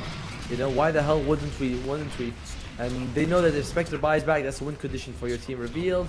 They're going for this throne spawn back, and Puck buys back. What about the Spectre? It does as well. Yeah, Ice Blast will actually land on towards the Faceless Void. It's a perfect target to find. Immediately removed him from the equation. Mikey just like 3 hits Meteor Bob into the back lines. But he's in a very awkward spot right now. No teammates around him whatsoever. BKB on cooldowns. We can't go for BKB TP. Just gonna get away. The bug was on Mega Wave, so his Blink Tagger was on cooldown. Couldn't get him. And it's like, and for Centaur to take it down, it's like takes what 6 hits, and he's got no agility, and it also there's no way he could have removed it in time. He could have actually used Stampede though, right? But it's a risk, you know. Use Stampede. I think that would have been the play, but either way they hold, but it cost them 2 buybacks. 2 buybacks on their main cores as well. So Roshan is up. Roshan is up though. So they if have you to get get an Alberca. Yeah, it's a must. It really, really is. But at the same time, Winterbear know that, and they are all coming over with this backstab. They found Replicate. This could be a dead puck. Stampede is there. He does actually manage to avoid some of the damage, but there's just too much chase, and he will still fall yet again. Alberca trying to find this Bane into the back lines, and will manage to bring him down. Doesn't have a buyback himself, but they did buy back onto the Faceless Void, so he's going to try and come in here as fast as possible. Alberca just running through the trees, but he still dies. He's gone 2 minutes. This could very well just be the end of the game here, Atomo. It could be, and the Ice Blast, like, it throws out at the very end, but you needed it earlier. Megaway, he is dead as well. Well, okay, he will die. Give me a second. There you go. He's dead as well. He's gone. Immediate buyback, but they just call it straight away, knowing that it's just over.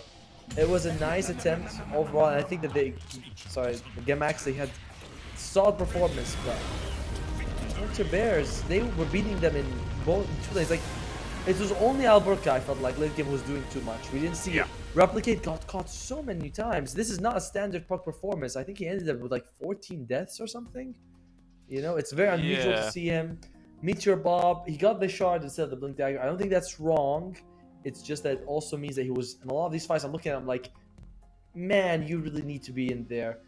So yeah, they it suffered did feel a lot. like that. Just got it a little bit too late into the game, which was quite unfortunate before really it could make much difference with it. And again, like you were mentioning, just all the damage was coming out from this Spectre. Yep. Nobody else could really do it. So yeah, the Spectre put out 55,500 damage on the team. Second place amount of damage was the Puck with 23,500. So 30,000 damage difference between the two of them.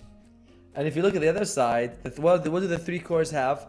44, 42, and 38. Where it's like you feel like every core. Actually, Merlin's not a core. My bad. The position 4 Weavers did 40,000 damage. Like everyone's bringing in some pain. When you look at Gamax, it's like 14,000, 10,000, 17,000. Like you're not getting a whole lot from anyone whose name is not Alberca. Literally. I like what I was saying that Merlin on the Weaver did 40,000 damage and the carry Faceless Void did 25,000. It's like absolutely huge difference. He held them down. He's like, guys, watch the chrono. And he gets the chrono. You're like, all right, come on here. But this is what we sort of thought was going to happen. The draft, we were both like, you can make arguments for each draft, right? Each draft had good and bad. But in terms of Team Winter Bears, this looks way stronger on paper. So it has to be a massive outdraft in Game 2. Some good performance came out from them. I like Albuquerque. I'm very impressed. MVP. Lose. It doesn't matter if he lost. He's still an MVP. We'll see if they can do more in Game 2, though. Yeah, he was the real bane of that Bane's life, that is for sure. Just constantly hunting him down and killing him. Yeah, unfortunately, the Bane's end score was 0 and 15. You know, what can you do? You win. Still, you win the game, you die a lot, doesn't matter, mate. It's all about getting that W at the end of the day. But yeah, that is the 3rd game in a row as well that this Bristleback Weaver combo has won. So I feel like maybe we're going to see one of these heroes getting banned, perhaps in this 2nd game, unless Gamax want to try and steal it or something. No. Pick Treant Protector. That'll win you the lane, right? Yeah. It'll work the 4th time. Yeah. Treant has 100% loss rate so far in these 3 games. That is not a good statistic. But ladies and gentlemen, that is just game number 1. The 2nd game of this series will be coming up in about 10 minutes time. So do not go anywhere. We'll be back very soon. So to the edge. It's your final breath of courage.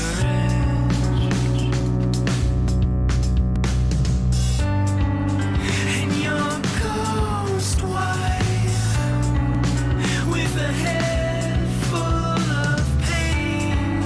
But if this goes right, then you'll never hurt again. Then you'll never hurt again. Then you'll never hurt again. Then you'll never hurt again.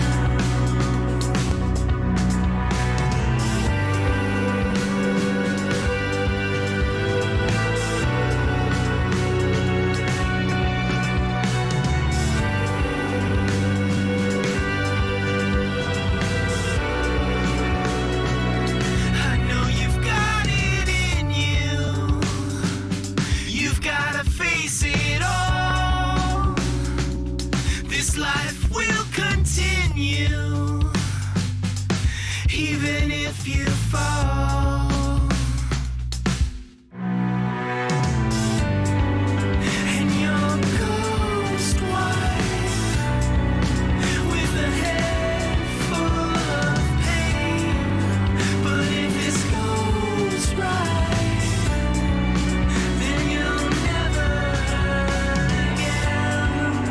And your ghost wife with a head full of pain. But if this goes right, then you'll never hurt again. Then you'll never hurt again. Then you'll never hurt again. Then you'll never hurt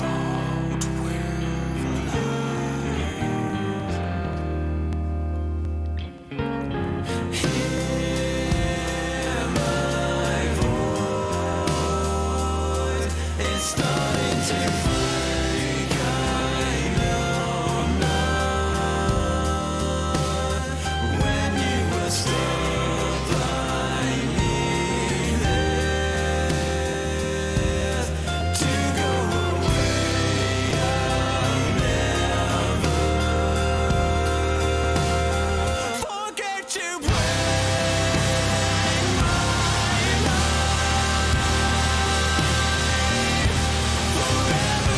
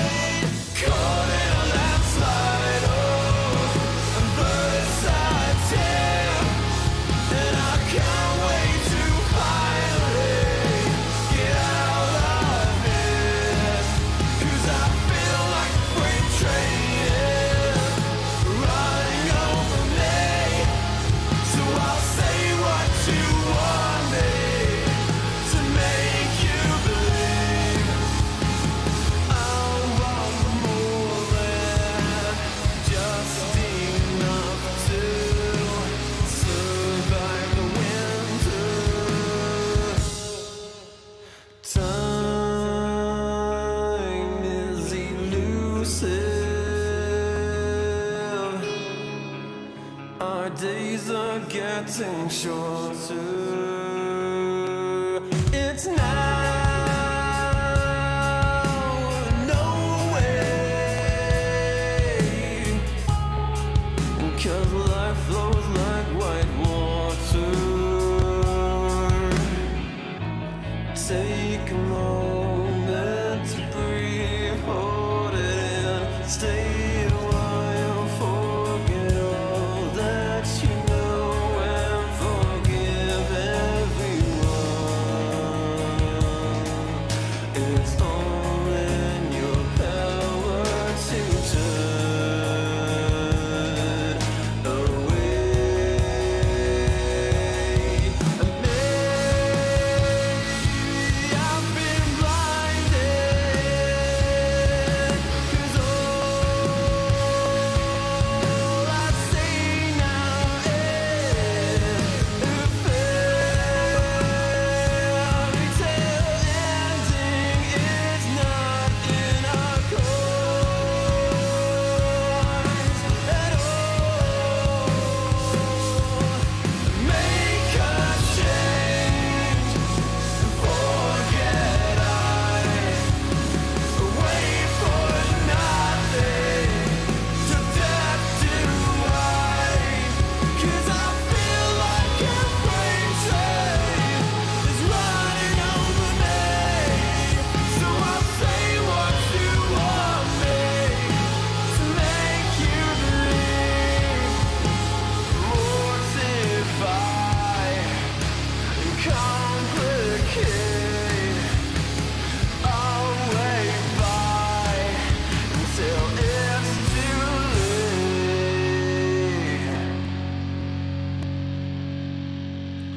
But I think that you know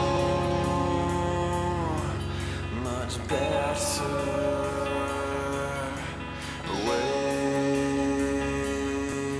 forever. My head is on straight for once, and you will pay for it.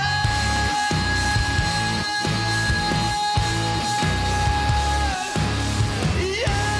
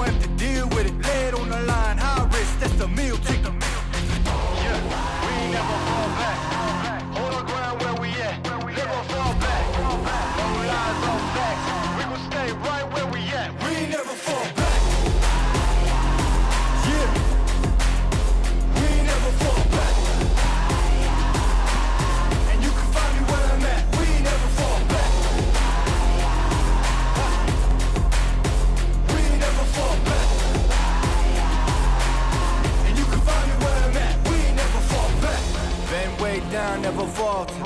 Came with the hands out, get them off us. I'm 24/7 in the office. Pay attention cause I ain't repeating offers. Yeah, never met a man I've been scared of. Careful, you gon' get exactly what you asked for. Here for whatever you bring me getting handled. I answer to no one, I don't need to hassle. Yeah, we ain't never fall back. Hold our ground where we at. We ain't never fall back. Hold our ground where we at. Never fall back. We ain't never fall back. Hold our ground where we at. Yeah. No lies or facts. You can find me right where I'm at. We ain't never fall back. We ain't never fall back. Yeah. We ain't never fall back.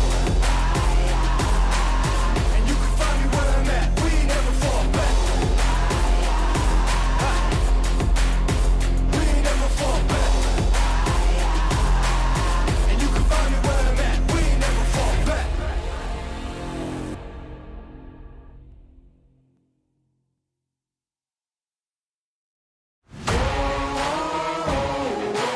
Man on a mission, I'ma get it. You know I be on a what? Yeah. You know I be on a what?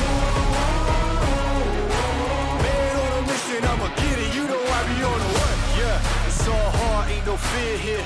You ain't giving this to all, you steer clear. Never beat, I've been down and I reappear. You got some money on the line, you better put it here. Rolling in and doing that work. Check priorities, I'm doing that first. Them checks big and I'm sure that hurts. But it's checkmate, we ain't selling short, know the work. Ain't nowhere to hide. You ain't gotta see me come and keep me on your mind. Cause I be on the work. Yeah. You know I be on the work. Man on a mission, I'ma get it. You know I be on the work. Yeah. Man, we coming for them bags. If they said I couldn't have, get the team. I got a vision for the things you ain't believe. And here's the motto, hard work this over everything. It's that comeback. I'm calling plays, hit the pass, then the run back. Yeah, I'm far ahead and gotta run laps. But we ain't letting up, we never done that. Ain't nowhere to hide. You ain't gotta see me come and keep me on your mind. Cause I be on the way. Yeah. You know I be on the way. Man on a mission. Welcome back on in, ladies and gentlemen, for continuation of Winter Bear versus Gamax Esports for the ESL on Kuala Lumpur closed qualifiers. And game number 2. Any big predictions here, Otomo? Well, I'm hoping that GameX comes out with a better draft and takes us to game 3. But honestly, the 90% likelihood is that Winter Bear is just going to take it 2-0. They've been looking better. They won all their lanes. They're a very stable team. Alberca might need... Maybe they need to give him something like a Slark. If you give him something like that, maybe he can go 1 versus 5. Because Spectre is good, but can't do that. However, I am hearing bands in my ear. Maybe we should check what we're working on with the draft. We'll jump on over and... Good God, Otomo! Look at that! Bristleback and Train Protector are both banned. 5 seconds remain. So for once, we're gonna get a bit of a different game. Is that what you're saying? It's Okay. for the first time, 4th game is the charm that we get to see a different opener that is not Bristleback into Train Protector. Why did they ban Treant though? I mean, to be fair, I did not feel like the Meteor Bob was comfortable at all on the Treant Protector, you know? And I'm not, and again, this guy's MMR's, you know, more than me and all that, but sometimes you look at a hero player, like we saw Mikey on the Dazzle, we were like, it doesn't feel like he plays a whole lot of Dazzle. Yes. And it might be like, oh, it fits the draft and it's good, but the player comfort is not there. And I felt the same thing with Meteor Bob and the Treant. First pick, Winter Bears, Nature's Prophet. That's your global presence right there. Yep. Probably see that just put into one of the support roles. It wasn't them that played it earlier, was it? It was I think Team Falcons played the Nature's Prophet that we saw earlier on. Snaking. Yes, that was it. Yeah, on the position 5, and it worked fantastically well in that game. But we'll see if Winter Bears are going to choose to put it into a similar role or not. But the first pick from Gamax, though, what are they going to grab in response to this?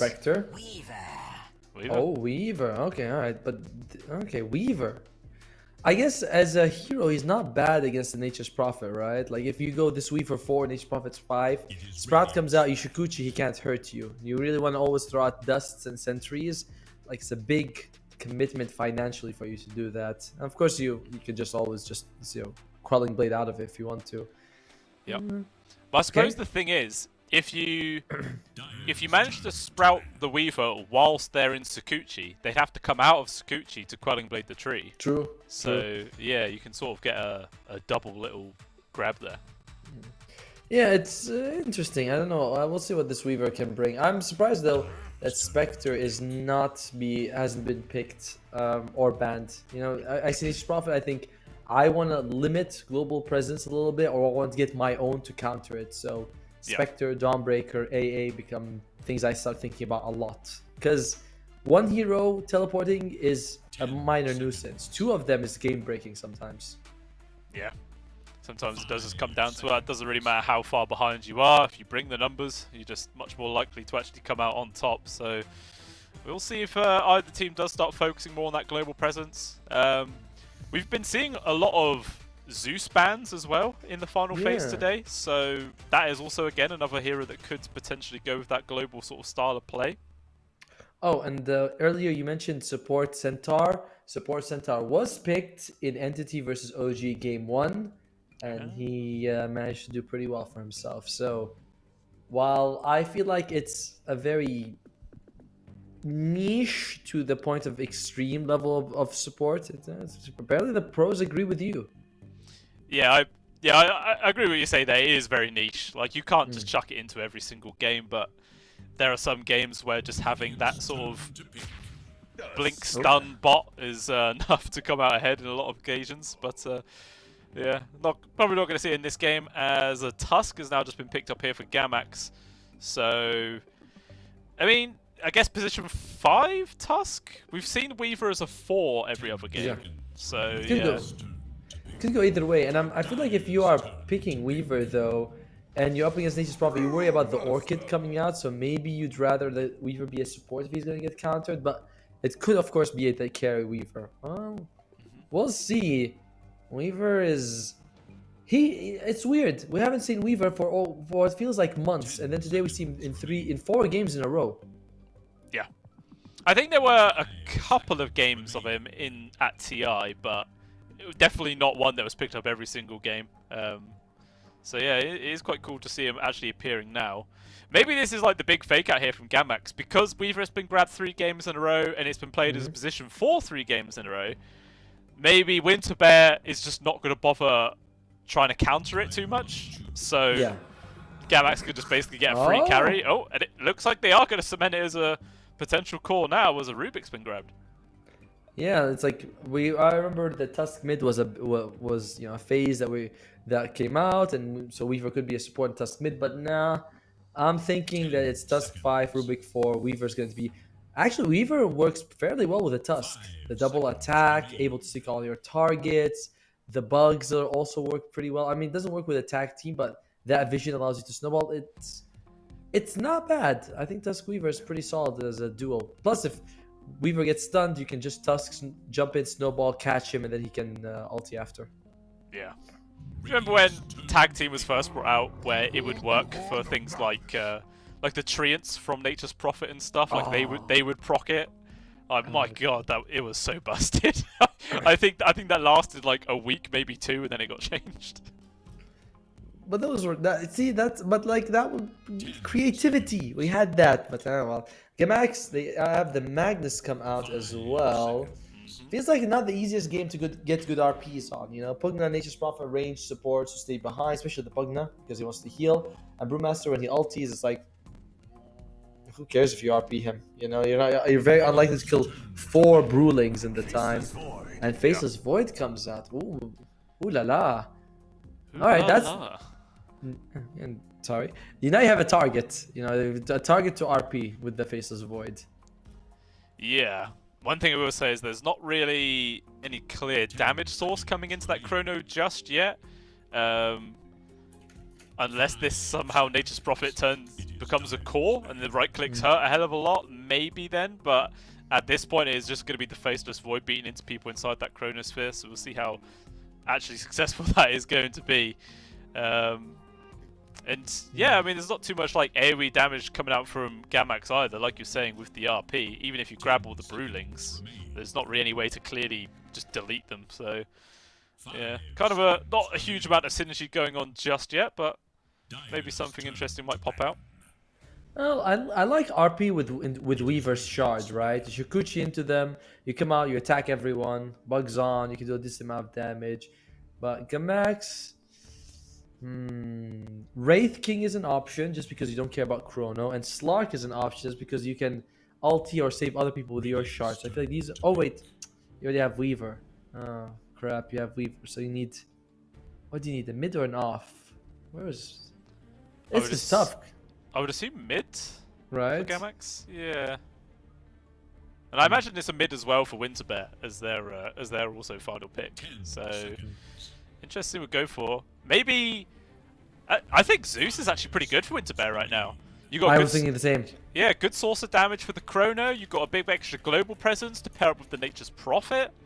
Yeah, I think this is definitely a good Zeus game. For both. I mean, even if you get an RP, you can also put Zeus with that. So using the ultimate can also prevent blinks, so when you jump in, no one can just jump away. It's like, I like Zeus for either side. We'll see if Winterbear wants to go for it. Who could they have maxed out with? They go with the Huskar. So saying, don't put Magnus mid. If you put Magnus mid, he's going to suffer. So Magnus shifts to the offlane. Weaver stays mid. You have to pick someone else. Zeus against Huskar can be risky later on once the levels pop in for the Huskar. 10 seconds remain. Yeah, it would not be great at all. Oh yeah, the amount of viable heroes to go to this mid is definitely slim now. Odie could be a good shout, yeah. No, I like Odie. You know, you can save people inside the Chrono. You are a range hero. You're very tanky once you get the Agon etc. I feel like Odie is the pick. You also have AoE damage. You work with the Magnus. The second source, yeah, I like the OD a lot. I think the OD is the path forward. Is the pick to go for. Yeah, everything else just seems really, really difficult to actually try and pull off here. Yeah, maybe maybe if you do something wacky like a mid sniper, and just try and max range the whole time. I like mid sniper as well, but I think the OD is a safer one just because you can save others. Although, but sniper, yeah, I love the shard. The shard's really good. It's something grenade. Alright, so is it sniper or is it OD? It's... Dazzle. Okay. Okay. So, is it mid Dazzle? It is a mid Dazzle against mid Huskar. So, obviously, Dazzle, once you chuck out Poison Touch, you want to constantly hit people, but the Huskar, I don't think would really care. I think they would just stand their ground and right-click with the Burning Spears. I don't know who would actually win that trade. It seems wacky. I think I favor the Huskar. It is physical damage from the Poison Touch, which means it doesn't get reduced by all that, whatever, Burning Blood.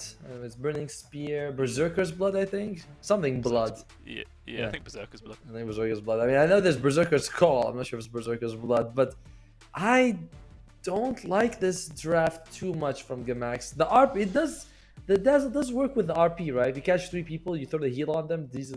But nah, I'm on Winterbear more this game than I was in the previous game. Yeah, I think I agree as well. Unless Megaway is going to be able to grab like 3-4 man RPs consistently, and like you mentioning with the heal bomb that comes in from the Dazzle once he has his Ags. Yeah, that feels like their big win condition, but it's not easy to pull off at all. You can definitely just see Mikey really getting out of control in this Huskar, dominating the map, making tons of space for the Faceless Void to get uncontrollable. Yeah, I think I'm going to go with Winterbear as well on this one. That's the scary thing, right? It's Faceless Void, Huskar, Brewmaster. Like, this is such an annoying trio to kill. And in extended fights, like, oh god, I don't like this Dazzle pick very much. And it's not like you can out-heal the enemy side. I would have really liked to see the OD, would have really liked to see the Zeus, but even really liked to see the Sniper you mentioned, but maybe... Yeah. Maybe replicates the God Dazzle and he'll win it. I mean, he's only... What hero level is he? Well, he's Oh, not. he's the bronze one. It's very low. You know. Oh, he's 5. He's 5. Maybe he just doesn't have Dota Plus. You know. Maybe. I don't know. Let's see. Gamax is much more fragile, by the way. The Dazzle and the Weaver are caught without their abilities or silence. They can be brought down. Same thing with the Rubik. Tusk has save, but he's a position 5 Tusk, so he's not gonna scale too much. And it's only Megaway who feels very durable, and even then, it's Magnus, so it's not like a durable Magnus is still just. It's true. I mean, there are some clear side lane combos coming out here from Gamax. As you mentioned earlier, the Tusk and the Weaver. You can get a lot of work done with the tag team, like from the Geminate hit as well. So maybe they could try and find a kill that way. And on the flip side, they have Rubik as well as Magnus. So if they're able to keep the creep wave near their tier 1, you can telekinesis someone back, skew them into the tower, and then you can try and find kills that way. So there are definite ways that their side lanes could go nicely. Yes. The big question mark, as you were mentioning, is just this mid Dazzle against the Huskar. Well, but to be fair though, Mikey, when he's uncomfortable with a hero, does look a couple of notches less impressive than he usually does. You know, and I think that might be something in the MENA region. You know, players from the Middle East who we would be.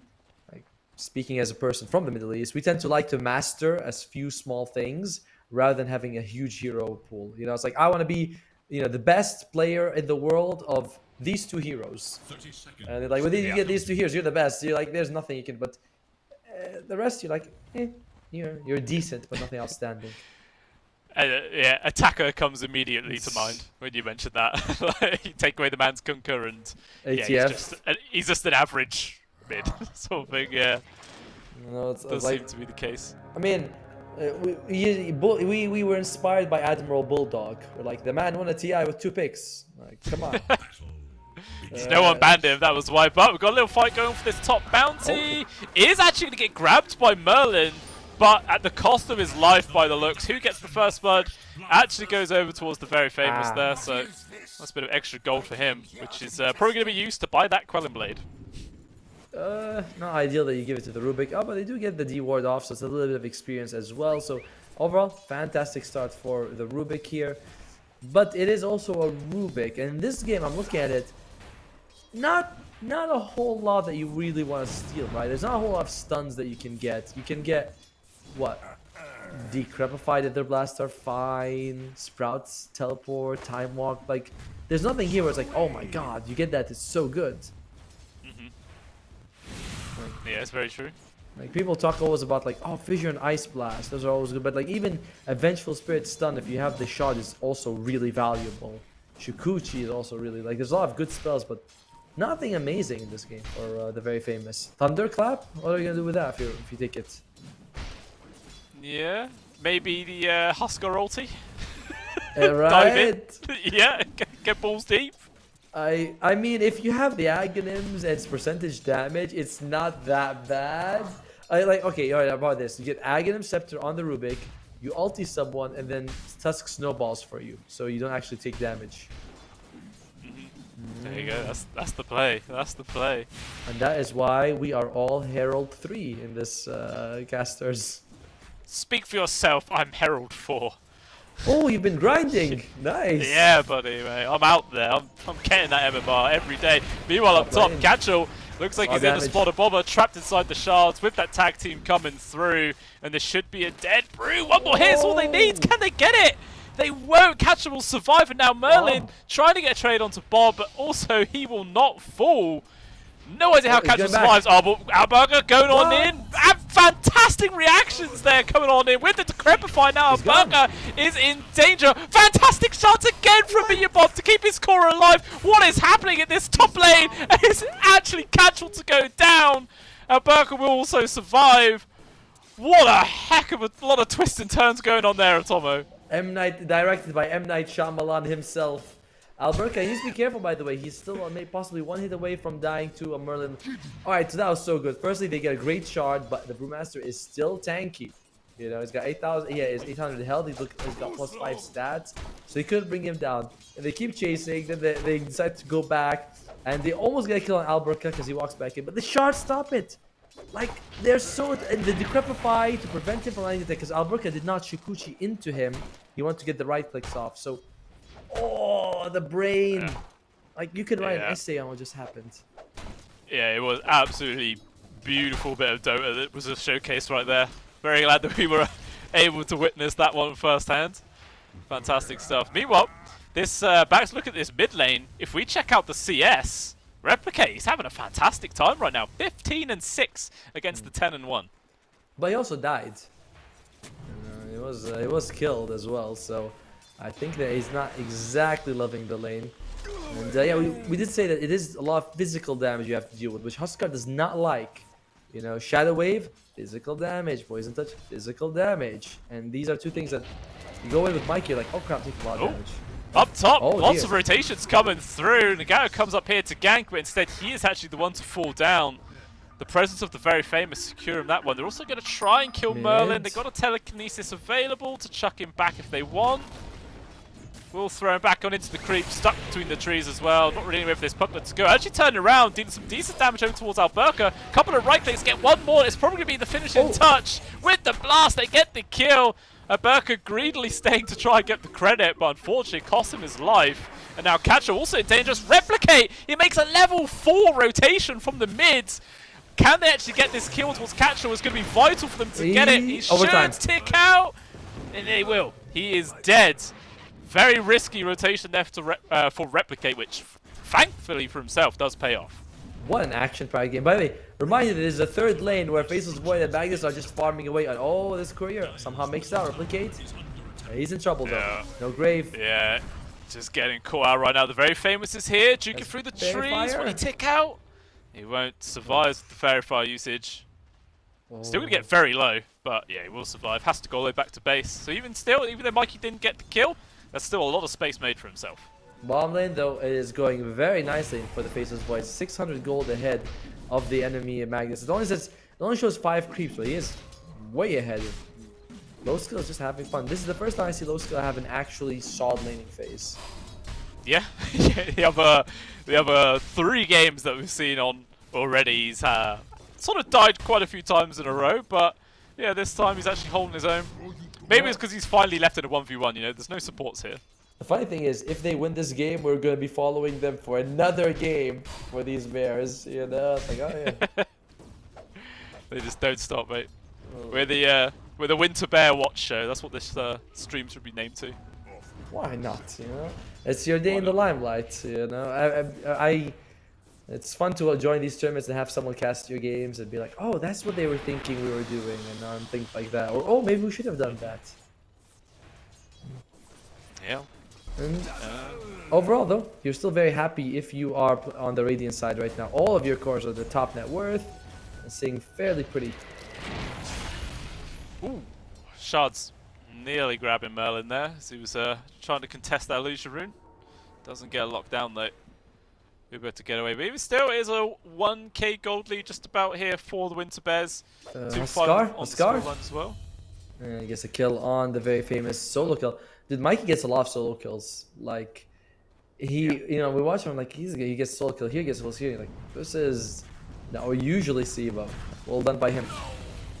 Oh, meanwhile, up top, Meet Your Bob does end up going down as well. So there was a TP from the Nature's Prophet who's thinking about going for it to see if he can grab the Weaver as well, but did decide to cancel it because obviously he's getting free farm mid, you know. Nagato doesn't want to give up that. No, I forgot which pro said it, but he said if you're winning a lane, leaving it to try and win another lane is a very big risk because you're leaving what you won to maybe get something extra. And oh, what a teleport! He's dead for it though. What? No way! Level 0 snowball, no cancel. Oh. What a baller! Megaway as well. I guess he wasn't close enough to go for a skewer cancel either. Yeah, just steals away the Wizard Rune in front of 3 heroes and gets out. That's one of those things that should never happen. You know what I mean? Like, it's just you've got two guys with disables. There's 3 disables between them. You know, Snowball, Skewer, as well as RP. Not a single one of them comes out. Even the lift from the Rubik is like, oh crap. And Merlin. Yeah, I think he used the lift to try and secure the room, but instead, as you mentioned, Merlin, the shots again. A little bit off the mark there for Meet Your Bob. Burker actually takes a lot of damage himself, trying to run away. Low skill also rotating up here himself. Should be able to secure the kill on towards this Tusk, because he will get found out. And the Gato is also here. Gets the grab onto the very famous and Chrono to cancel the TP out. No escape here for the Rubik. And will go down. Probably going to be a free tower as well here for Winter Bears. They get a lot of kills and a lot of space. Wait, Alberga is still here. Oh dear. This guy is risky. Trapped him from the trees, and there it is. As we were mentioning earlier, you sprout him whilst he's Sakuchiing, and he has to come out of Invis to cut the tree. So it's a massive counter. It is. You know, it's like, oh man, though, that 3,000 gold ahead for Winter Bears just now. And that chrono is super worth it. You know, so I'm like, the chrono first was 8 minutes.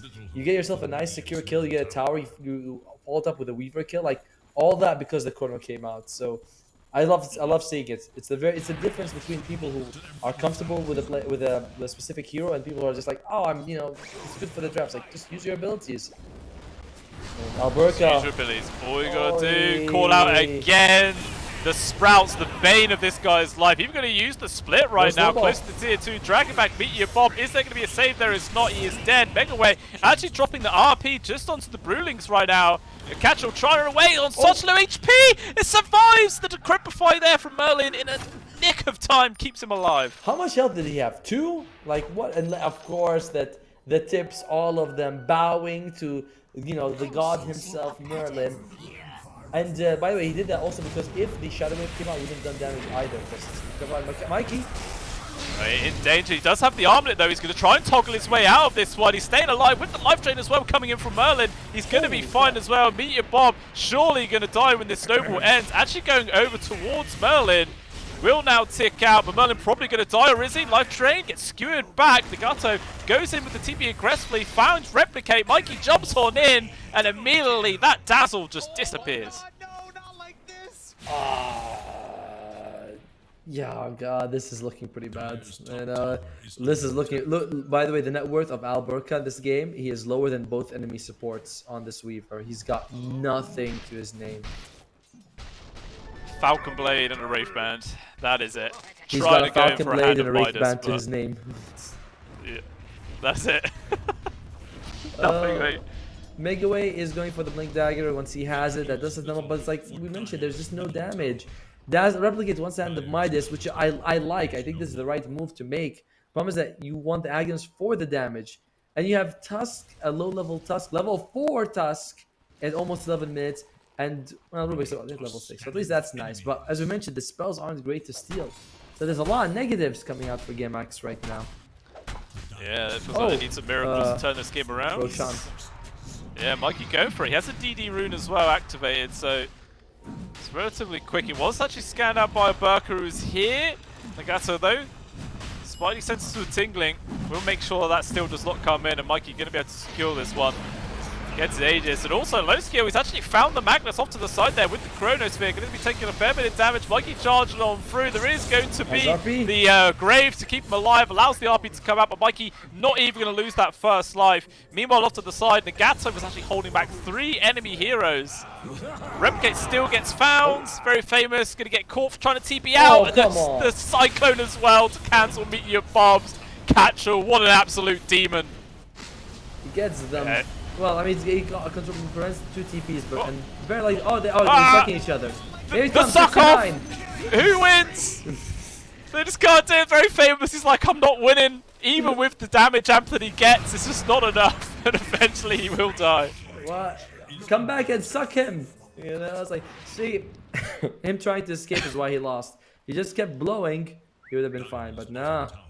Actually, I think Rubik would have won that because his spells do more damage. But, okay. Yeah, maybe his lips got sore, you know. I need to take a break. Lips get sore? I don't think the lips get sore in that situation. It's more of a throat issue. It depends who you are.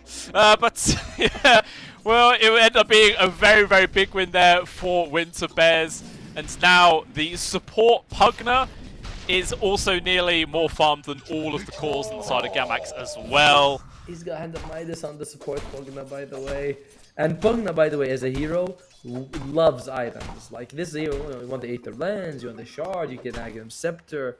There's all sorts of things that you can really work with. You know, if you want to go for, Dagon also works fairly well, or just support items. Nothing wrong with that, but he wants items on the on this Pugna, sorry. He really does. And speaking of people who need items, the Dazzle was also one of them, and he has only just completed his Hand of Midas, so yeah, already behind the enemy supports. It's not great. Meanwhile, elsewhere, another free kill onto the very famous does end up dropping down. Yeah, this is quickly spiraled out of control right now. This might be that by the end of the game, the top 5 net worth are all Radiant. You know, the way the game is going, like Nature's Prophet is barely behind the enemy carry and mid lane, like only 1,000 gold behind the enemy off lane was. Oh, this is a tough one to watch. I think this may be the most one-sided game we've watched till now. I think I agree as well. Like 13 minutes in, 12k gold lead, tier 2 gone down, already has the Aegis as well. This is absolutely brutal.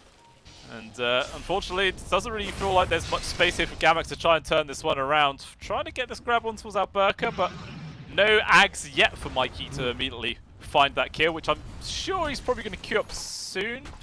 Has the Sanj first. Yeah, the Halberd. You always want to go Halberd before, just because the evasion side and it really buffs up your healing. You know, use that 20% extra. It's nice. I can see why you don't want to rush the Aghanim Scepter. You want it, of course, but not rush it. Any items? Faceless Void, Mask of Madness, Maelstrom, just to farm. He wants to go for Mjolnir next. So he actually does damage Nagato, standard item, the Solar and Power Treads. Huskar, we just talked about him. Brewmaster almost has his Radiance, has about 50 gold. It's because he finished up that wave and used the Hand of Midas. On the other side, Weaver's got an Aether Lens, which is good. Magnus doesn't have Blink Dagger. He went for the Echo Saber first. A tough choice. If you have the Blink, you could land a good RP, but if you land a good RP, does it even matter? Yeah, they don't have any damage to actually deal with yet. Like, Replicate needs his Ags, and then Mega A needs his Blink. And like we were mentioning at the end of the draft, Mega A has to start getting 3-4-man RPs. It's no longer, like, the way to win, it's the only way to win. Yeah. No. Oh, well, and Meteor Bomb is gone. That is unfortunate. Let's see. Oh, there are 2 Hand of Midas. One, of course, on the Dazzle, which we expected. One on the Weaver. So they are fully committing for this recovery mode situation they're in right now, Gamax. Okay, we'll see if it pays off. Yeah, do they have enough time for it? Meanwhile, low skill. Dropping the Chronosphere, trying to focus on the very famous Can't actually get the kills. They stole away the Time Walks. He will just retreat. Replicate though, going for a TP. Oh, they messed beat the up. Crept! Yeah. Well, and actually saving his life there first. Feels like the first mistake he's made this entire game. Mikey, by the way, 10 seconds on the Aegis. If he messes up, he could end up losing his life just as it's about to expire. 5 seconds left. Oh, they really want. They popped it too early. Almost, yeah, just another second or two, and that would have been a really, really big win. But unfortunately for them, Mikey just comes back on in, and this tower, not long for the world at all, will go down and start hitting onto these barracks. You can see on the mini-map as well, the Weaver just elsewhere, trying to find what farm he can. Now has to TP back to help his teammates defend. Is it really too much they can do here? It's not as bad. There's no chrono, and we know that the Aegis is down. However, I don't think you can take it without Magnus. And Magnus, he's like, I want my Blink Dagger. I'm not jumping in there without Blink, which. He's still so far away from it. Yeah, he's gonna have to start TPing back now. Maybe if he sells a load of items, sells Wand, sells Wraith Band, he'd be able to get it. Soul. Sell anything, mate. Like I have a grandma, whatever you want. So yeah. That's those are possibilities, but it doesn't seem like it's very likely. Well, they need to do anything right now. If they lose this series, they are out of the runs to potentially go to the Kuala Lumpur. So if they have any sort of way of winning this, they've got to commit everything they possibly can to try and get that win. And they are going to make a move outside their base right now, finding Mikey. RP will actually land onto him. He popped the BKB beforehand with the life train also coming through. He's just not going to be able to die. Very Famous actually stole away the live train, trying to do what work he can right now, but they are just falling apart at the seams. 4 people gone. The only survivor is Alberg, who has to just run away, and all they get for their trouble is that Pugner. There's just no damage. There's just no damage when this RP comes out. You don't have Aghanim's on the Dazzle. You don't have the shot on the Weaver, and even then, it's not like it's gonna help you too much because he's just recovering. So in general, there's just nothing that they can really. Like we said, when we said, oh, should you go Echo Saber or Blink? It's like, doesn't matter if you go Blink. Who cares if you catch all 5? Yeah. That she does nothing in this stage of the game. Now, full set of Barracks gone at the mids, tier 3's gone at the bottom, Barracks soon to follow, but because it's so early in the game, they've already respawned, and actually jumping quite aggressively here for low skill, manages to steal away the time dilation there. Can't quite kill Replicate before he's able to get off that Shallow Graves. He will survive. Can't say the same though for Meet Your Bob, who will still drop. It looks like as well, Moraway will just die to the burning spears. America trying to run up to the side, but again, he will also tick out. And GG is called, and the Mega Wave instantly disconnects as well. And that is it. The winners will be Winter Bears, pushing themselves forwards in the lower bracket. Yep, they're going to be facing up Riyadh Chefs in the semi-finals of the lower bracket. The winner will be going up against the loser of PSG LGD versus Falcons, which will be at the same time. But yeah, it was just no contest in this one. Like, it was from start to finish, there was just no chance. We talked about like Dazzle versus Huskar, and we were like, yeah, we prefer the Huskar. You know, the damage just seems to like rack up a lot faster. The side lanes went really well for them as usual. I didn't like this carry Weaver. I don't know, just from start to finish, they were able to crush them. There was a couple of good moments. That top fight, I think that was the highlight. With the shards coming out, with the Decrepify, that was super good. You should watch that part. But yeah, someone hopefully clip that one, watch that one back, because it was beautiful Dota at its finest. That was so good. That was so good. But the rest of the game was a one-sided stomp, which we kind of expected. Winter Bears has Mike, he has low skill. All their players top 200 MMR. The other team, impressive, but like a couple of them are like 1,900. That's a big gap. That's like more than 2,000 MMR difference. It shows. It does. It definitely does show. Just a real big beat down there for Winter Bear. I mean, yeah, we were questioning that last pick of the Dazzle. Do you think if that was the Zeus or the Sniper or the OD, do you think that would have been a big enough of a difference to really change this game's outcome? Maybe, right? Because the problem is that Dazzle wanted Hand of Midas, and then he get the Aghanim's, then you do damage. But if you have a Zeus has percentage damage plus lightning on top of it. Like 2 of his spells do percentage damage, and he always had and Sniper also. You drop a couple of shrapnels, you hit, you have value without items not as like more so than a Dazzle would. So it would have helped, but I don't know. Who knows, right? We never know. We will not know, as obviously Mikey and everybody else was just really on point in this series. Obviously, we could maybe factor in the fact that they had the warm-up. They just played a series beforehand. Their fingers were already nice and limber, ready to press those buttons. It is a possibility, but they will be playing a third series for today. Against Real Chef. By the way, Real Chef is so well rested today. They had a forfeit against them, so they've had like 8 hours to nap or whatever it is they want. They're like, you want to watch a movie? Yeah, let's watch a movie. So and it's going to be a good one, because on that time we have Attacker, we have Own Me, so it is gonna be the closest match. If there's one match that can go to all 3 games, it's that one, or maybe PSG versus Falcons. But since we don't cast it, we don't care about that game anymore. No, may as well be a different game entirely. Zero hype, honestly. Zero hype. None at all. But yeah, we really are expecting an exciting series to come up of Winter Bears versus Riyadh Chefs, which, ladies and gentlemen, is quite a long way away from now. It's 2 hours and 5 minutes to be precise from now, so plenty of time for all you guys to either chill out, go do some other things, play your own games, or watch some of the other myriad amount of different games going on right now for the closed qualifiers in all the different regions. It's your pick. There is tons to choose from, but as we're mentioning, we got one more series coming up for you guys in 2 hours time. So if you've enjoyed all this one, you liked it, come back then and we'll see the continuation here for the MENA region. We'll see you then, guys. I'm a kid, you know I be on the way. Yeah, I'm on the way. On the way.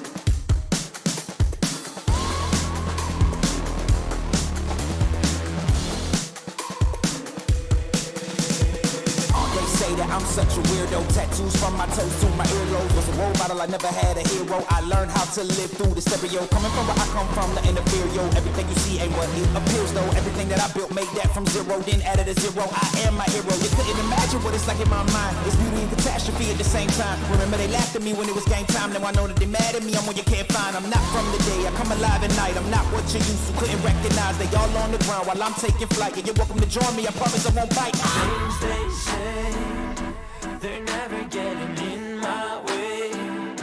And even if I make mistakes, I will always see them through. Cause I don't wanna play your game. I had enough, I'm burning up so hot I just break your chain. You can never stop what's building up inside of me.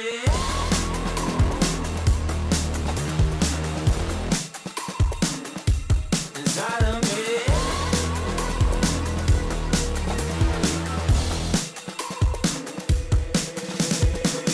They call me a monster. I guess I don't fit in with the imposters. I'm taking the mask off. Prepare your conscience. Prepare for honest. Cut off all the nonsense. I'm all in your chakra. Wonder who shot you. Go call the doctor. Boom like the chopper. Don't you get chopped up. I'm here to stop you. Whoever wants smoke like a roster, break you off proper. Things they say, they're never getting in my way. And even if I make mistakes, I will always see them through. What's that? Cause I don't wanna play your game. I had enough, I'm burning up so hot I just break your chain. You can never stop what's building up inside of me. Play your game.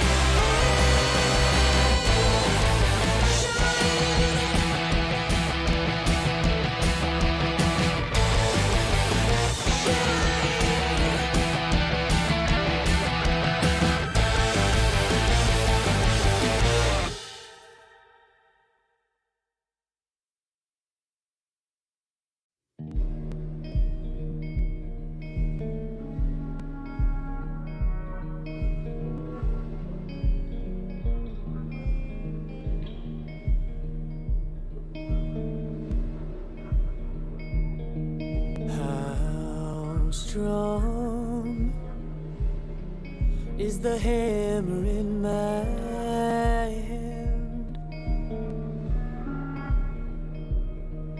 How long can you force me to dance? There's a crisis in my heart and in my world, and I saw you smile, and I fell into the dirt.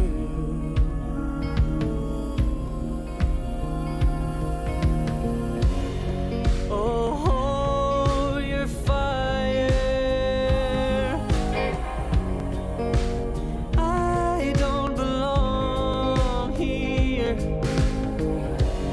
I'm not calling you a liar, but I know you don't know me.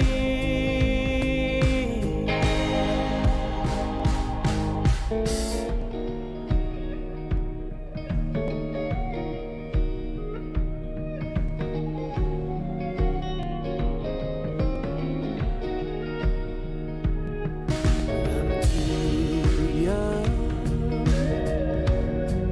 for bitterness like this. I've grown too old to forget. I'm not a killer. Killing never fails.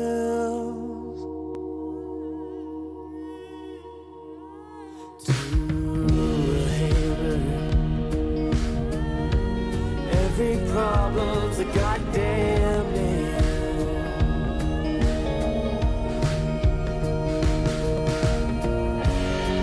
Oh, your fire,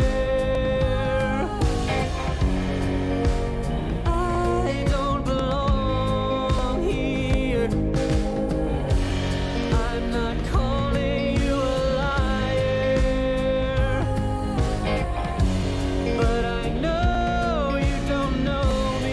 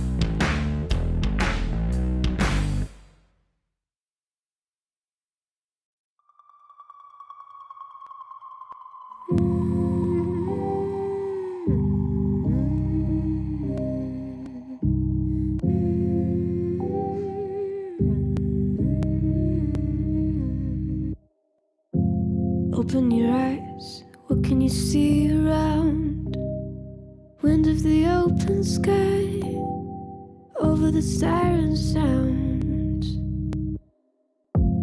This is a dream, getting the royal scar, holding a diamond blade, throwing it far.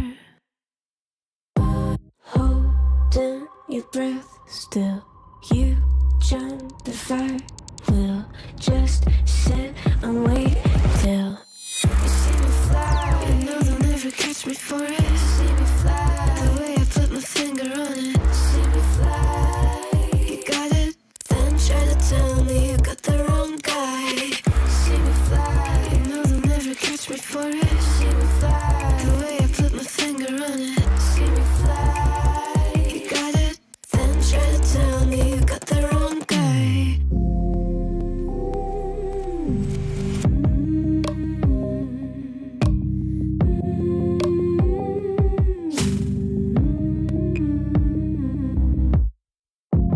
Look at them now, all of the noise they make, counting the cards to one. Queen of hearts never breaks.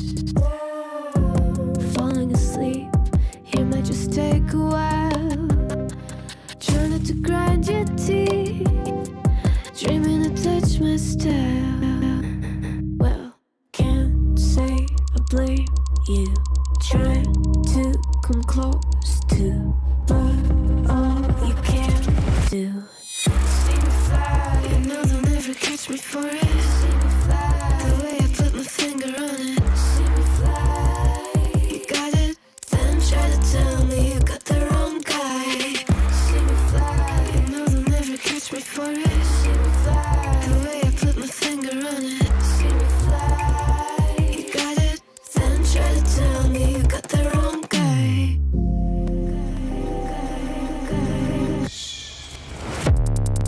Got the wrong.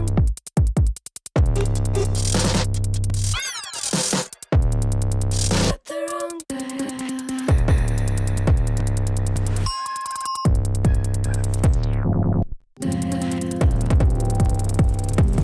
Then try to tell me you got the wrong guy.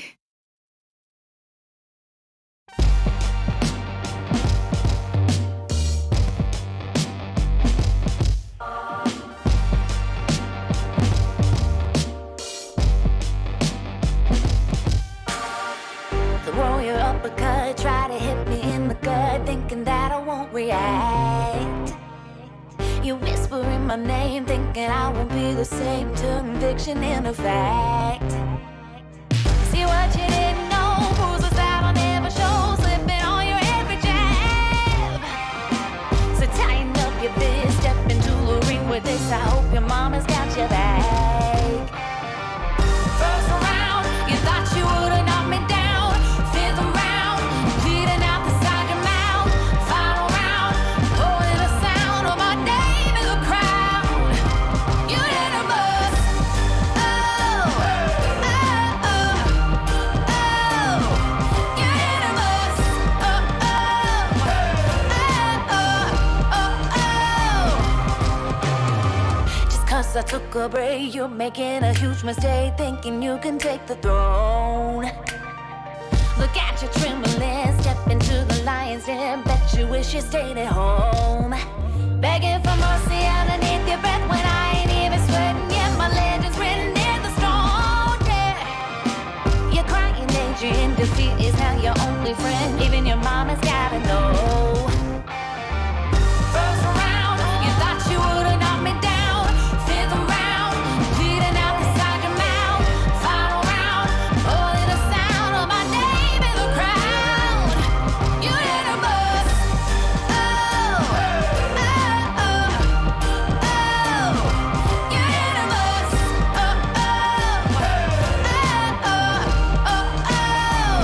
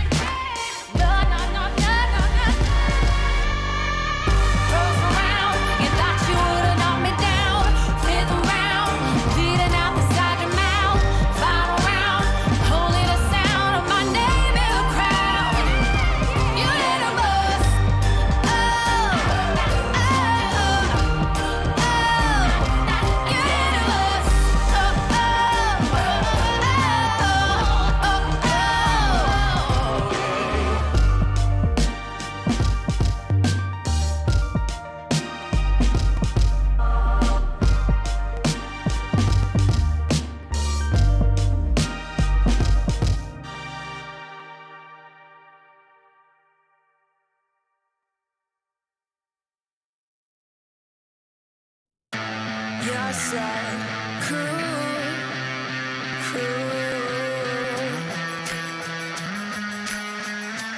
So stick around. Yes, I could.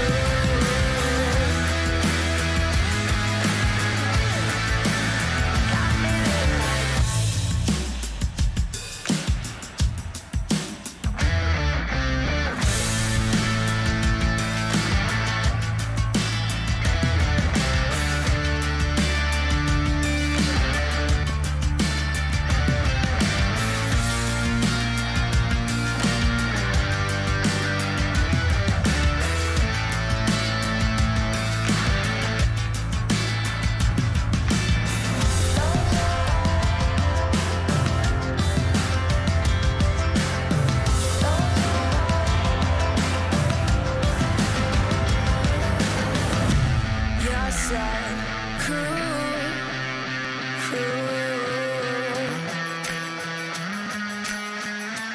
So stick around.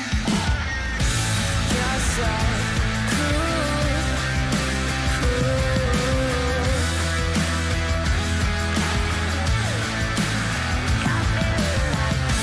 Yes, I could. Yes, I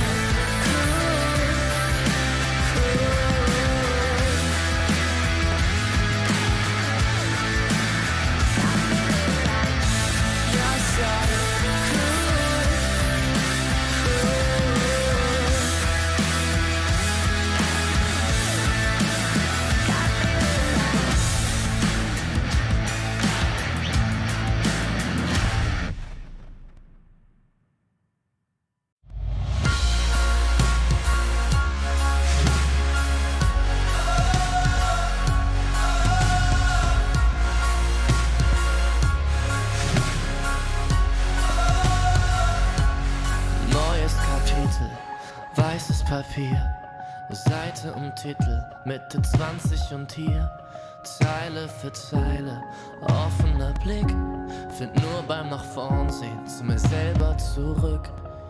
Und auch wenn's irgendwie nur eine Plattitüde ist, der Augenblick zerfällt, hält man ihn fest. Und wenn ich's richtig sehe und verstanden hab, dann sagt er selbst, wenn man ihn ziehen lässt, ich geh einfach nur los, irgendwo hin, auf jeden Weg. Ob klein oder groß, wartet ein Sinn und wir haben's erlebt. Nein, ich hab noch nicht genug, wart mal wieder auf die Flut. Schwimm oder schweb, Leben ist Leben, Leben ist Leben. Solange sich alles bewegt, solange sich alles bewegt. Lieber neue Gedanken aufleisen sollen, statt ewig im Gestern mit den alten Parolen. Nun ist die Währung, der Weg ist das Ziel. Kostet die Welt dann vielleicht gar nicht so viel. Und auch wenn manches davon sicher Plattitüden sind, man fühlt genau, wenn es stimmt.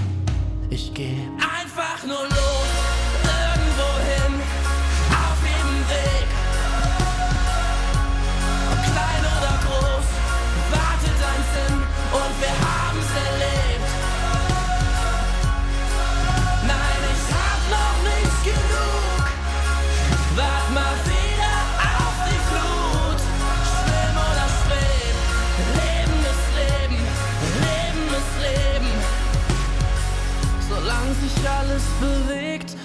unter mir, da hör ich die Sirenen singen.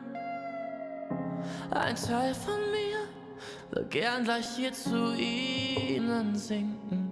Doch ich widersteh, hör auf mein Herz, ich geh. Ich werd nur kurz zum Abschied winken. Und dann einfach nur los, irgendwo hin, auf jedem Weg. Ob klein oder groß, wartet am Sinn und wir haben's erlebt. Nein, ich hab noch nicht genug, wart mal wieder auf die Flut. Schwimm oder schweb, Leben ist Leben, Leben ist Leben, solange sich alles bewegt.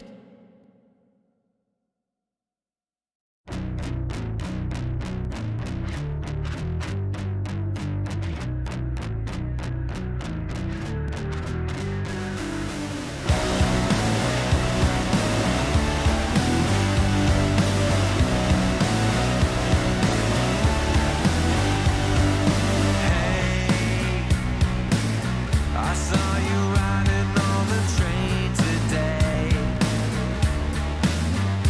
and I tried to figure out a way to stay close. I wanna see you again. I wanna be your friend. I wanna see you again,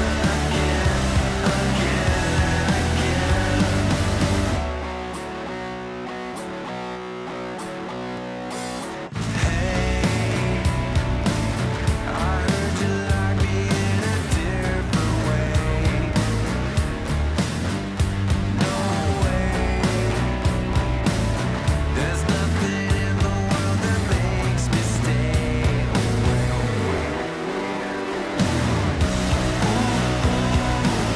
I wanna see you again. I wanna be your friend. I wanna see you again, and again.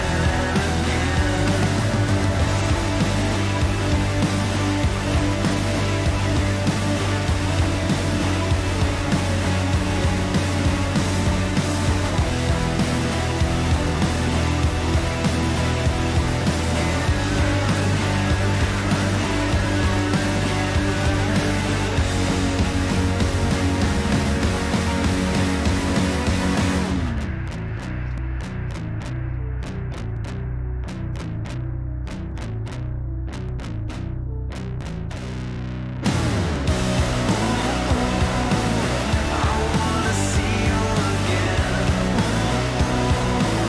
I wanna be your friend. I wanna see you again,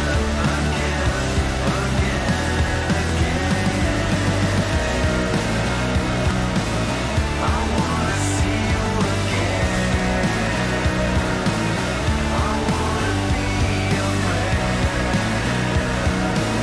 I wanna see you again,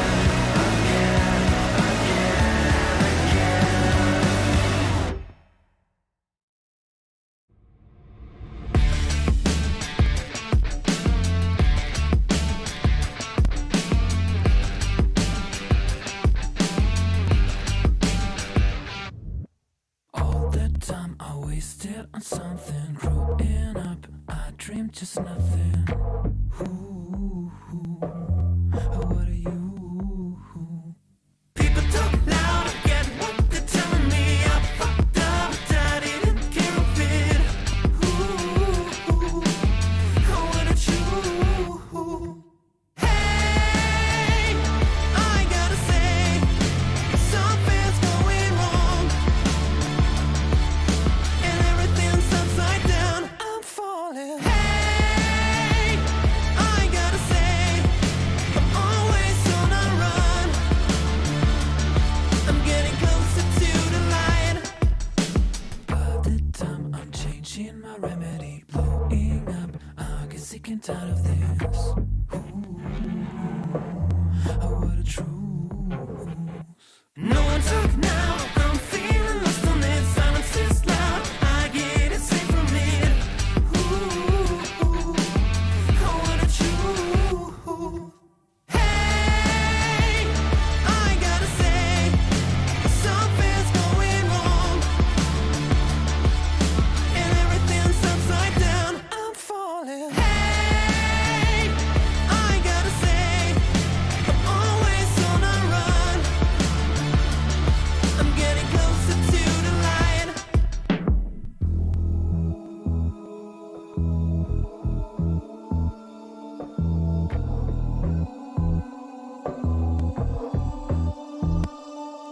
And everything's going down.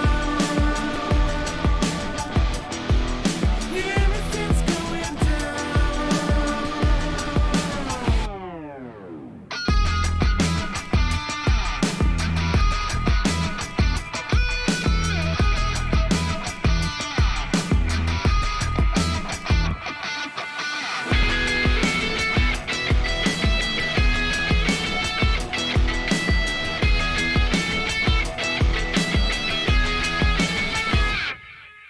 Hey, I gotta say, something's going wrong,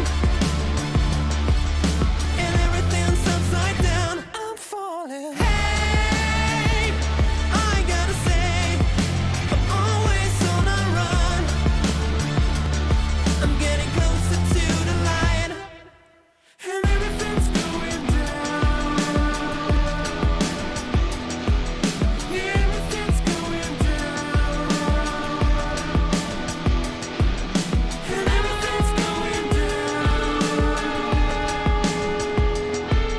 Yeah, everything's going down.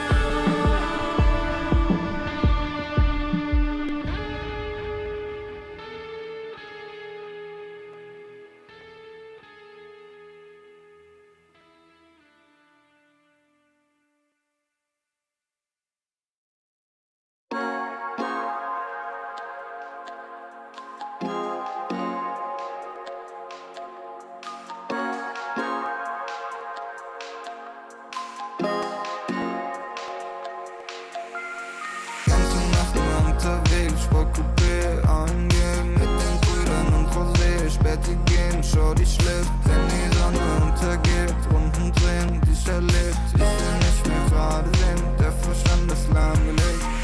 Im Coupé hinten links, ich schreibe und ich trink. Mit den Brüdern und wir chillen. Heute Abend ohne Sinn. Sie will, dass ich sing. Doch ich mach mir noch einen Drink. Ich brauch nur die Klick. Und sie weiß, dass es stimmt. Die ganze Nacht nur. Die ganze Nacht nur. Die ganze Nacht nur. Die ganze Nacht nur. Die ganze Nacht nur. Die ganze Nacht nur. Die ganze Nacht nur. Ganze Nacht nur unterwegs, Sportcoupé angehen mit den Brüdern und Rosé. Späti gehen, Shorty schläft, wenn die Sonne untergeht. Runden drehen, die ich erlebt, ich will nicht mehr gerade sehen. Der Verstand ist lahmgelegt. Der Kopf ist aus Gedanken leer. Die Musik laut, die Augen schwer. Ich hör nicht auf, will immer mehr. Der Wagen rollt über den Teer. Und wir fahren, cruisen langsam durch die Stadt. Ohne Plan, aber Kippe aus dem Fenster, ich erschaff. Wie gehabt, holen für den Body anderthalbte Saft. 808, ist so laut, dass du in der ganzen Stadt. Die ganze Nacht nur, die ganze Nacht nur, die ganze Nacht nur, die ganze Nacht nur, die ganze Nacht nur, die ganze Nacht nur, die ganze Nacht nur, die ganze Nacht nur unterwegs, Sportcoupé angehen mit den Brüdern und Rosé. Späti gehen, Shorty schläft, wenn die Sonne untergeht. Runden drehen, die ich erlebt, ich will nicht mehr gerade sehen. Der Verstand ist lahmgelegt.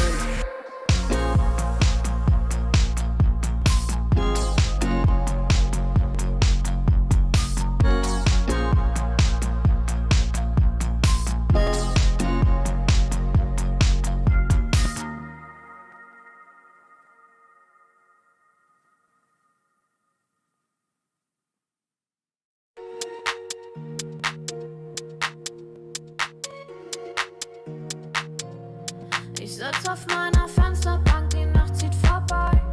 Ich blick über den Tellerrand, trinke Sekt auf Eis. Ein Teufel und ein Engel tanzen auf dem Parkett. Vielleicht sind wir unsterblich, müssen nie wieder weg. Ich sitz auf meiner Fensterbank, die Nacht zieht vorbei. Ich blick über den Tellerrand, trinke Sekt auf Eis. Ein Teufel und ein Engel tanzen auf dem Parkett. Vielleicht sind wir unsterblich, müssen nie wieder weg.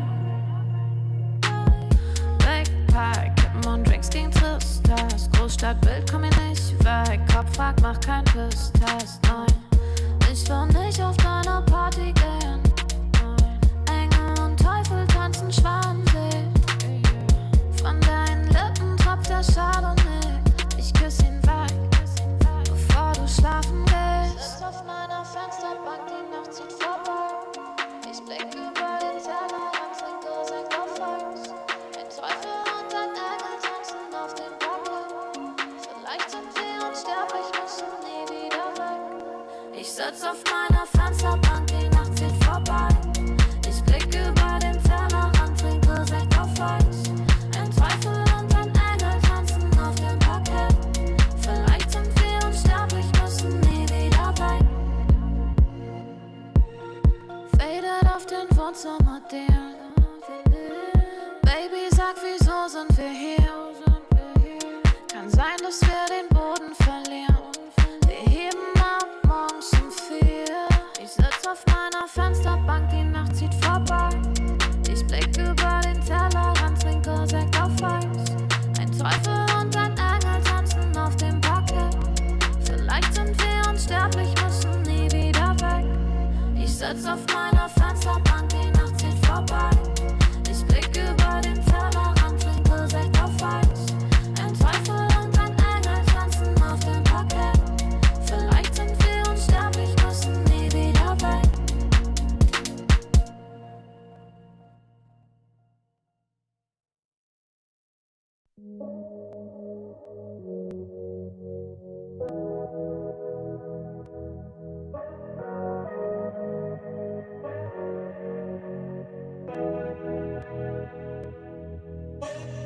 Landstraße in den Süden, Kickdown, Moto Guzzi, Sozius, Traumfrau, Monika Bellucci, High-Res, Roadtrip, Neapel, Rom, Overnight, Truckstop, Insta, Snapshot, Polaroid, 40 Love, Korken knallen, Karte Door, Spa-Time, Bubble Bath, Aftershave, Miyake Sport, Private Coach, Crunches, Lunch Break, Yachtclub, Seafood, Aperol und Lachsteak, küsst den Ring.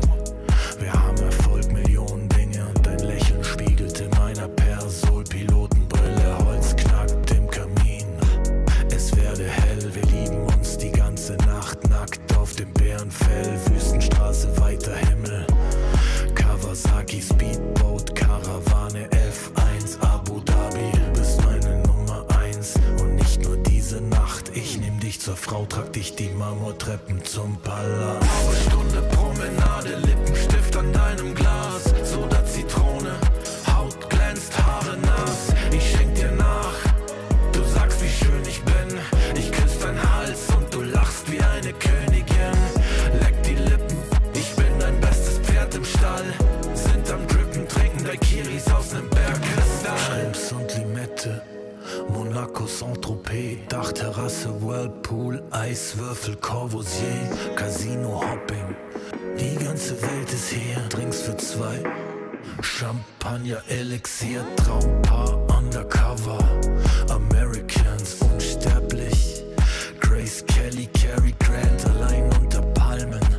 Und dazu kalter Cider, Sommerwind, Küstenstraße, Sonnenbrille, Alpha Spider. Hors d'oeuvre, schwerer Wein und klarer Kopf, Zigarren aus dem Humidor, Cohiba und Davidoff, Candlelight, sanftes Licht, Candelabra, deine Haut, China White, Seidenkleid, Balenciaga. Was die Leute denken, wenn sie uns reden hören, Open Water, Seychellen, Hochseeangeln, Segeltörn. Du bist meine Nummer 1 und nicht nur diese Nacht. Ich nehm dich zur Frau, trag dich die Marmortreppen zum Palast. Blaue Stunde Promenade.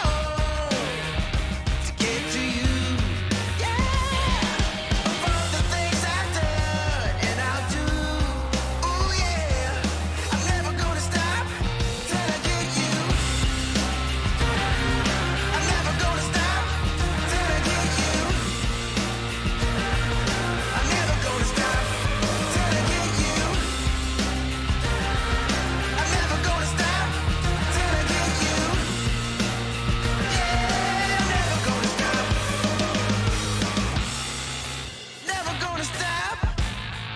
So look out, here I come. Yeah, baby. Hey. Never ever, never ever, never ever gonna stop. Yeah. I swam the river to get to you. I climbed the mountain, get to you.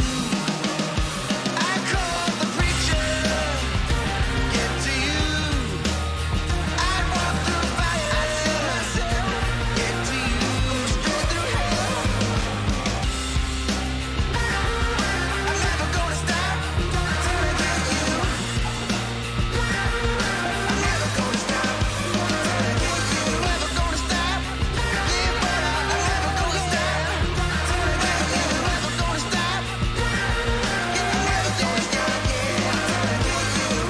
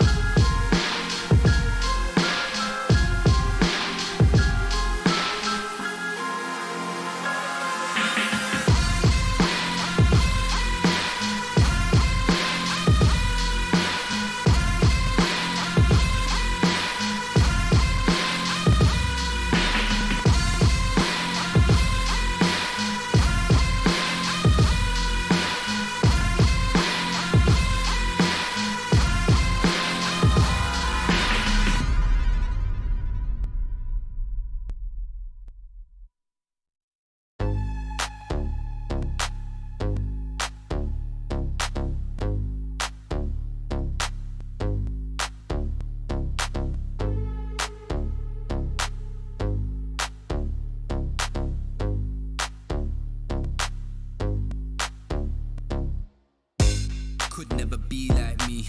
Flow so hot, but the jewels I see. Never think much of a fool I see. Them type of man we are school and teach. Fresh to death, head to toe. Smell the best fresh cologne. Finesse the best freshest clothes. I dress the best, yes you know. I'm that guy. Pose for the photo, never been shy. Drips in the chokehold and I got vibe. Wardrobe looking so cold, put it on ice. Yeah, I'm that guy. Pose for the photo, never been shy. Drips in the chokehold and I got vibe. Wardrobe looking so cold, put it on ice. Ice.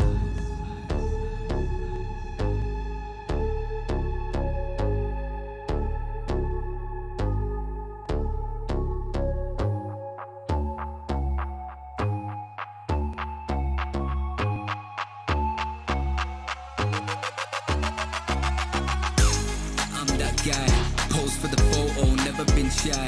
Drips in the chokehold and I got vibe. Wardrobe looking so cold, put it on ice. Yeah, I'm that guy. Pose for the photo, never been shy. Drips in the chokehold and I got vibe. Wardrobe looking so cold, put it on ice. I'm that guy. I'm that guy. I'm that guy. Put it on ice. I'm that guy. I'm that guy. I'm that guy. Put it on ice.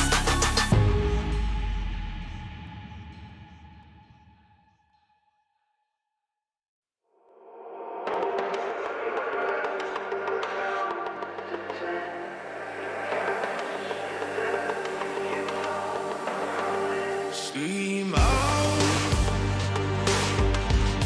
I see you turn around. Stay out. You shine the brightest now. There's no doubt. This current's changing, changing. Still about. There's danger waiting, waiting. Waiting, waiting.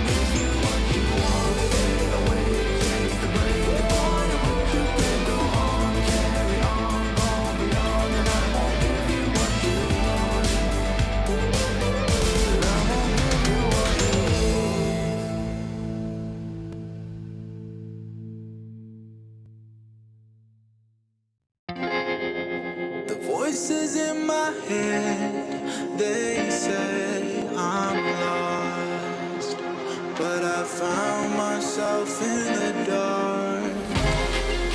The voices in my head, they say I'm lost. Blow me like a C4, give me what I want. Mad Max whip you while I'm rolling up a blunt. They ask me where the body's at, I told them check the trunk. She asked me who the man is, I told her I'm the one. I told her I'm the one. You can figure where I'm from. I told her I'm the one. You can't make it where I'm from. Couple warrants and a gun to my name, low-key. Wood grain dripping and I keep it on me. Whole lot of new faces, I'm the real OG. Keep talking shh, and I'll put you on a white tee. The voices in my head, they said I'm lost. Blow me like a C4, give me what I want. Mad Max whip you while I'm rolling up a blunt. They asked me where the body's at, I told them check the trunk. She asked me who the man is, I told her I'm the one. I told her I'm the one. You can figure where I'm from. I told her I'm the one. You can't make it where I'm from. The voices in my head, they said I'm lost, but I found myself in the dark. The voices in my head, they said I'm lost. Blow me like a C4, give me what I want. Mad Max whip you while I'm rolling up a blunt. They asked me where the body's at, I told them check the trunk. She asked me who the man is, I told her I'm the one. I told her I'm the one. You can figure where I'm from. I told her I'm the one. You can't make it where I'm from.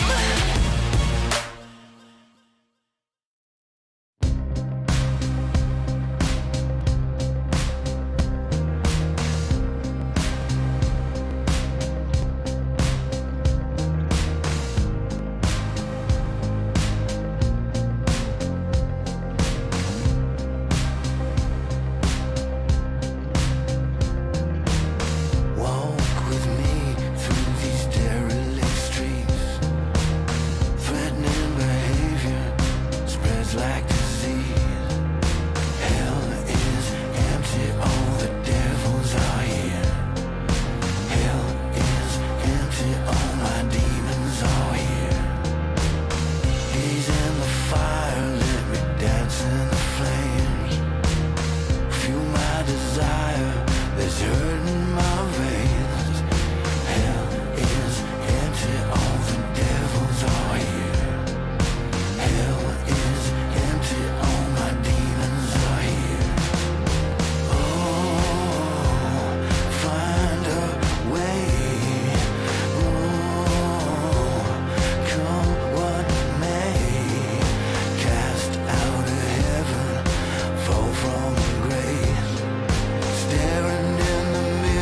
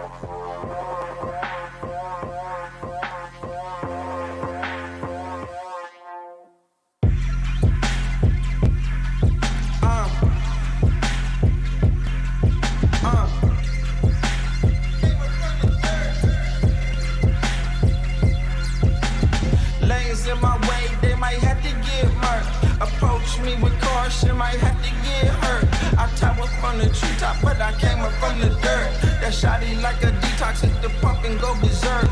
Yeah, I don't care. You might get found in the middle of nowhere. Approach me with caution, might have to get hurt.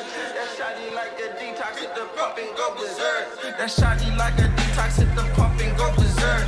I think y'all in my way, so tell me which one going first. You end up in the hearse, you end up in the grave. That shawty like a detox, hit the pump and you enslaved. Hey, yeah, I don't care. You might get found in the middle of nowhere. Yeah, that shawty like a detox, hit the pump and go berserk. I think y'all in my way, so tell me which one going first. Scroll through my living room, chosen the pinnacle. I jump into the spotlight ever since I seen the hidden view. Move how I move, I don't know who you approaching. I'm Jordan, less suggestion, I don't need nobody coaching. All these niggas frozen, that's the usual. Every space I go in, that's not unusual. Approach me with caution, might have to get hurt. That shawty like them Reeboks, hit the pump and go berserk. That shawty like a detox, hit the pump and go berserk. I think y'all in my way, so tell me which one going first. You end up in the hearse, you end up in the grave. That shawty like a detox, hit the pump and you enslaved. Hey, yeah, I don't care. You might get found in the middle of nowhere. Yeah, that shawty like a detox, hit the pump and go berserk. I think y'all in my way, so tell me which one going first. That shawty like a detox, hit the pump and go berserk. I think y'all in my way, so tell me which one going first. You end up in the hearse, you end up in the grave. That shawty like a detox, hit the pump and you enslaved. Hey, yeah, I don't care. You might get found in the middle of nowhere. Yeah, that shawty like a detox, hit the pump and go berserk. I think y'all in my way, so tell me which one going first.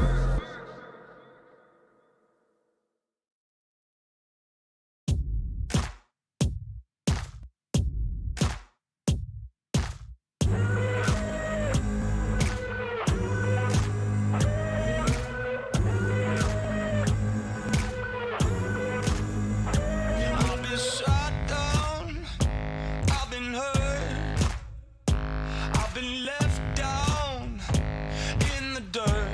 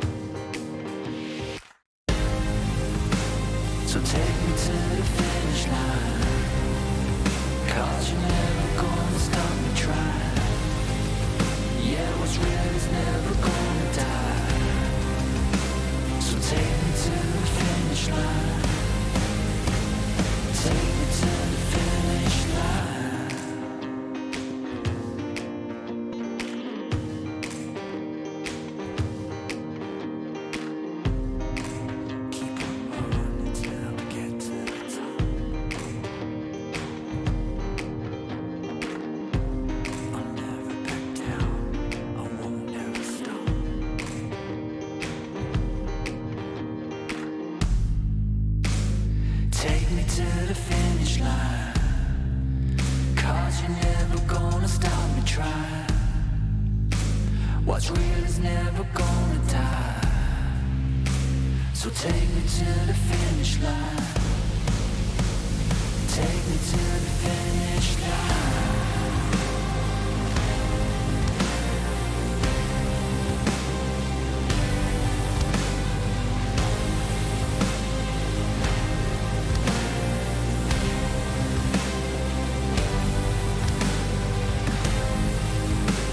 So take me to the finish line.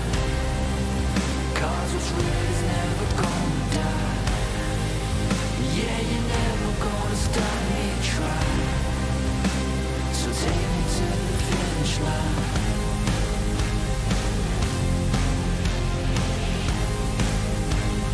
Take me to the finish line. Take me home.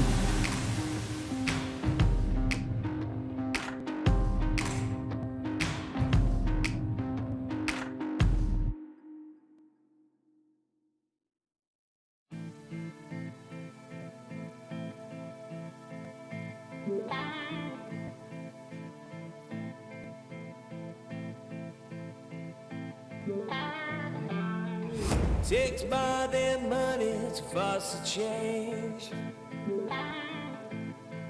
Takes more than time to heal the pain. Heartbreak will light the fire. Heartbreak will light the fire.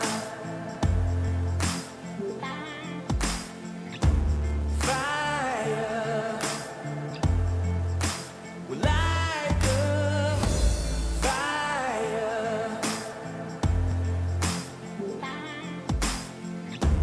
Fire will light the fire.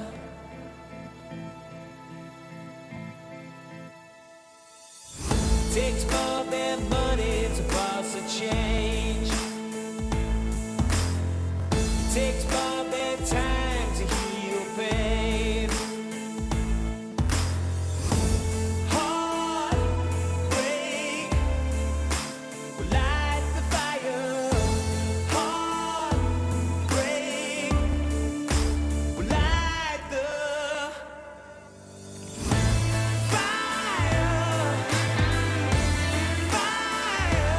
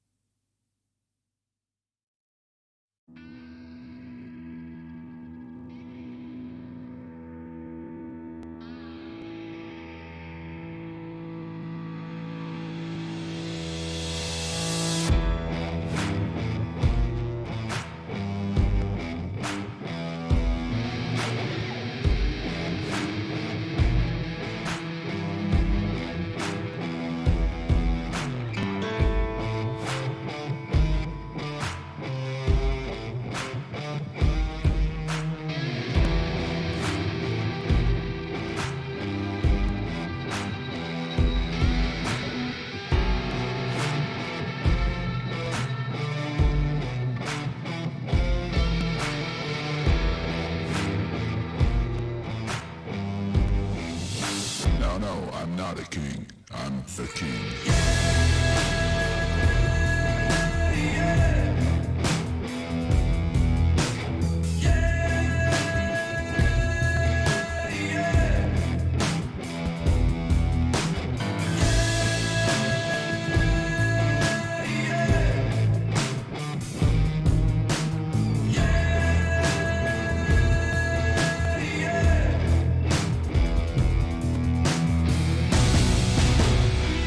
Just wait a minute.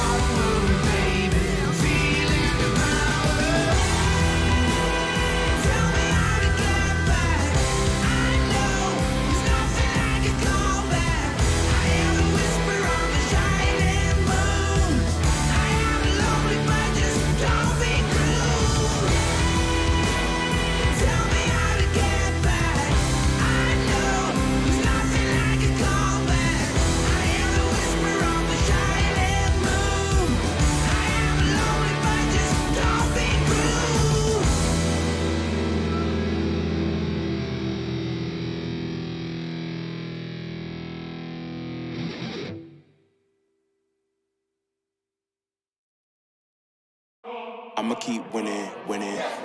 I'ma keep winning, winning. Ooh. I'ma keep winning, winning. You can try to save yourself, but you only gon' play yourself. You can try to save yourself, but you only gon' play yourself. You can try to save yourself, but you only gon' play yourself. You can try to save yourself, but you only gon' play yourself. Yeah, you gon' need 100 men, 100 scopes, 100 cans just for you to watch what I'm doing under the sun again. God-given gift, MCs doing the running man. If you want me to get it poppin', may cost 100 pence. Yeah, what I supply is always in demand. The throne is mine, take that. It ain't a high five, got the upper hand. I'm too real, can't fake that. Who you know putting fear in them like this? You a vampire, still suck when you bite this. Lord forgive me for my sins, I'm feeling righteous. But they been next to me to show me I might just. They didn't think I could do it, I had to demonstrate how the flow is so heavenly, keeping demons straight. Who they fooling? I showed them the jig is up again. When I asked them who is the best to get this to stuttering, tell them I'ma keep winning, winning. I'ma keep winning, winning. Ooh. I'ma keep winning, winning. You can try to save yourself, but you only gon' play yourself. You can try to save yourself, but you only gon' play yourself. You can try to save yourself, but you only gon' play yourself. You can try to save yourself, but you only gon' play yourself. I came this far, nothing can't stop me now. They knock me down, but they can't count me out. I can't lose, I won't lose. I can't lose, I won't lose. You may wanna save yourself. I think it's best you run away. I won't let you finish. When you came for me, you played yourself. You scream for help. It's a shame that nobody will hit with. No pain, no gain. Watch who you bang with. Make it to the top with the same ones I came with. I shoot my shot. You better know that I'ma never miss. When they coming for me, yeah, I'm gonna tell them this. I'ma keep winning, winning. I'ma keep winning, winning. Ooh. I'ma keep winning, winning. You can try to save yourself, but you only gon' play yourself.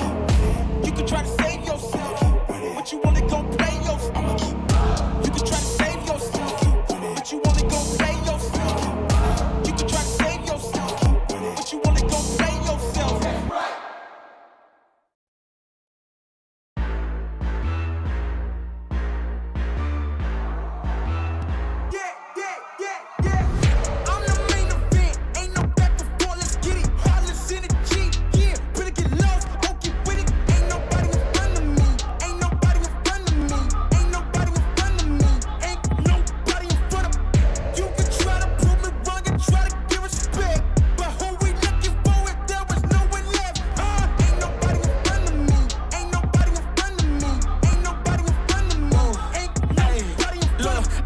As the competition, but if you go against me, you the opposition. But if you wanna to look like you could close the distance, I'ma give it A forever since you're so persistent. With you, I'm just practicing, cause I'm back to back, let's get back to winning. As a matter of fact, I'm not that forgiving, cause you did this to yourself, that's a bad decision. I don't see no one in front of me, you is a ghost, you ain't got a soul. Whoa, always say that they gon' come for me, knowing they won't, they doing the most. Whoa, chasing my, gotta get already, not selling my, you on the, y'all moving, ready to, whoa.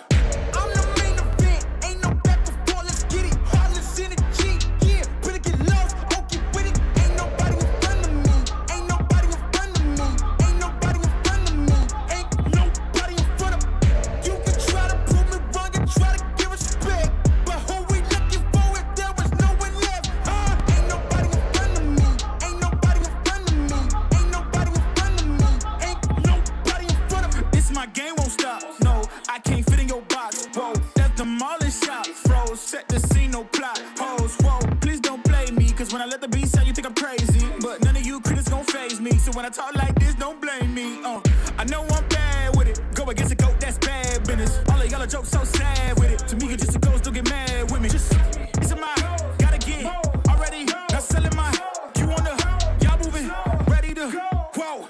I'm the main event, ain't no back before, let's get it. Heartless energy, yeah, better get lost, won't get with it. Ain't nobody in front of me, ain't nobody in front of me, ain't nobody in front of me, ain't nobody in front of me.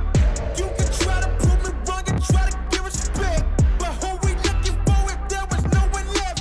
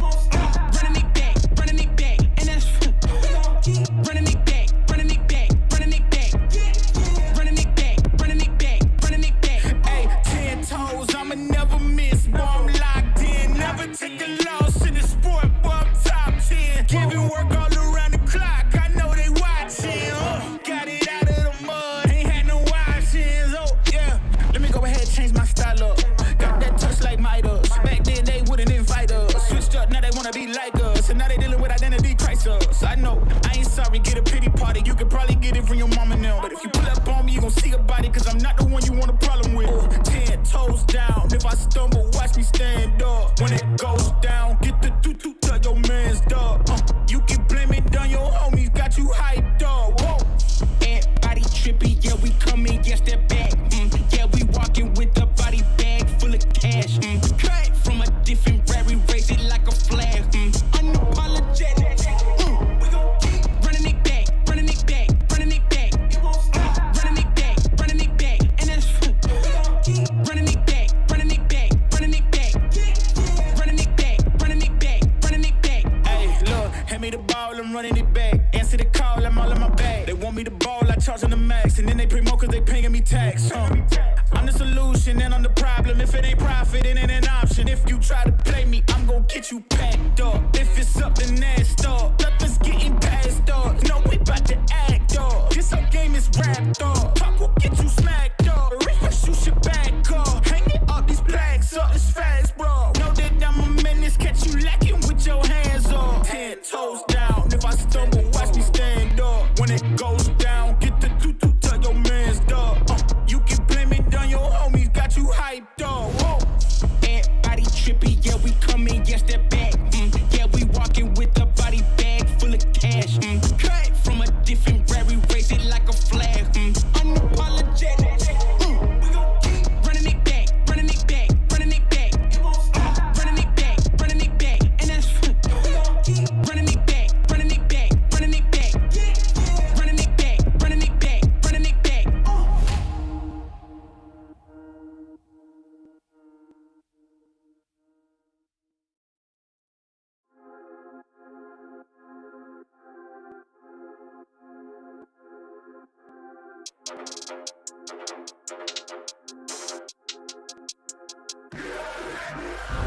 You can't manage this, can't break this, boy, I'm funded. Gotta keep my distance when you not 100. From the same ones say they loyal, they funny. You can't match my energy, and yeah, you know it. Way too cold, yeah, man, I'm way too cold. Way too cold, yeah, man, I'm way too cold. Way too cold, yeah, man, I'm way too cold. Yes, I meant it, yeah, man, I'm way too cold. Hey, I'm a problem when I'm on top like this. This my designer flow. Hey, gotta keep my fur coat close, cause I'm a boss and I'm way too cold.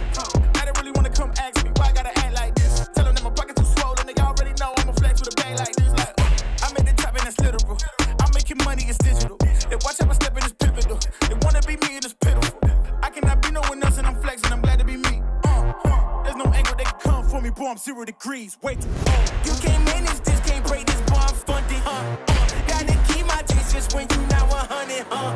Those the same ones say they loyal, they funny. You can't match my energy, and yeah, you know it. Way too cold, yeah, man, I'm way too cold. Way too cold, yeah, man, I'm way too cold. Way too cold, yeah, man, I'm way too cold. Yes, I meant it, yeah, man, I'm way too cold. Yeah, I'm killing it, I'm the realest. Ain't gotta say, gotta know you feel it. My flow got a cold as sick as the illest. I know that I'm great and they about to witness me going in. I went way up, about to go again. You see me on the telly, then you tell a friend. Cause you know I'm about to rain, it'll never end. Cause I got big dreams, big goals, never settle, gotta keep on going now. You say you got it, and I'm Red Bull, I got the wings and I ain't coming down. No. I keep it straight, every line is so intentional. This is your moment to let it go. You know that I'm into them way too cold. Too cold. You can't manage this, can't break this, boy, I'm funded. Gotta keep my distance when you not 100. Those the same ones say they loyal, they funny. You can't match my energy, and yeah, you know it. Way too cold, yeah, man, I'm way too cold. Way too cold, yeah, man, I'm way too cold. Way too cold, yeah, man, I'm way too cold. Yes, I meant it, yeah, man, I'm way too cold.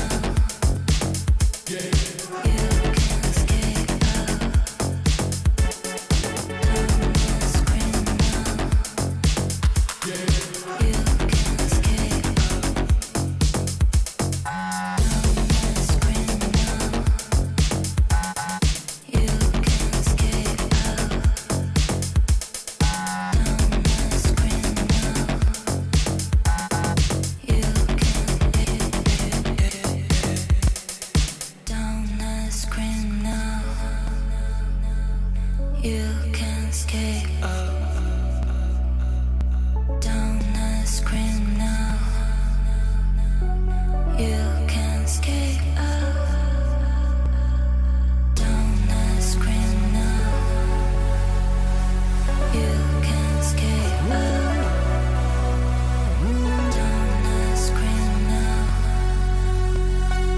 You can skate down the screen now.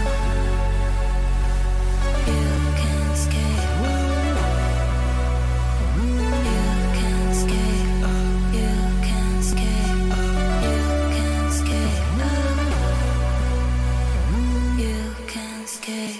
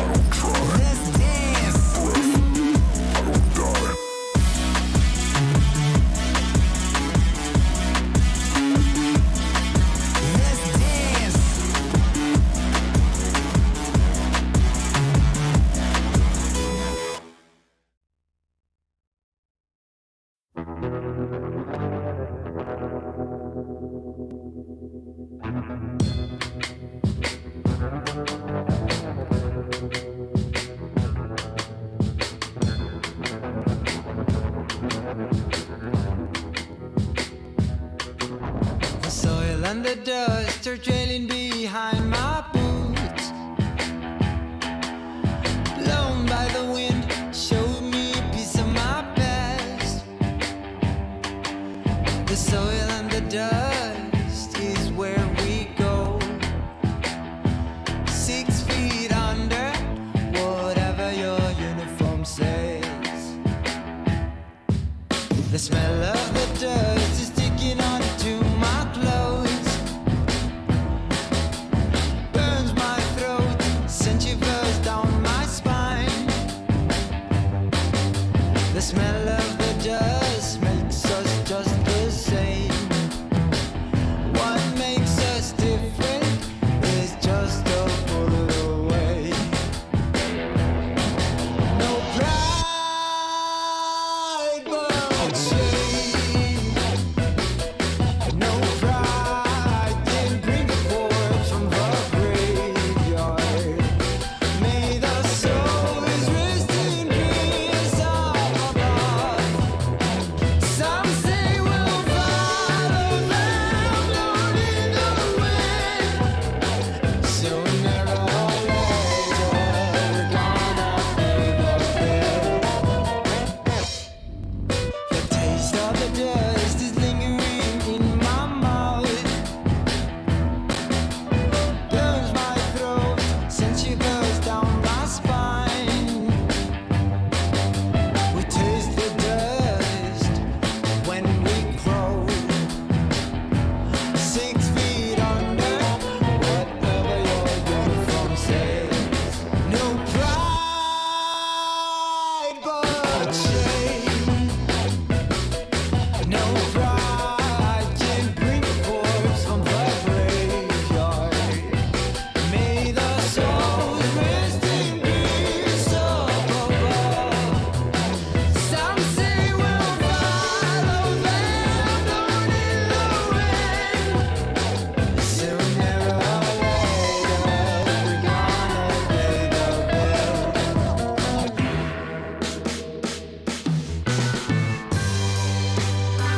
We'll fly in the sky,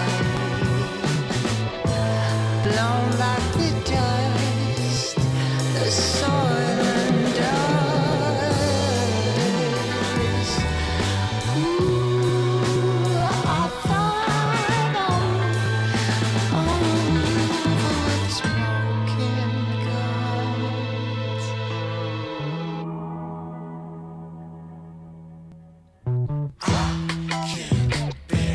All this mess around me, all this mess around me, makes me feel alone. I can't bear all this mess around me, all this mess around me, makes me feel alone. I can't bear all this mess around me. All this mess around me makes me feel alone. I can't bear all this fuss around me. All this mess around me makes me feel alone.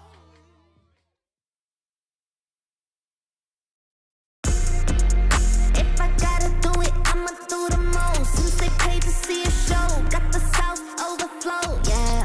If I gotta do it, I'ma do the most. Watching me, they take note, raise a toast to the goat, yeah. Body be dripping and fancy, pat on my nose with that fancy. Money on me, I got plenty. Hundreds, 50s, and 20s. Stage stack, lot of them. Rags, house by the lake, bought that. Ops to the brakes, draw back. Paddock on my wrist, I'ma hit 'em with a drip. They gon' pay the VIP to get a pic with me. I'm a star, brand new keys to the car. I'm the boss and the king and the czar. Got me so high, so addicted, telling me I'm the only queen of his heart. Guess I let you co-star. If I gotta do it, I'ma do the most. Since they paid to see a show, got the South overflow, yeah. If I gotta do it, I'ma do the most. Watching me, they take note, raise a toast to the goat, yeah. If I gotta do it, I'ma do the most. Since they paid to see a show, got the South overflow, yeah. If I gotta do it, I'ma do the most. Watching me, they take note, raise a toast to the goat, yeah. If I gotta do it, I'ma be the best.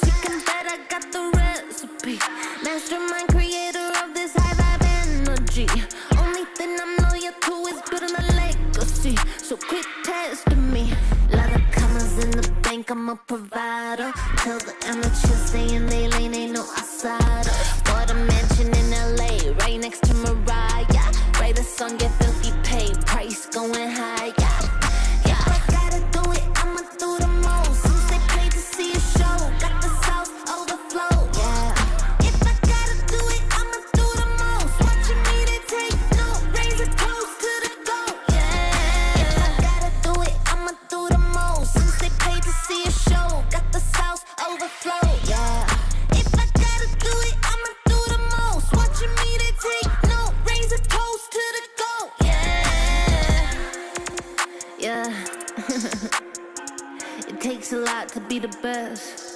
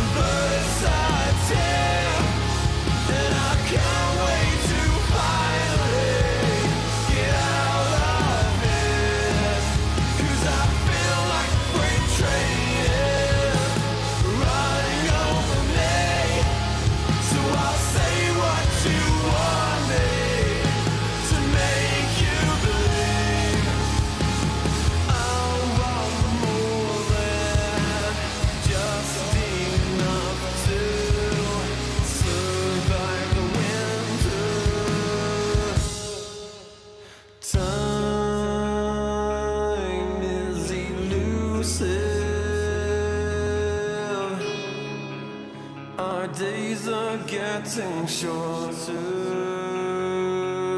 It's now or no way, 'cause life flows like white water. Take a moment to breathe, hold it in, stay a while, forget all that you know and forgive and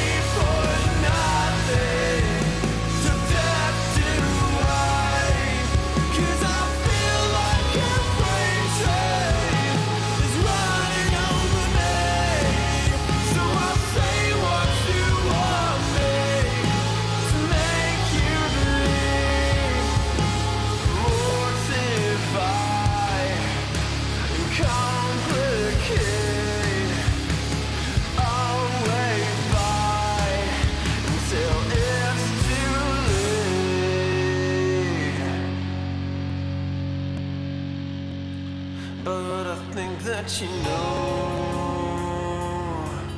much better. Wait forever. My head is on straight for once, and you will pay for it.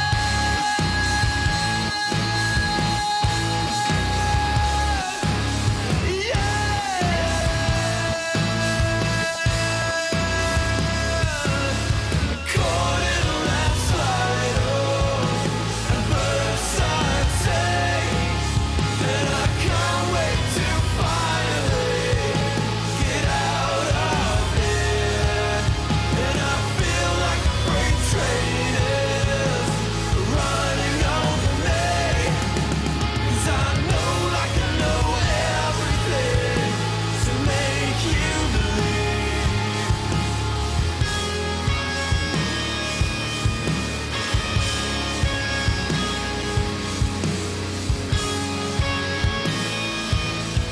Take every piece of me, and don't be fine for a little while. Forget everything. You're making excuses. These loaded questions will be useless for you. And the real answer is that I fucking hate you.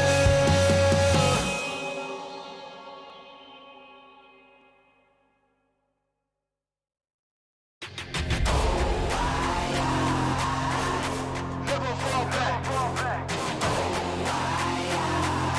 We will stay right where we at. We never fall back. Yeah. We never fall back. And you can find me where I'm at. We never fall back. Ha. We never fall back. And you can find me where I'm at. We never fall back. Come up with a game plan. Double XL up in the pen, you can't shake that.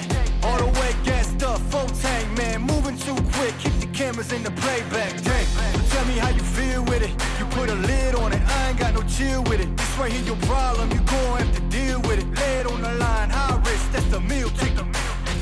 Yeah, we ain't never fall back. Hold our ground where we at. Never fall back. No lies, no facts. We will stay right where we at. We ain't never fall back. Yeah. We ain't never fall back. And you can find me where I'm at. We ain't never fall back. Ha. We ain't never fall back. And you can find me where I'm at. We ain't never fall back. Been way down, never falter. Came with the hands out, get them off us. I'm 24/7 in the office. Pay attention, 'cause I ain't repeating offers. Yeah, never met a man I've been scared of. Careful, you gon' get exactly what you asked for. Here for whatever you bring me, getting handled. I answer to no one, I don't need the hassle. Yeah. We ain't never fall back. Hold our ground where we at. Huh. We ain't never fall back. Hold our ground where we at. Never fall back. We ain't never fall back. Hold our ground where we at. Yeah. No lies, all facts. You can find me right where I'm at. We ain't never fall back. We ain't never fall back. Yeah. We ain't never fall back. And you can find me where I'm at. We ain't never fall back. Ha. We ain't never fall back. And you can find me where I'm at. We ain't never fall back.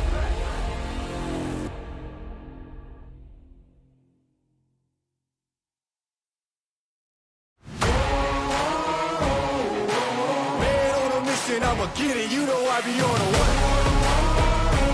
Yeah. You know I be on a what? Man on a mission, I'ma get it. You know I be on a what? Yeah. It's all hard, ain't no fear here. You ain't giving this to all you stick. Welcome back on into the stream, ladies and gentlemen. We got the continuation here of the lower brackets of the ESL 1 Kuala Lumpur closed qualifiers MENA region. And we have Winter Bear versus Riyadh Chefs Iron Blue Scale, joined by the amazing Otomo to bring you all the action. And hopefully it's some good action, right, Otomo? I hope so too. Like we're getting into the better teams, you know, the teams that have been on Division 1 of the DPC. We got Attacker and Own Me on one side. We have Low Skill as well as Mikey on on another team. So we got some pretty good teams here. I'm actually, you can look at the draft right now, see what we're working with. So far, it has been a Bristleback, Treant Protector, and Weaver day, where we've seen Bristleback in 3 of the games, Weaver in all 4, and Treant Protector in 3 of those games. So I hope we get something new at least. Yeah, hopefully so. But I'm sure Winter Bear probably are going to prioritize this Weaver. I just got a feeling it's going to happen. First pick, maybe even second pick, depending. But I feel like it's very, very likely to see the bug. But at the very least, not going to see a Bristleback. That's gone. Ooh. Even a Pudge getting banned. Big respect. I think it's all, they want me. They're thinking of taking Necro first pick and then banning AA. And one of the best counters to Necro is the Pudge. You know, so it's like, let's get rid of the Pudge and then ban out the AA right after. So if you ban out the AA, it's too obvious that you're taking Necro. But Pudge is a little bit more, you know, hidden. Yeah. Then again, it's also a good counter to things like PL, like a Siren, that as well. Let's see. Yeah, very true. Also worth mentioning that Attacker's Kunkka was obviously the first ban that Winter Bears went with, so not to be seeing that one this game. Kind of obvious, but that is what it is. And then Riyadh Chefs decided to open up this game with a Nature's Prophet, which I'm sure is just going to end up being their one of their many supports. Oh, all right. I see it. That is going to be the opening pick here coming out. They go for Catchels, Magnus. Okay. Gives you a great team fight, buffs up your melee. I mean, buffs up any core really, but melees are the ones who benefit from the extra. Cleave. Generally, that doesn't seem to be a factor like the old days. You know, sometimes you used to see like the Magnus just follow around the carry, cleaving him like, you know, like he's a slave. Like, come here, cleave. All right, go away now. I don't want to share experience. But now it's just like Magnus gets an Echo Saber and he's his own man. Yeah, he definitely does have that potential nowadays, just to become a real scary force and brute people down on his own. So we'll see if maybe Catchall's going to be able to get into that point this game or not. Obviously, it does completely depend on what lane matchup he's going to get. I mean, I'm going to assume that this is most likely going to be a position 5 Natures. Tends to be where the hero ends up. So whatever carry Riyadh Chefs are going to go with has to be able to self-sustain a little bit for when the Natures eventually leaves to go for those ganks. Agreed. Alright, it's like you can't just, you know, pick something like a Spectre and then, well, I mean, Spectre is good later on, right? Because then you have the double global. Where they go with the Phoenix. You need somebody to hold people down, though. Phoenix, Nature's Prophet. There's no stuns between them, so not the best. And Phoenix and these tiers also don't really like dealing with the Grimstrokes slow. Mostly the Phoenix, right? You're not a very high attack speed hero. At the same time, Winter Bears can't deal with the egg. So yeah, Riyadh Chefs. I'm thinking you want heroes like the Puck, the Faceless Void. You're coughing. Yeah, either one could do. Well, I did mute the cough for the stream, but then you called me out on my cough anyway, Otomo. So I coughed, ladies and gentlemen. I was coughing. I apologize. Oh, you know, I completely forgot to do that earlier when I was coughing. I was coughing up a storm, and I was like, ugh. I'm like, oh my god, please keep talking, Blue Scale. Don't let them hear me. Trying to find those sympathy points with the audience, aren't you? It's like, oh, look at Tomo. He's still working well still. What a good boy. Oh, Spectre comes out. Okay, so I was thinking, are they gonna go with Global with the Nature's Prophet, or are they gonna go for a team fight with the Faceless Void to combat with the Phoenix? They went for the Global strat. Spectre, Nature's Prophet, Faceless Void has to come out. I was thinking like it's too much to leave it in the pool in situations like these. You know, they're scary. But they don't have a whole lot of damage in the Chrono. Like Grimstroke, solid. You know, Magnus has a shockwave. It's nothing amazing, basically. No, definitely not. But I mean, as long as if the mag can land like a 3-man RP or something like that, it easily sets up for the Chrono to come on in from the Faceless Void as well, just for further lock down the squad. So Yeah, could be just a hell of a lot of control so far coming out from Winter Bear. But as you're mentioning, probably going to be worth going for some sort of range damage dealer in their mid lane or something like that to actually be able to bring heroes down, which is the key thing. You know what I'm thinking about Real Chefs could take? I think Dawnbreaker is an option if you take the off lane. You know, get some sort of heal coming out, Snapfire. That is going to be both the combo with the Faceless Void and the counter to the Phoenix. We've talked about this before, but you don't want a core dealing with the Phoenix egg. You want to be a support who can deal with it. Of course, it's everyone's job to work together to take out the egg, but it's also very nice when, if only one guy has to do it, a support can do it. You know, they don't want Luna to do it or PA, like you're wasting it. Yep, that is very, very true. Dawnbreaker. Oh, sorry. This is the same with the Dawn. And then what? Just mass global from Riyadh Chefs. Yeah! Nature's Spectre, Dawn, and then, I don't know, just chuck a random Zeus mid for shits and giggles. That should work, right? I think you need something more tanky in the mid lane, like an Earth Spirit, something like that. Someone who starts fights, because Dawnbreaker wants to go in second with her ulti. Phoenix and H Prophet can't do that. Spectre wants Vision. So he wants something else, someone else who can go in and out of fights as your mid. Let's see. I like the Earth Spirit idea. That sounds pretty good. Do you think maybe they might need some sort of save mechanic for the Chronos? But doesn't look like they're going to get that from an Earthshaker at all. No, not at all.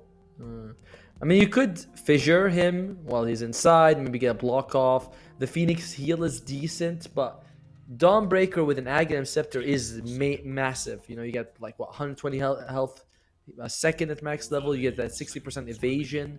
You also pierce BKB if you land on the stun, which always forces you to be like, oh, we can't actually stay. I feel like the Solar Guardian should have always gone through pierced BKB. It made no sense that it doesn't. It's an ultimate skill. It should have done that. Yeah, it's a bit odd. So, with this Shaker, is this off lane or mid? Could it still be either? I mean, still no mid picked up yet for Winter Bear, so maybe Riyadh Chefs might, I don't know, just try and flex their last pick as well, and then to see which hero actually does better versus whatever Winter Bear decides to go with their own mid laner, perhaps. Yeah, I like that's an idea. And the problem is it's Earthshaker mid. He might be up against like a Necrophos. That's Mikey. I feel like that's Mikey's best hero. You know, we've seen him do really well with Necro. TA has been banned out, so I can't pick that. We'll see if there's anything else he likes. Puck is an option. I know Snapfire is decent. Oh, look, and then there's a Dawnbreaker. All right, that's. They know. Yeah, if Real Chef wanted Dawnbreaker, they should have taken its fourth. I think the Earthshaker was much less likely to be contested. You know, so like materials like, oh yeah, the hero that can do what Dawnbreaker does, Earthshaker. It's like it's completely different. And the last two bans as well for Riyadh Chefs was a Batrider and Huskar, which both of those heroes do quite nicely against an Earthshaker in that mid lane. So maybe Riyadh Chefs are either going to put the Earthshaker mid or maybe trying to make it look like it with those last two bans. So Winter Bear picks something that isn't actually going to be great against what they have in mind. Who knows? But 35 seconds of reserve time to work with right now.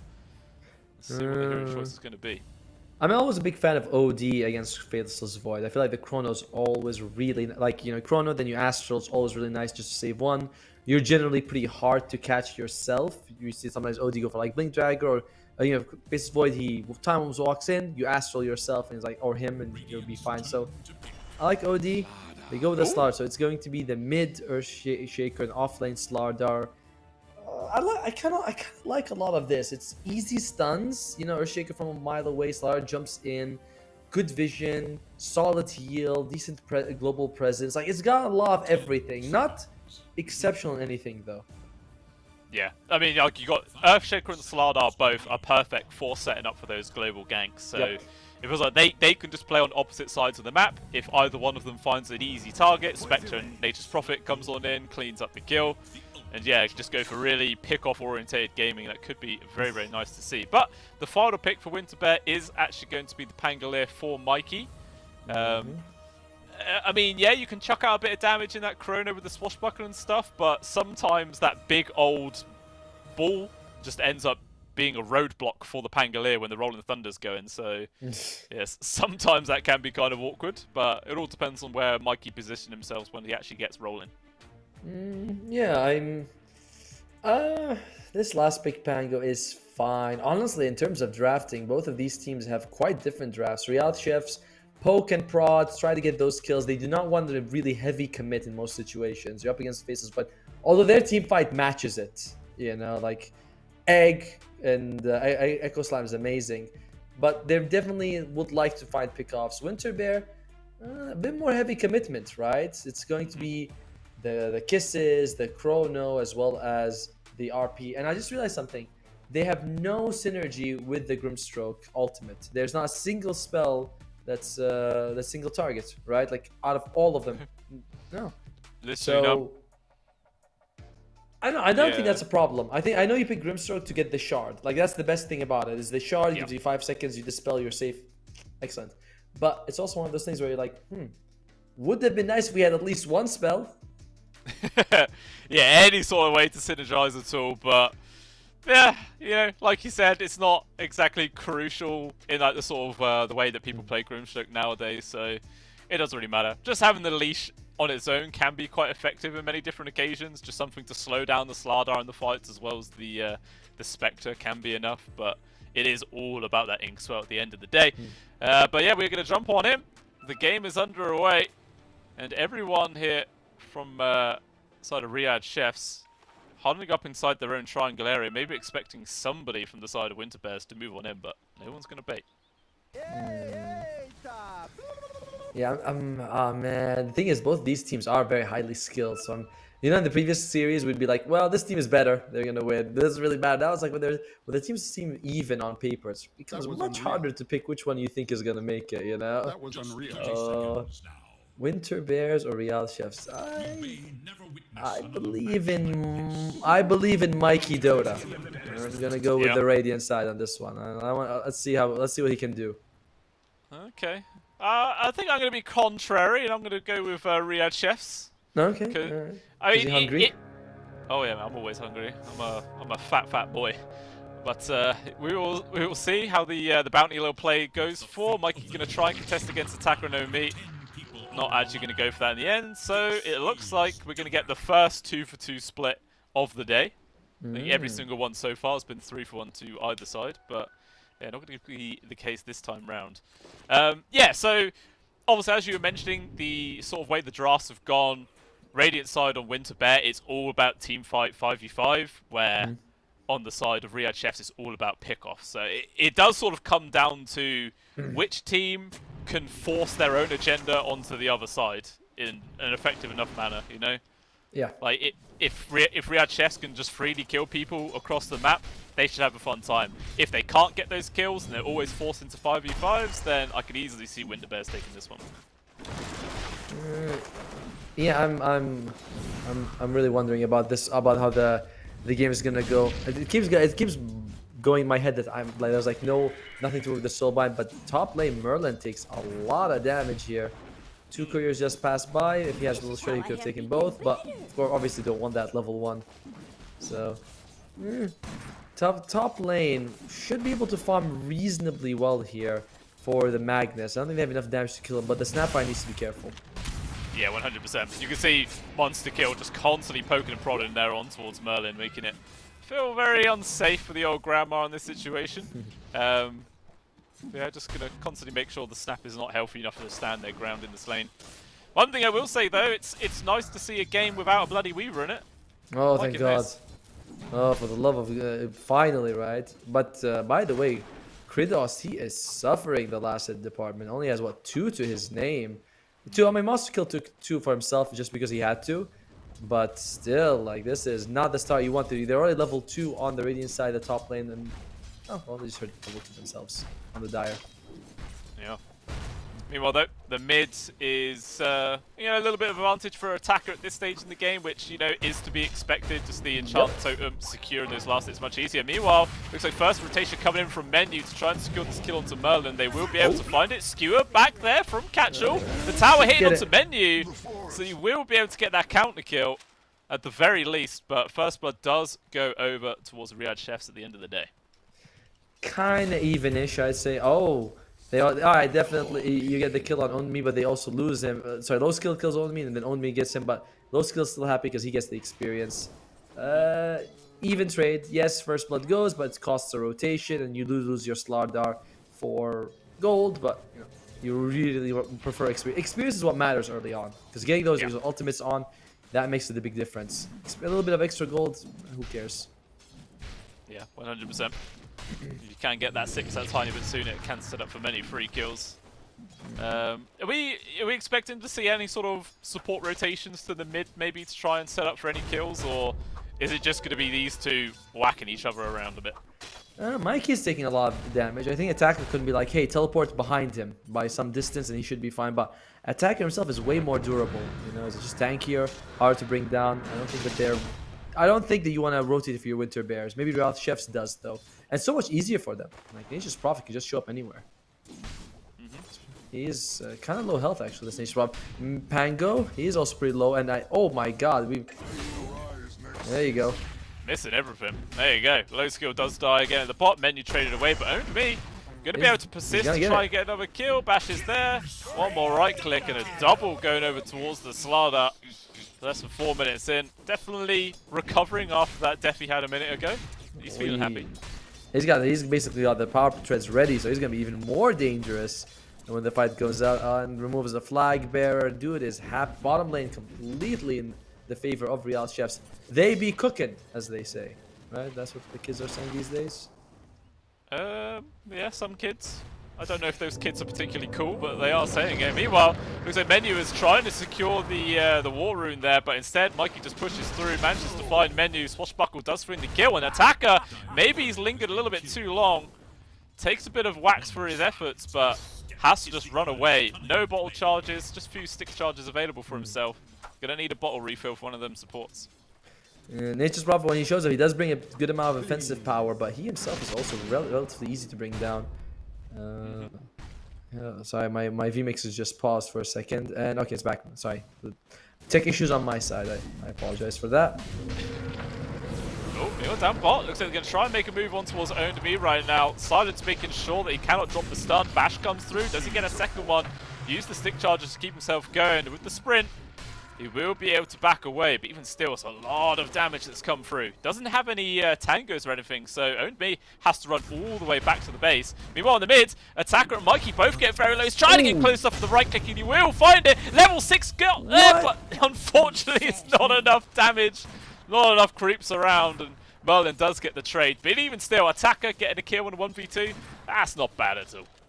No, I mean, the Echo Slam is down, but you're still very happy with that. Merlin does get a good amount of experience because of that. A solo kill, basically.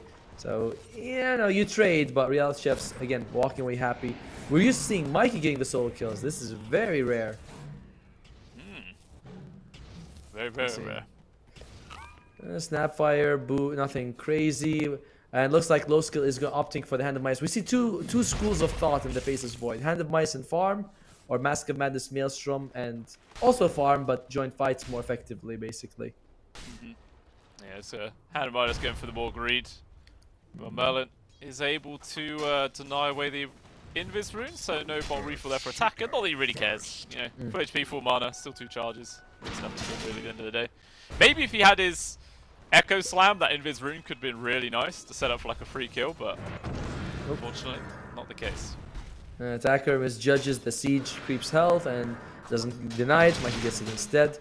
Nagato, he basically has the arcane boost, which will help him out. He wants to get that ether lens as soon as you can for that, just for the impact. Attacker. Yeah, again jumps on into the mid, silenced up there so far. Gonna commit onto the rolling thunder. There's no cancel in time there for Attacker. Does drop the Fissure, but Mikey, he actually dodges the Fissure entirely. Will be fine. And Mikey not actually choosing to dive too far into the tower to go for the kill on towards the Earthshaker. So he will survive. Mikey also having to back off. Meanwhile, elsewhere, Catchall gets a kill on towards Monster. Meanwhile, Merlin able to secure up their own Wisdom Rune as well. Krudos attempting to go for a steal, but not going to be able to get that. Attacker, mid lane again, and Nagato just gets him. Solo kill by the Grimstroke. He's like, you know what, no point in me just doing anything, just lets himself die. Doesn't want to use this TP scroll to go back and then have to walk all the way to a lane, so wow. Lots of chaos happening. Look at the gold on this Grimstroke. He's basically, not core level, but on the way there for sure. Yeah, he's happy about that. Got enough for his arcane boots, plus a little bit extra on the sides. Always feels good being a support player and completing boots before 10 minutes. Yeah. Oh, it's like the best. And look at the stacks they've got in this triangle. That's a triple ancient stack, about to be a quad. Oh, sorry, that is a quad. It's about to be 5. Unless, oh, Catchell, did you ruin it? Oh, no. No, he did not. He has got it. So, penta stack on the ancient camp. That's a lot of gold waiting there to be farmed. Meanwhile, back in the river, Merlin has been found out. Mikey's also here. He's doing some decent damage though. Rolling Thunder up in a second. He's going to go for it. Should be able to get the kill on towards Monster. Trying to hide himself from the cliff, but can't avoid that one. He does end up going down. Mikey getting the kill. Even trade overall. You know, you trade 1 for 1. In terms of the net worth though, the cores on the dire side are doing a little bit better, particularly Owned Me. He is going to go for this Mask of Mass. We see this a lot. The Slaughters who want to go just the max attack speed for that permanent bash. And nothing better for that than the Mask of Madness. Yeah, it can be really, really frustrating to deal with. You just never move at all, just bash, bash, bash. Always comes flying through. It'd be fun to see the Slardar and the Faceless Void just having a right-clicking war. See who actually gets more bashes off. They both turn on Mask of Madness. The first one who lands the hit, that's it. That guy wins. You know, like, ah, he hit me first. That's too bad. I like what Kratos is going on the Spectre. He wants to go for a fast Orchid. You know, usually we see like Blade, Mail, Radiance, and there's nothing wrong with those items. In this particular game though, if you can show up on Mikey or you show up on low skill, you Orchid them, you can't burst them down. Especially early game. It gives you that momentum you need for later on. Yeah, 100%. I mean, like, the Pangolier sometimes is happy to itemize into like a Yules, so he will have that counter, but the Faceless Voids, there's not really many items that to purge away that silence that he wants to build. Might be forced to get a Manta or something. Or just no BKB. And are they going to go for stacks anytime soon? Actually, one of them is blocked by the triangle with Catchell and Mikey are here. Holy moly. Like, my frames dropped a bit there. Same! So yeah, like, I was like, wait, is it I mean, this computer is pretty hefty, so I'm surprised it went that badly. And 4 of the big creeps still remains for Mikey to take later. Yeah, they'll go back in. Just wanted to secure the rune. It is a DD. Does he even bother using it to finish off these camps? Probably doesn't have to. Save it for an actual kill attempt later on. Look at the efficiency, by the way. He drags 1 camp, so he can kill both of them with 1 swashbuckle. Like, you know, that's the difference between them and us. Me, I'd be like, I'll just kill 1, then I'll walk to the other and kill that too, like an idiot. They're like, nah. I'm efficient with my time. It adds up, you know, like you save 10 seconds here, 10 seconds here, 10 seconds here, and suddenly you have an item 2 minutes earlier. Yeah. Oh, Catchell. He sees Monster kill. Oh, but in the mid though, Mormos Kiss is coming through with the Rolling Thunder. Attacker just doesn't stand a chance there. The constant chain stun with the Mormos Kisses is way too much to deal with. Yeah, Attacker's not had a great time on this Earthshaker so far. 3-3 is his score. He's been finding some kills, but constantly getting punished at the same time. And Mikey, Jesus, the DD there, nearly just killing Monster Girl straight off the bat. Barely survives. Menu, though, try and run away. The cookie doesn't land, but even so, again, the Swashbuckler does so much damage. They find the kill regardless. Insane how much damage you do with just a Orb of Corrosion and max Swashbuckler. Like, it's all you need. I mean, that's all you need. All you need to get those kills. And in the meantime, I like what the Radiant are doing. Witch Bear is saying, Own Me is very strong, so let's just ignore him. Why should we go to him, try to get a kill on the toughest guy in the game, when we can go and get kills on other people? Nate's Prophet shows up as a freebie attacker. It's kind of difficult. You have to be like, I don't have Blink Dagger. Do I want to Echo Slam this? And they've got, you know, they have a very mobile lineup. It's very good for you. And Phoenix as well kind of can't commit with the egg. So I'm really liking how they're playing it on Winter Bears. Yeah. You know, in pubs, it's usually like, this guy's farming well, let's kill him. And sometimes like, this guy's farming well, let's not. You know, let's keep our distance. Yeah, Slardar with a few items early on is definitely one you want to keep at arm's reach for as long as you possibly can until you're sort of forced to address that hero eventually. Yeah, he's just down there doing his own thing. At the same time, Catchell, sorry, has now bought a Blink Dagger. So with this early pickup, could try and find some like pick-off potential on towards like the Spectre perhaps. Even again, just to try and bully out Attacker even more on this Earthshaker, but we'll have to wait and see where he moves. So far he's still chilling up top, just to keep shoving that tier 1. Oh, mid lane. One skill. Hey, dug away, he's fine. Attacker doesn't have the blink dagger just yet, so you know they can afford to just poke and prod and be like, yeah, we see him coming. Grimstroke doesn't actually have soulbind. Remember we were talking about there's no combo. He doesn't actually have the skill. He went 1, 2, and 4.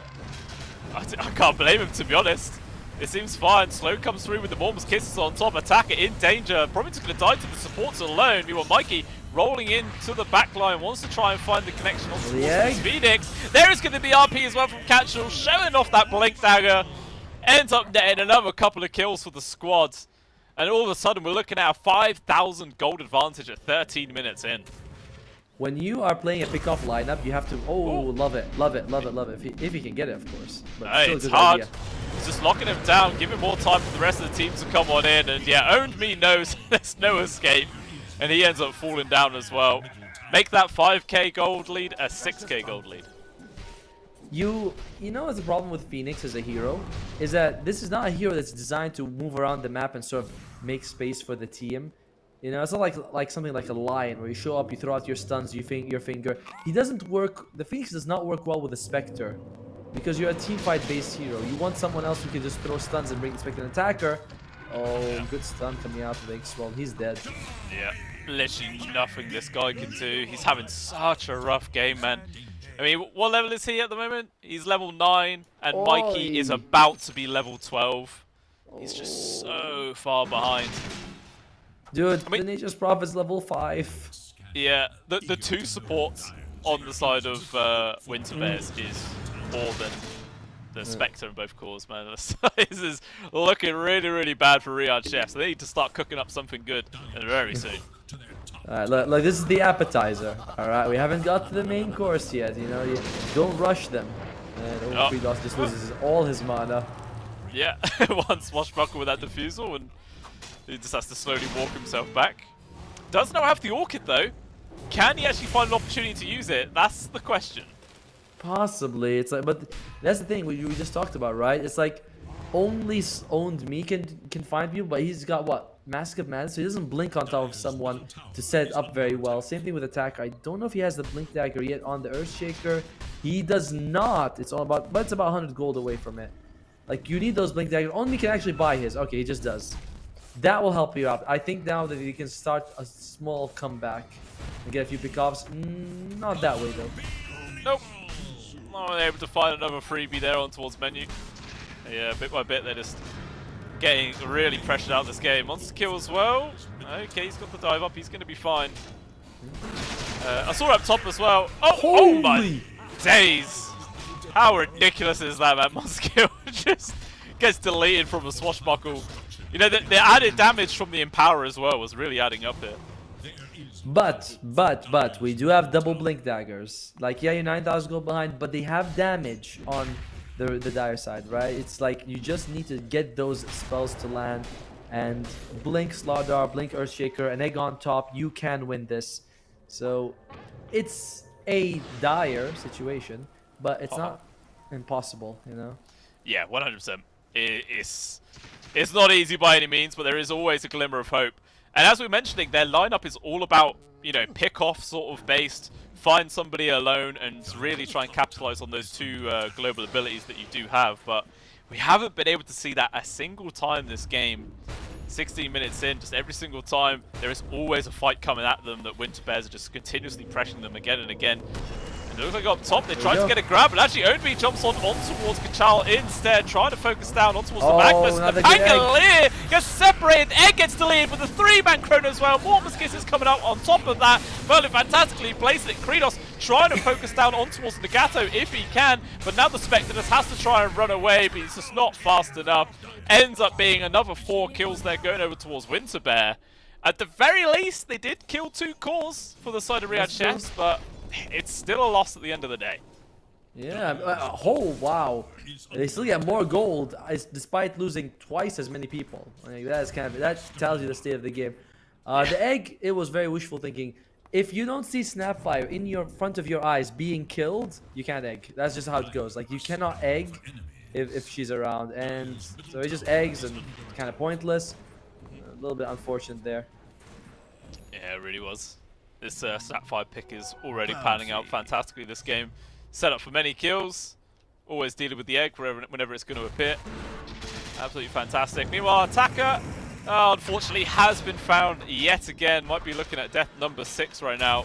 There's literally no way he can get himself out of this one, and eventually the right clicks will finish him off. Another death.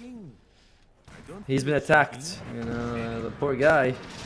He's not the attacker in this one. He is the victim. He is the attackee. He's the attackee, right? Attacked. No. But yeah, I mean, he only has 300 more gold than Merlin does on the Snapfire, so yeah, he really has just not been able to find a single thing this game. I don't think we've even seen... I mean, actually, no, we did see one Blink Echo at that top lane there where they managed to kill the Magnus, but unfortunately, you killed the Mag, but nothing else really matters. No, it was the Pangolier actually. They all still lost. And they also have a mech on the Snapfire. So even though you can mitigate a lot of the Echo Slam's damage just by mech right after, which is one of the things I really like that's picked by the Snapfire. He wants to go for Guardian Greaves. I approve. Low skill. He wants to go for the Manta. So very quickly he wants to get rid of. He's worried about this Orchid. He wants to make sure that it's not a factor for him. You don't want BKB. You want Manta in this situation. Oh, I hear some. Holy God. Yeah, he's already used his dive. Has to actually drop the egg. Fortunately enough, there's no real way for the Winterbest to kill it there because he landed the Fire Spirits on 2 heroes, so he will be able to survive. But again, that's their only real main team fight ultimate used just to keep the Phoenix alive. Mikey, by the way, he went for a Manta also rather than going for Yules. He went for the Manta. I like this. Like, Manta is such a nice item to have to dispel. It's cheap. It doesn't. Oh God! It just doesn't stop. Constantly fighting. What is Mikey? Mikey is. It feels like he's got more kills than 8, but he's 8, 2, and 6. Absolutely running the show. Yeah. Just no space for anybody to work with. Ooh, they TP down to the bottom tier 2 where Owned is actually farming up these bottom side camps. Does he get found though? Oh, they scan him. It actually connects. Merlin's going to come on over. Owned Me does have his TP off of cooldown. Oh, he's going for it. Can't get it. Oh, nope. Yeah, he's gone. Didn't get the cookie out in time. It was kind of second guessing himself. So a nice bit of space made by Owned Me. He is still, I want to say keeping up, but he's still pretty 3,000 gold behind the other cores on the enemy side. So he's performing out menu. Underperforming. Yeah. You know, it kind of makes sense that Menu is called Menu when he's on Riyadh Chefs, because you need a menu when you're at a restaurant, you know. I feel like they should change all of their names to like kitchen related. You know, one's like the knife, you know, the other guy's like the fork, and then it's like I'm, you know, peanuts or something. Peanuts. Well, it could be an interesting. Oh, low skill though up top. He's getting ran down, silenced, but.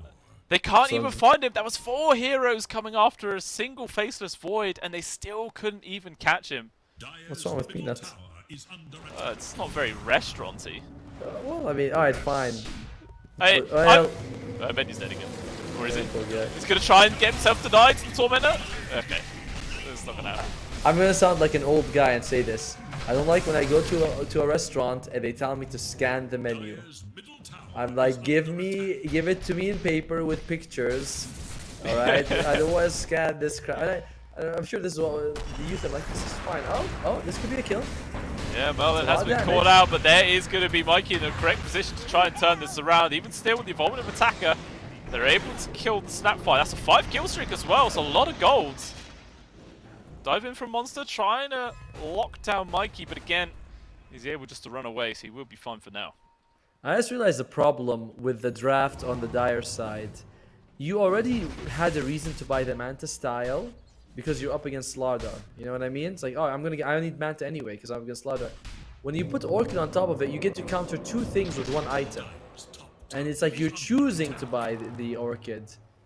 And that's not great. It's really not how you want to do it. I mean, would the presence of the Slardar be enough for a Pangolier to build a Manta? Oh, I hear an RP down towards the bot. They've actually found Kredos. Even going to commit the Chrono right now just to lock him down. Owned Me is here though. Gets a 2-man cross. Jumping on through. The amount of damage onto catch. Has to pop the BKB. Trying to run himself up towards the north side. Is he fast enough? No, he's not. But the Soulbind will lock in the other 2 cores. Echo with the control. He's able to get the Manstorch out. So low skill will egg. survive. Egg pop onto the high ground as well. Mikey going to be able to finish off the Slardar. They kill the egg as well. And there's just nothing Attacker could do on his own. Ends up being a 4-for-1 exchange. It was a really good start for Winterbear, and then it was a good counterplay for Riyadh Chefs, and then it was just an absolute disaster after that. This is why I was hoping they might consider getting the Dawnbreaker. You can see that it takes low skill a lot to chew through Spec's health. You know, like he was not able to just burst her down. You have a Dawnbreaker kill on top of it, you can force them to make moves, but you don't have that. And it was banned. They could have picked it up. And of course the egg. That's the second time he eggs. A bit too close to the Snapfire. Snapfire is like, this is perfect, you know? Some people think when you press R on Phoenix, others run away. No, it's you press Berserker's Call, basically. Literally. Especially when it is a Snapfire, it's just hand-delivering a free egg to be cracked open. Meanwhile, looks like low skill and Catchel are going to be able to take down this first Roche. And there is just not going to be any response coming out from Riyadh Chefs anytime soon, so there should just be a free objective going their way. Looks like they've even completed a Guardian Greaves there for the Snapfire, so a bit of extra sustain coming through. And a Purge for all of those annoying debuffs. Yeah, right? Like, yeah, it's not fun. I once talked to the coach of, I forgot which team it was. I just remember the advice. He basically, the point I was going out earlier, he's like, you don't want to build a draft that only does one thing, like all magic damage or all physical damage. Because the enemy team could just build resistance to that one thing and they'll be fine. You know? Like you don't want a mid Zeus and a carry OD and an offlane magic guy. Because they all just do magic damage. It's not good. An offlane magic guy, my favorite character in the whole game.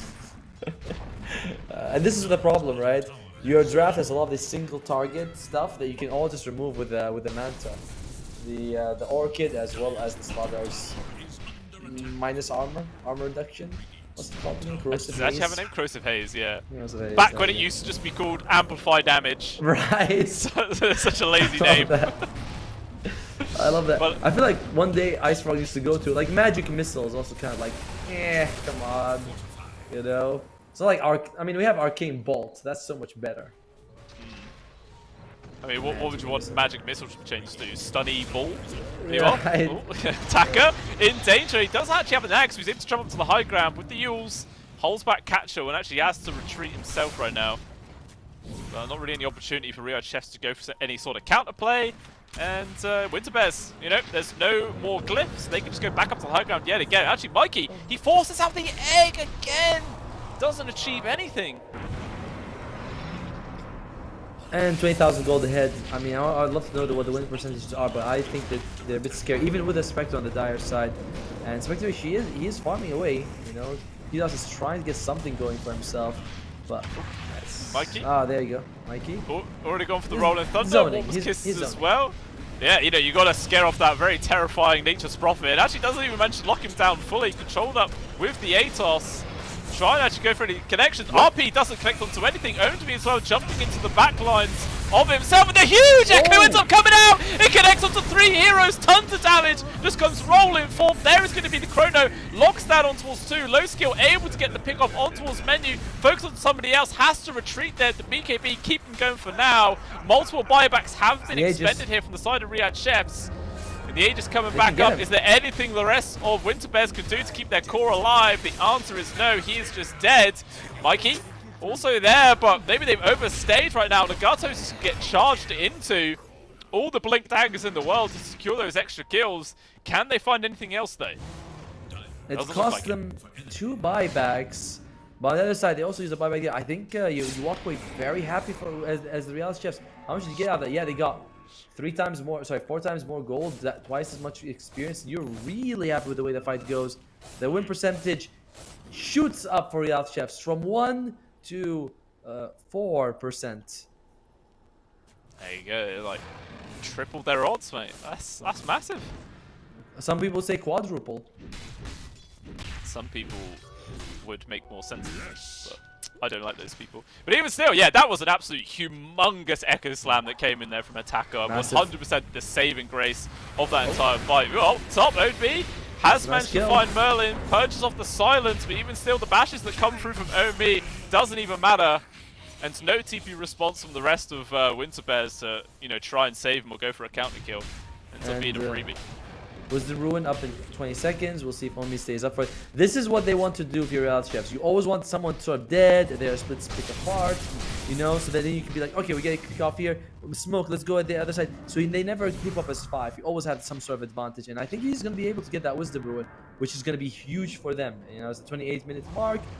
It's like something like 4,000 experience injection to your team. And yeah, it's more than 4,000 actually. It's 4,480. Yeah. It all adds up at the end of the day, especially when you are behind. Any little bit you can get is going to be a massive, massive advantage for your whole team. Radiant's top tower is under attack.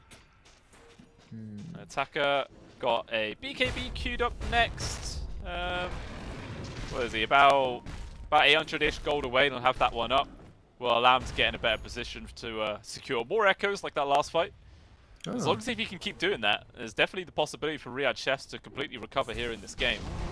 But on the flip side, Winter Bears maybe trying to bait out Low's skill. Gonna just shove this high ground once more. I mean, they've got all their ultimates available. Meanwhile, oh, actually, so does Riyadh Chefs. Everyone's good to go. By the way, Spectre wants to. She's got 3,500 gold in the bank. Wants to go for Aghanim Scepter. They're just gonna be giving away this Rax for free. Feeling I'm a bit surprising, honestly. It feels like, you know, why not? Why defend now when you could defend earlier? But maybe, I don't know. Spectre going for the Aghanim Scepter. I would have preferred to see a Radiance instead. Actually, cancels all the BKBs. Or that missed chance is also fairly useful, but Aghanims is the choice. Oh, and Phoenix doesn't have the shard yet, but should have it by the next fight. Phoenix shard, without a doubt, top 5 shards in the game. Yeah. It is absolutely fantastic. Pumps out so much damage and healing whilst you're ulting away. As long as if the egg doesn't just get wrecked by the Snapfire yet again. But, you know, now it is level 2. Those extra couple of hits can make all the difference. So might actually see it go off in one of these fights. Meanwhile, no skill. He's just going to carry on hitting onto this tier 3. There's just no real response coming up from Riyadh Chefs. Meanwhile, skewer attempt there from Catchell. Doesn't quite get the full connection, but ODB, he's jumping into the backlines on his own. Chronosphere just gets dropped. There's no lockdown saves coming on. Now, Echo Slam lands on Attacker again onto multiple heroes. Catchwell, though, able to survive the cooking perfectly there to make sure that he keeps his core alive. Attacker, though, still going to charge forward. Spectre jumping on in. Does manage to find the Magnus into the backlines. And it is still as Mikey as well as low skill will eventually bring down this Earthshaker. Off to the side, though, Merlin will drop, traded off for Monster. And now, Menu and Kredos. It's a 2 versus 2. Mikey charging up to the high ground right now. Unfortunately for poor old Mendy, there's nothing he can do here and he will die. Does have a buyback. Yeah, he will use it. They want to try and defend these barracks if possible, but they're dying very quickly. Yeah, I don't think the buyback from the Nature's Prophet does anything unless he uses it to split push or something. Because at what point do you think, guys, let's retreat? The support Nature's Prophet has bought back. That was... He's dead. Of all the heroes, I think that Menu has had the least impact in this game. He is 0-13, just had nothing. At least Monster Kill is forcing them to focus on him. When the egg comes out, it's like just now, it has some value, but there's just nothing you're getting out of this Nature's Prophet. I like the idea with the Spectre, but it has not panned out. And Kredos does finish the Aghanim Scepter and uses the Haunt actually. Oh, he tried to get like a quick little burst onto Mikey there, but not quite enough damage at this stage of the game to do that. Basher also now picked up for Mikey, so very, very difficult to try and go for anything like TPs away. You can always just swashbuckle you and pretty much guarantee lockdown. It's extremely difficult right now for Riyadh Chefs to recover here in this game number 1. Maybe have to try and go for this second road, which is potentially up in 10 seconds. We'll see just how quick it's going to be. But I don't know if they can really stand much of a chance if they give this one away for free. Agreed. You know, like when you're struggling to kill Faceless Void once, it's not happening 2 times. I mean, to be fair, that was what happened last time, right? They got the ace. Oh, Mikey! He's cooking! Found OB. Yeah, he's caught in a perfect spot right now. There is a BKB here for OB. Will eventually use it, but the bash is coming through from low skill. Does not matter. Will still eventually die. The Phoenix has to just dive away, abandoning his offlaner. And that is a dead slot after 70 seconds. I mean, fortunately for the side of Riyadh Chefs, they still have their tier 2 top, so Winter Bear can't just run in and get megas right now, but they can throne. They could throw him. To be fair, they definitely could. That's the scarier thing, right? You have arguably the, well, I was gonna say he's the most important, but Onmi's definitely not been having much of an impact for a while now. It's mostly attacker as well as Kredos and Monster Kill as well, kinda. A little bit. A little, he's kinda, occasionally he's peeing on them.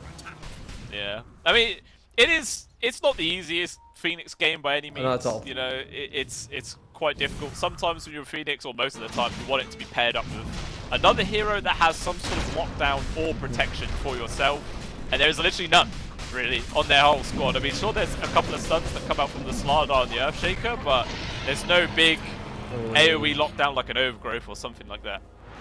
Nope, and that's one of the reasons why I thought they might pair it up with, like I saw the Phoenix, I was like, oh, they're gonna pair it up with this with the Faceless Void, but nah, that's not what ended up happening.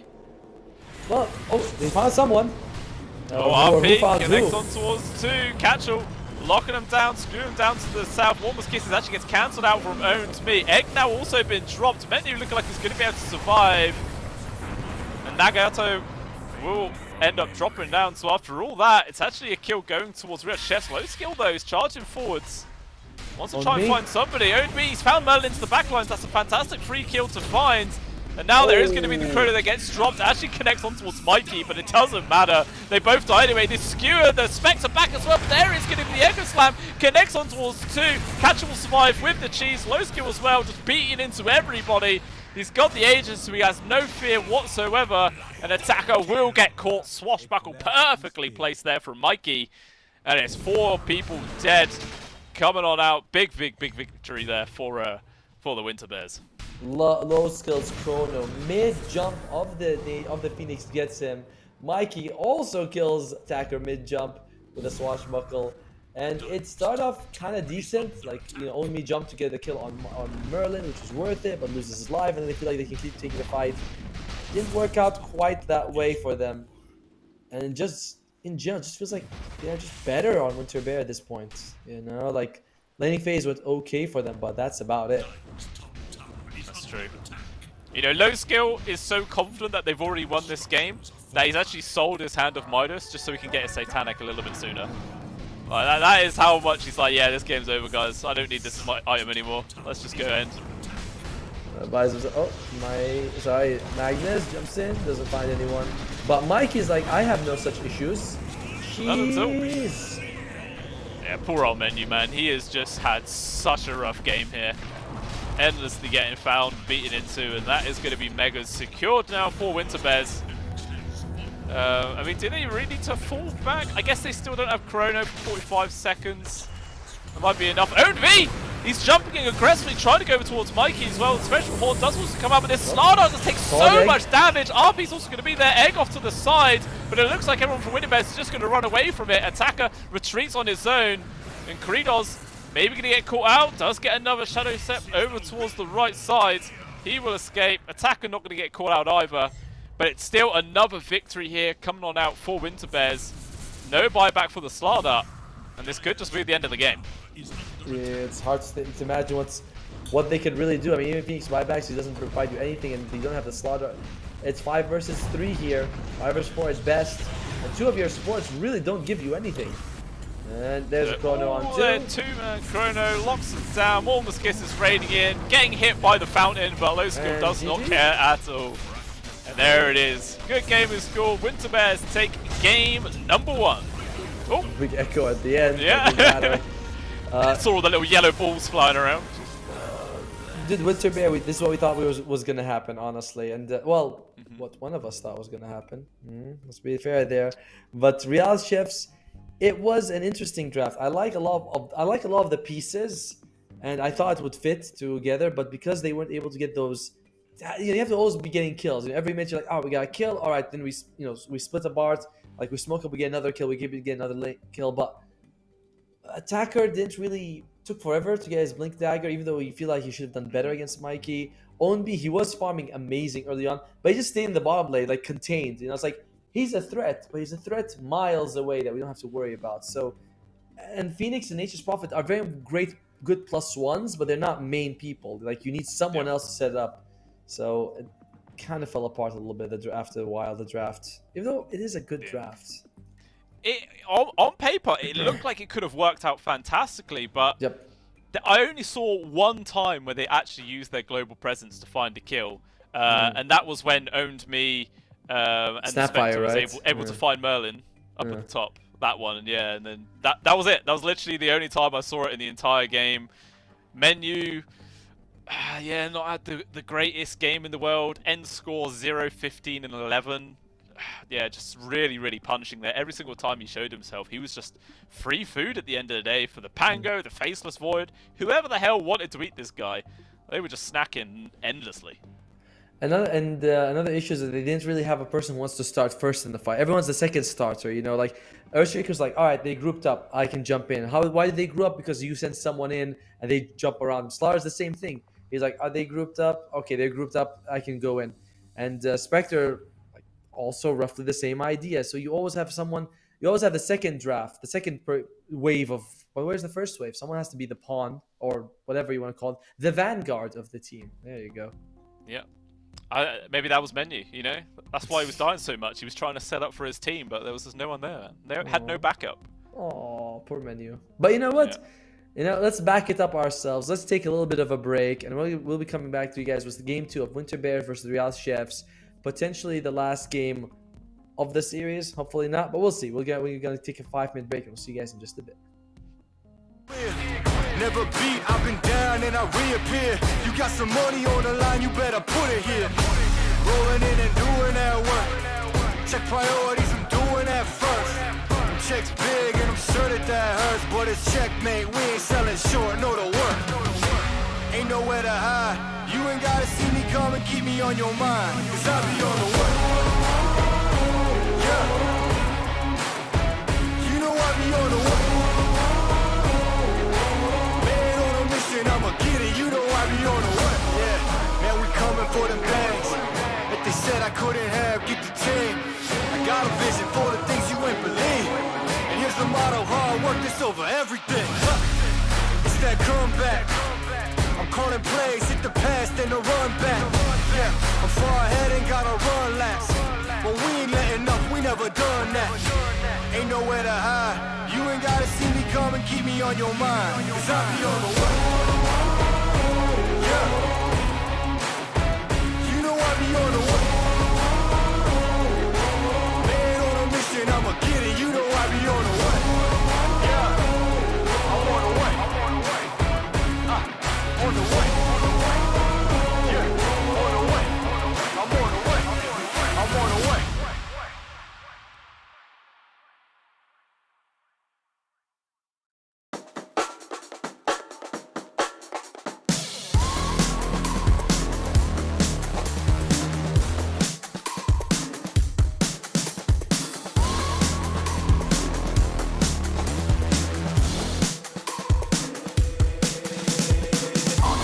I'm such a weirdo. Tattoos from my toes to my earlobes. Was a role model, I never had a hero. I learned how to live through the stereo. Coming from where I come from, the inferior. Everything you see ain't what it appears though. Everything that I built, made that from zero, then added a zero. I am my hero. You couldn't imagine what it's like in my mind. It's beauty and catastrophe at the same time. Remember they laughed at me when it was game time. Now I know that they mad at me. I'm one you can't find. I'm not from the day. I come alive at night. I'm not what you used to. Couldn't recognize. They all on the ground while I'm taking flight. Yeah, you're welcome to join me. I promise I won't bite. Things they say, they're never getting in my way. And even if I make mistakes, I will always see them through. Cause I don't wanna play your game. I had enough, I'm burning up so hot I just break your chain. You can never stop what's building up inside of me.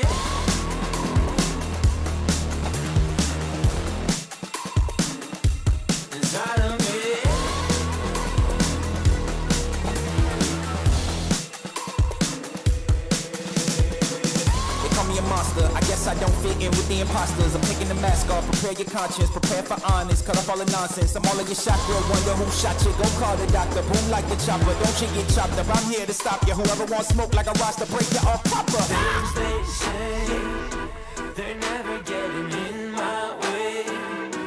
And even if I make mistakes, I will always see them through.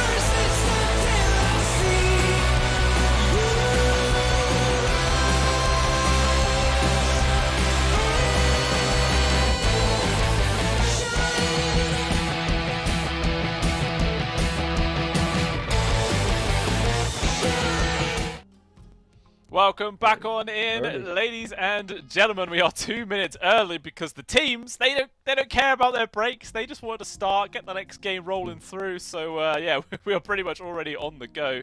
But yeah, this is potentially the last game of the day for us. But you know, it all depends whether if Riyadh Chefs can bounce back and push it to a third game or not. Only time will tell. Yeah, and we're already at the drop. I don't get a chance to say anything, but the winner of this is, well, the winner of this series guarantees at least a top 3 finish. It doesn't matter though, you only need top 1, but the loser is going to go home with nothing. By the way, Winter Bears, look at the logo. I think this is new. I don't remember them having it before. Pretty good, I must say. That is a good logo. Yeah, it's a really, really cool banner. I like it. I like it as well. All right, so bans, Winter Bear, the Kunkka, Bristleback, as well as Pudge are removed. Real Chefs, they removed the Treant, the Spirit Ring, basically the same heroes. Winter Bear, they are leaving themselves the Necro if they want to. And then they open up with the Nature's Prophet of their own. Last game did look so good. It feels like Nature's Prophet's very much the same as a Razor or a Necro. If you have gold, he's great. If you don't have gold, he is just real garbage. Yeah, a bit poop is probably a polite way of saying it. You know, a little bit more PG. But yeah, I'm sure. I don't know if it's possible to have a worse game than what Menu did in that last one. So no matter what happens, I feel like this Nature's is going to look a bit better. Nothing wrong with 0-14, baby. You know, it's like, If you say so. I mean, hey, yeah. If he won, it would have been awesome. But have you ever won and you're like 0-20 and you just brag the whole time? And I love when they do that. It's like, you have no shame whatsoever. You know, we just carried you and just like... That's the person that always drops at the end, GG easy. It's like, you my sir, are living scum. Don't you dare fucking all chat me. Don't you dare. To be fair, it is easy for them. They literally died 20 times and still won. Like, how easy does it get for you? You know, it's like, you can't see. I wasn't even playing. I was with both hands. But Riyadh Chefs, they have the Magnets and the Grimstroke here.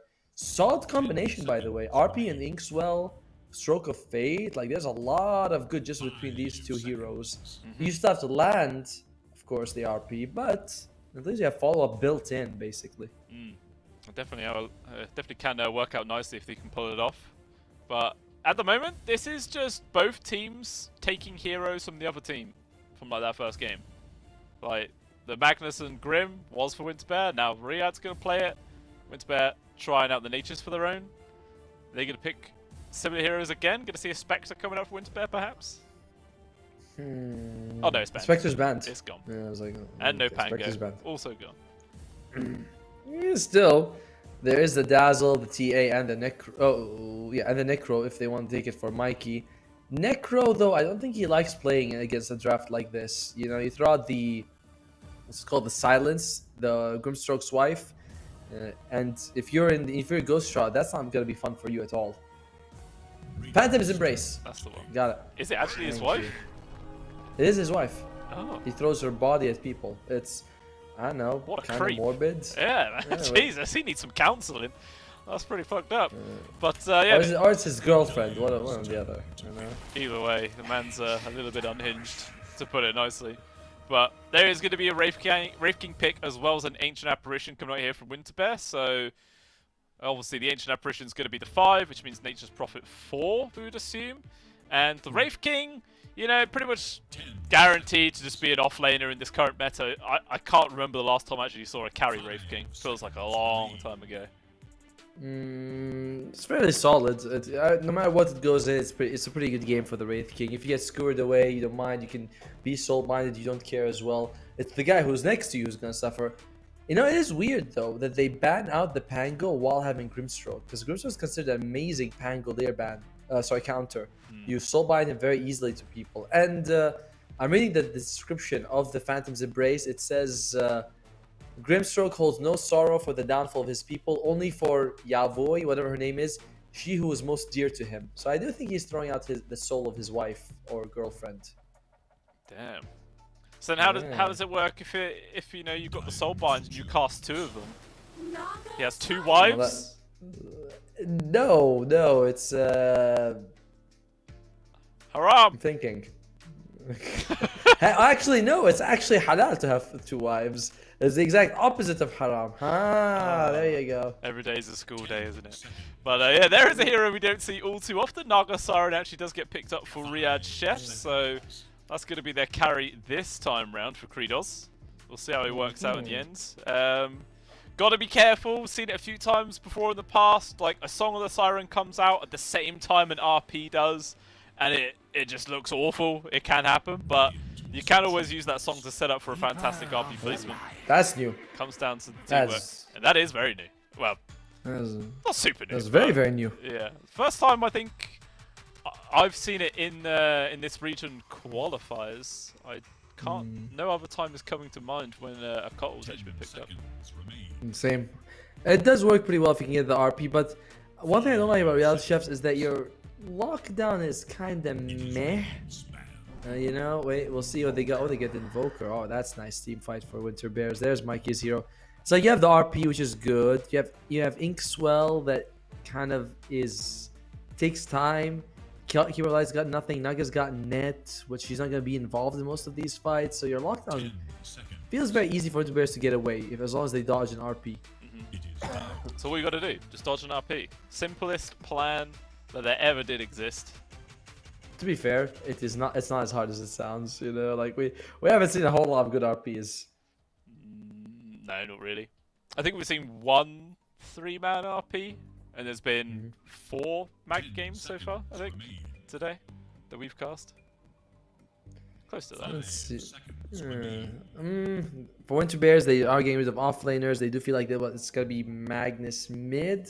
I guess that's not too bad. Winter Bears, they definitely need either a Karen off. You know, you want something you can either build the raids, but you have that with the Wraith King. So what else would you like to get other than that? They ban out the Faceless Void. Pudge would have been great, just because you can, rot and do damage. Necrophos also does that. You want something with a big amount of AoE damage over time to deal with a Naga Siren.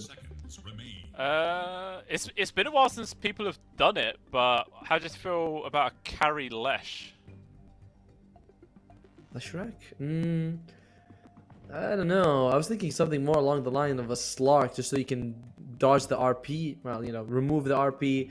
You can, if you find you have decent amount of damage, you can jump on the Naga. I feel like Slark would be okay. They get rid of the Legion Commander, so they're all over the place with their bans. Not quite sure if it's a carrier or an off they have to deal with. Yeah, I mean, because the fact that the Wraith King obviously does counter out the RP nicely from the Magnus, like the setup from the Naga, is that enough for Winter Bears to potentially play this Wraith King as their carry? Yeah, I think it is, honestly. You get him Radiance and you just put him in the front lines and he's going to be doing decent work, and they won't be able to deal with him on Reality Chef. So I like the idea of a Radiance Wraith King and picking an offlaner here for them if they want. And I miss the old days when Sand King was an actual option. But then again, there is a potential Earthshaker. That's not so bad. Yeah, could see that. I don't even know why teams are hating on Sand King so much. Like, he's so good. Yeah, he seems really viable. I think he was only picked once at TI, and he did win his game pretty easily. But for some reason, it's just not a hero that anybody is interested in picking whatsoever. Which, I don't know, it kind of makes no sense to me. But I'm sure some very smart, high MMR player out there could easily explain why. But it goes over my head. If only there was such a thing, that we could actually reach out to, and they'll be like, oh yes, it's because he starts off with like 2 armor. And we're like, oh yes, that makes all the sense in the world. It's like, that's the thing. Beastmaster comes out, another hero we haven't seen at all tournament, but does work fairly well against the Naga Siren illusions. And I like it because I want the Radiance on the Wraith King, and I want him to be a carry, and I want another hero that can do, like we talked about, big AoE damage over time. Yeah. And Drums of Slum definitely gives you that. 100%.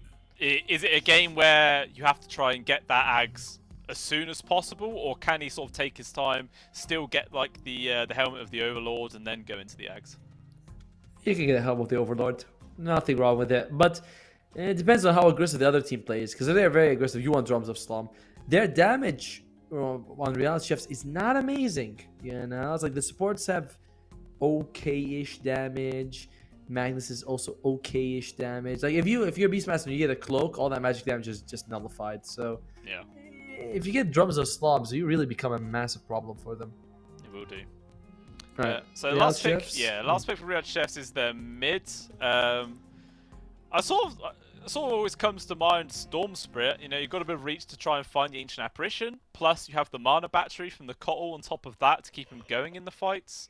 If you get not an early Lincoln's, but a relatively decent timed one, it should keep you quite safe from the Beastmaster, because there's not a huge amount of targetable spells on the side of Winter Spare to cancel it. Axe. An axe? What? Mid Magnus attacker. We forgot he did play Mid Magnus before, and we kind of forgot to mention that. Owned Me though comes out with the axe. So you have Axe Magnus, massive lockdown. Both you always forget this, but Berserker's Call is a BKB piercing ability. You know, which is kind of crazy to think about, but it is a BKB piercing ability.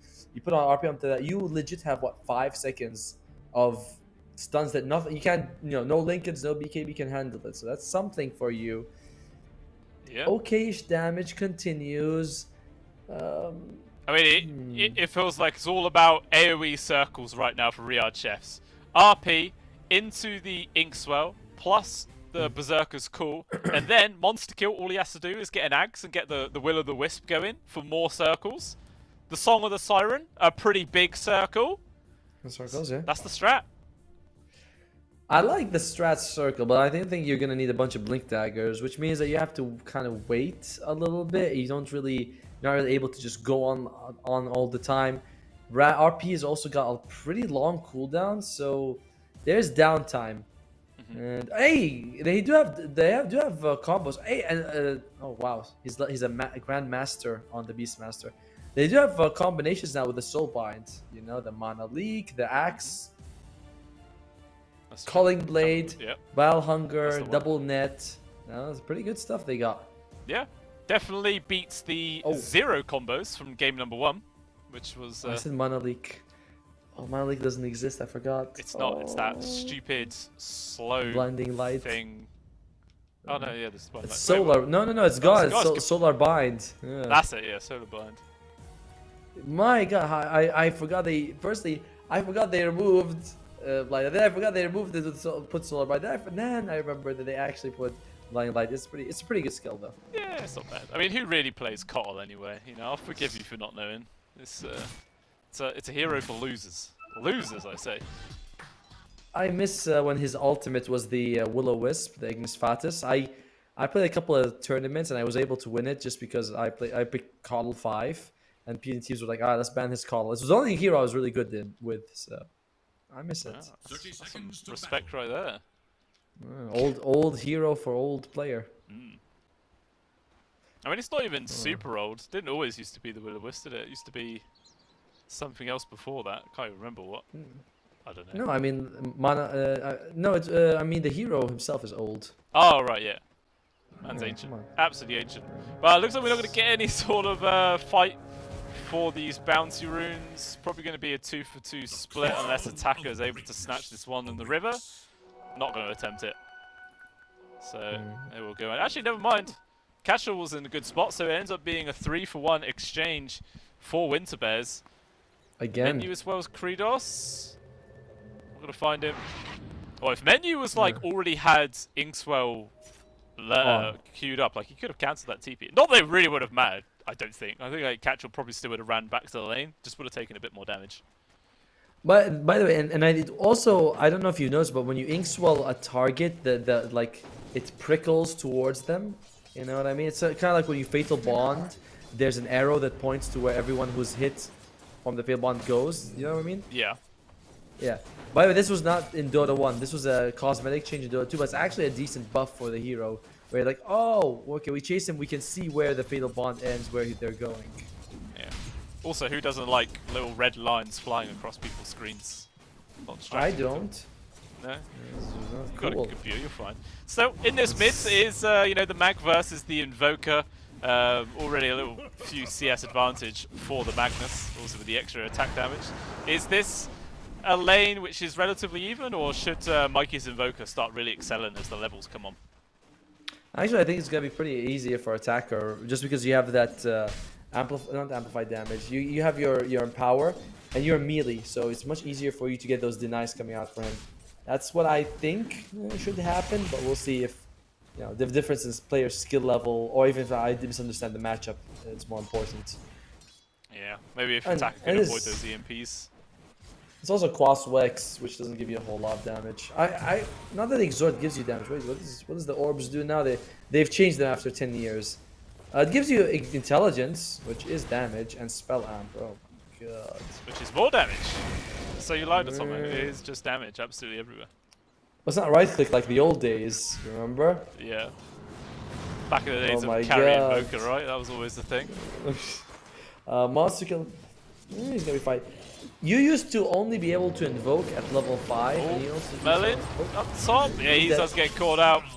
Inkswell, I think that was max duration, was just on him the entire time. And ends up being first blood going over towards Kuridos. Alright, nice free kill.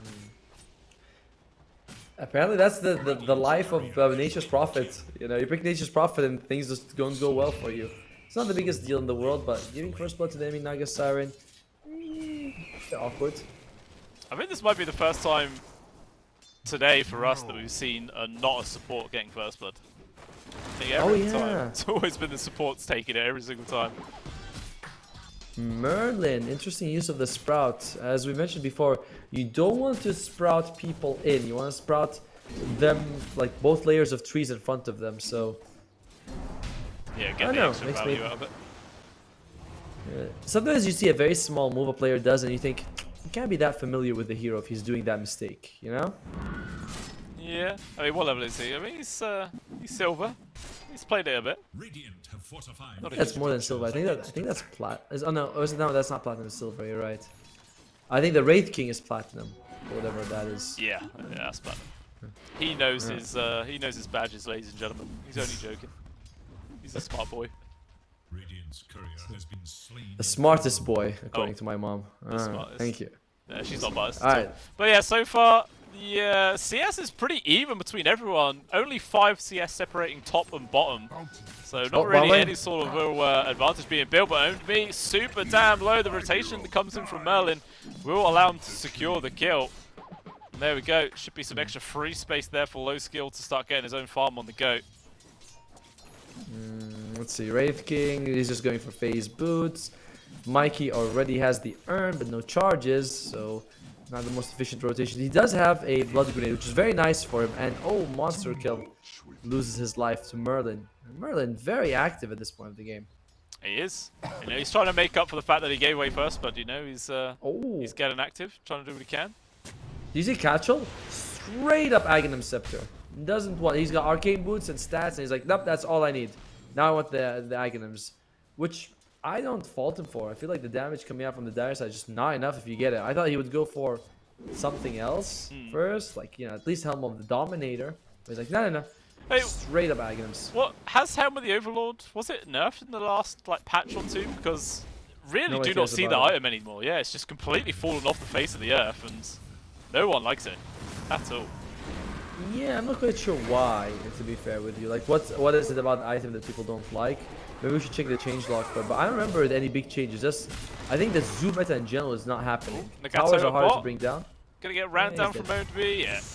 The life of an AA, you're always gonna get picked off in that situation. But Merlin, as well as Mikey, actually make a rotation down here as well to get the counter kill of monster kill. So that's something, but it's a lot of heroes committed just for a support kill. Menu also TP down here.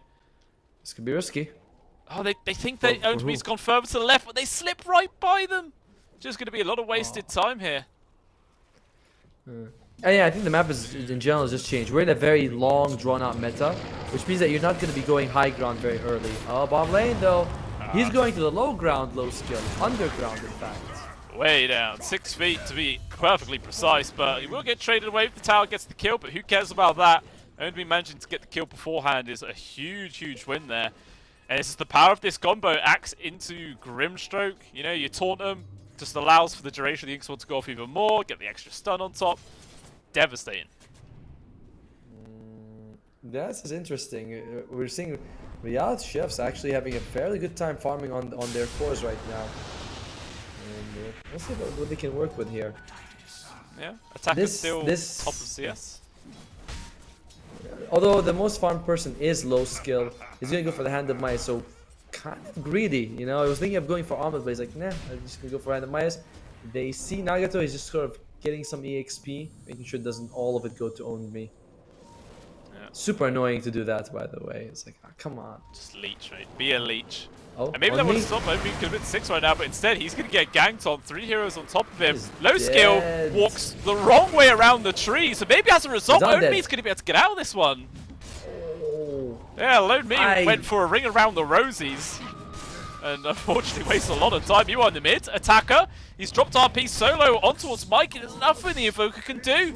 Ends up being a free solo kill there. Riyadh Chefs, they are doing all they need to in this game. Like that, I'll be honest, I'm not sure how the hell Only did not die, but he might be getting a kill himself on me right now. And there you go. The Gatsit dies. Merlin as well, also dying to the 2 supports as you came to try and steal the Wisdom Rune. Yeah, this is Riyadh Chefs finding tons of solo kills across the board, just picking people off left, right, and center. Another thing I want to say about the kill that the Mag got in the mid was that he had an Arcane Rune activated at the time, so his RP is going to be off cooldown even faster.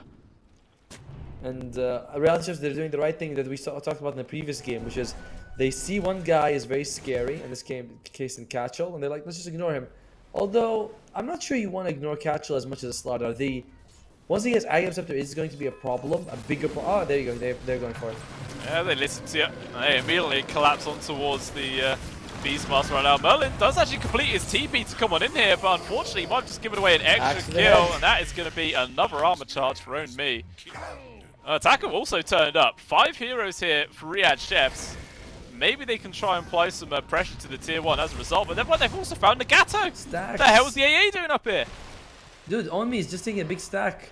And they spot the Ancients as well. That is at least a triple. I think this is a quad stack, actually. It does look like a quad. Can Mikey do anything to stop this? He's actually doing a lot of damage towards Own Me, so the Axe has to be careful. He doesn't die here. Does he just commit his life to try and steal as many of these away as possible? Mikey, the long-range axes will will get the kill. So Own Me clearly prioritizing stealing away those stacks over his own life. Would you agree? Say that was worth it? No, I think you gave away a little too much by doing that, but it's not the biggest deal in the world. Like, yeah, it's fine. It happens. I think you want him to be alive as long as possible so he can make space around the map. This is the time to build your momentum. Still, it was also not a situation where you're not in very often. Do I take the giant stack, or do I kill myself, or not? Yeah. Well, he chose to take all that gold. Low skill as well, now has Armlet completed, and second item is going to be the Radiance that he has queued up now. Not going to get it anytime soon, but that is his item progression. Yeah, normally, when you get an Armlet, it's not really... Yeah, jumping over, menu. Looks like that's going to be a free kill. Nowhere to run. I mean, yeah, normally when you build an Armlet, it's not really an item you buy when you want to sit back and farm, you know. Generally, it means you want to get active and start joining the rest of your team, so... We'll see just how early Low Skill is going to decide to leave the safety of his lane and start trying to find something else across the map. Meanwhile, RP has actually been dropped on towards Merlin. Going to be the Illuminate Blast coming through as well, so a lot of damage. They will find a freebie, but there is RP used for a position for support, so... You know, it's fine. Yeah, it's fine. It's fine. He gets the kill. He's getting very close to his Echo Saber, which will accelerate his farm. And again, we said you want to build momentum at this stage of the game, and I agree with you about Low Skill's item build.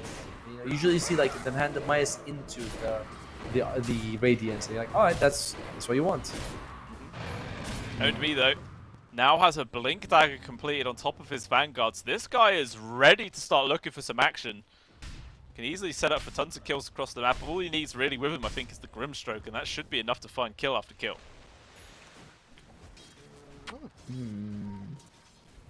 Factor of his armor.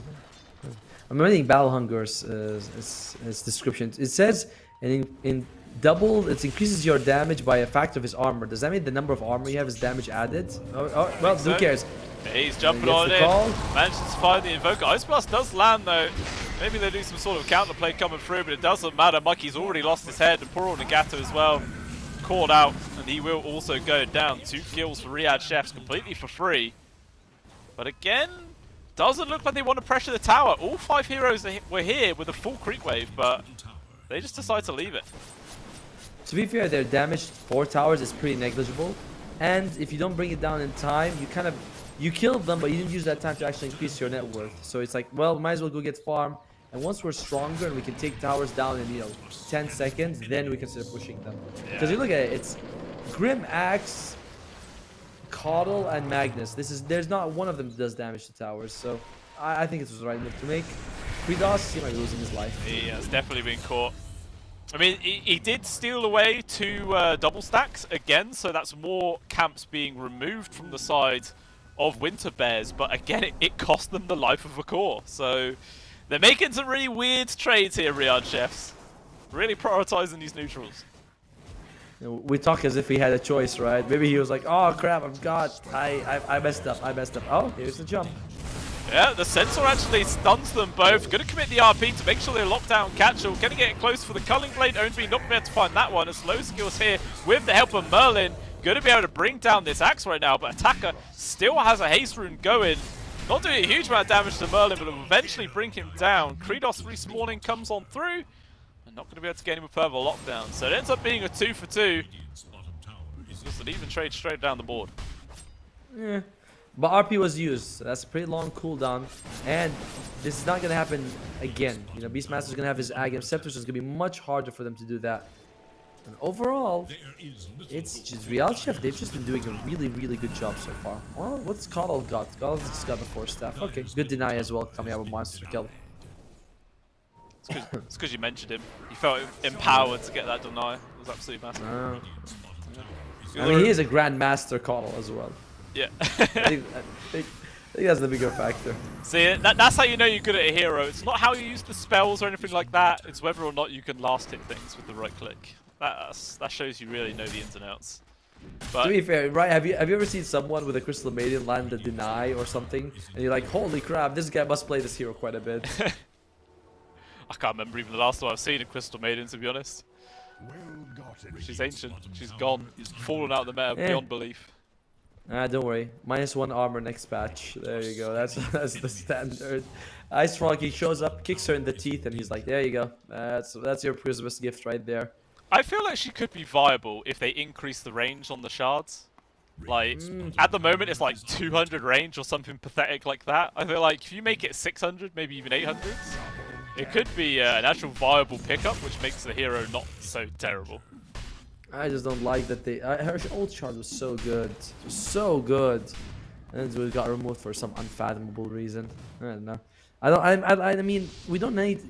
Not every hero needs a mobility and stuff, Like, just keep her as she is. But in this game, 5,000 gold for Riyadh Chefs. 71%. And a bit too much.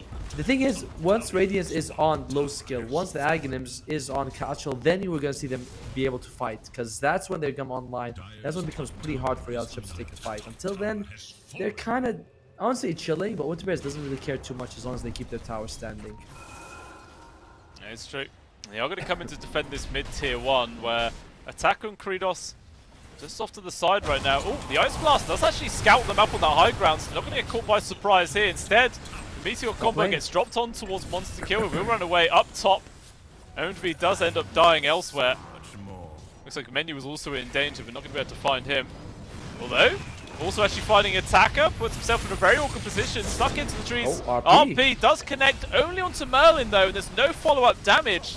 So the RP is just kind of wasted at the end of the day. The Illuminate nearly finishes off Merlin, barely able to survive that. So there's a couple of kills going over towards Winter Bears, and they're 2 cores as well.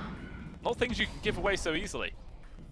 Nope, and a lot of it's because, of course, Beastmaster's there, just smashing those drums, making himself a nuisance that you can't ignore, but also can't actually, deal with in any way. So they lose 2 cores, and the swing happens massively. They were 5,000 gold ahead just like what, a minute ago, and now we're back to an even game. Yeah. Oh, spike look up. Look at Merlin. He's got the Hand of Midas as well as the Rod of Atos. I like this. I feel like the Solar Crest build is a bit overrated. Mikey, he finds someone. Yeah, Ownme in a dangerous spot, locked down. Easy Ice Blast connection. Can they actually finish him off though? That's the question. He's trying to run away. Tornado will barely be able to connect. As a result, they just end up falling down. So this axe started off really nicely, but I don't know, kind of had a few awkward deaths in a row now, which is really starting to stagnate Ownme's game. Mikey is going for the hand of Myas. He himself is also suffering, but I want to say I just really like Merlin's item build. You know, he's going for the shard after. It's super good. You have the lot of stats on this hero, so hand of Myas really helps you out. Oh, they're going for menu. Yeah, it does get forced off back to safety there from help of Monster Kill. As a result, back onto the tower. Sunstrike, not going to be on point. Very close though. And low skill, bomb lane. He's got the Radiance. Bothers the Naga sign, but not by a big deal. We're seeing the draft come in. Like, it looked pretty good for Reality Chefs for a while, you know, but now we're seeing the draft problems. The drums and the Radiance, the overall durability, the supports who have high impact. Although, you know, Nature's Prophet just because he's actually having a good game. The hero himself, like, you need to doing well. If you're doing well with Nature's Prophet, it's easy for you to go further and further ahead. Yeah, it does just accelerate very, very fast. And yeah, I think there was a Blink Dagger just picked up as well for Attacker, so they have another means of initiation there on the side of Riyadh Chefs. Well, it depends if they can get in the right spot. You know, Blink plus the Harpoon. Whoever he does spot will just get pulled miles out of position. Potentially could just be a free kill there. Oh, you are down bot. Kredos actually diving underneath the tier 2 to get a free kill on towards Merlin. Mikey does turn up, but his Tornado lands onto all the illusions, not the actual hero. And Kredos, maybe in some danger, goes for the song and will just TP out. Nothing they can do to stop it. If AA, does he have... he might start to think about shards very soon. He needs that shard so he can stop the Nagasaya from jumping away in situations like that. Still, yeah, it's just a kill on... I want to say just a kill on H-Pop, but he's basically a core. Oh, Catchel. The real test begins. That's big. Skewered into the Berserker's Call as well. Is the only way to get out of that one? No.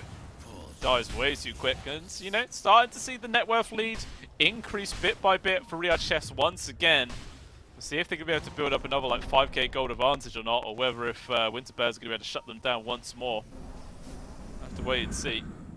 But I don't know, like it feels like the Wraith King's happy just to sit back and farm, but at the same time the Naga Siren is. Oh, I'm hearing a roar, a jump, and Nagato is dead. Easy kill. Does manage to get the Ice Blast off before he dies, but it makes no difference. Zero follow-up from the rest of the team. Yeah, I'm still saying it as if it's a 5-on-5, I'm favoring the Radiant side. You know, 3k gold is the disadvantage, not the biggest deal. It's just been, Reality Chef has done an amazing job finding these pickoffs and taking over the map slowly. You know, tier 1 mid, tier 1 bottom. And Roshan is up, and he's going to be on the Radiant side. Is that something you want to be worried about? As long as you keep the bomb lane pushed up, which is why the Naga Siren is there, it's not going to be easy for them to sneak into Rosh. Yeah, 100%. Just like this whole bottom area just feels like Kredos' domain. Do whatever the hell he wants down here with relative freedom. But we do see pretty much everyone on the side of Winter Bears grouping up by their mid-tier 2. So maybe once the AA respawns, going to TP him in and maybe look to go for some sort of smoke maneuver and then go for the Roshan afterwards perhaps. Because the timing works out just about right. Obviously, you've got the Radiance up for the Wraith King, Armlet as well, going into a Maelstrom next. I mean, he's 500 gold away, but I don't think that's really worth waiting for, I'd suppose. Just go for some sort of play, secure that Rosh. I agree. It's not really... But, again, are they worried about late game? It's like, which team has the late game draft? And that's kind of a tough one, isn't it? You know, you've got Invoker, Beastmaster, Wraith King, versus Axe, Magnus, and Nagasai. Not the most meta heroes on either side for you to be like, oh yeah, this side's 100% better. Yeah, it does. Just, it feels quite even in that regards with the smoke move. So Mikey will be able to spot out Menu. Not really the primary target they would like. They do also spot out Owned Me. They're going to go for that one instead. Ice Blast will go through on towards Owned Me. So the axe falls down a little bit. Attacker with the RP on towards 2 of them right now. But there's just no follow-up. Everyone else around him has just fallen to pieces. He's going to get ran down. And Kredos desperately runs away. Will make it. Meanwhile, Monster Kill Gonna just try and book it as fast as possible. This is the He's big fast. power of the Cotto, man. He's just so quick. Right? It's like, what do? He's like, I run really fast. You know, he's like, I run really, like, you wouldn't imagine the speed in which I can run away from a fight, and that's what Monster Kill's showing us. The guy is moving at 485 movement speed, like, holy moly. And he would like to get it, can he? Blinding Light, maybe? Oh, he's going for it! No, he gets it. Yeah, it cost him his life, but it doesn't matter.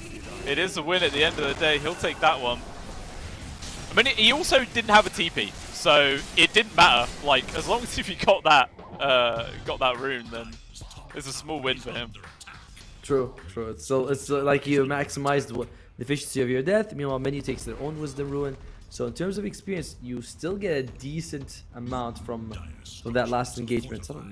But it's still scary. We saw that we've been saying it a few times. 5-on-5, it's all in on Winter Bears. It definitely feels like that way. And once again, basically brought down to a 0 net worth lead for either squad, 16 for 8, super close. And still yet to see either team really think about Roshan. Maybe they might try and go for it now. Got quite a few people TPing to this bottom tier 2 from Winter Bears. Yeah, they want it. But at the same time though, mids, Menu and Owned Me, they are grouped up. They were thinking about maybe trying to make a play onto low skill, but very difficult kill to find twice.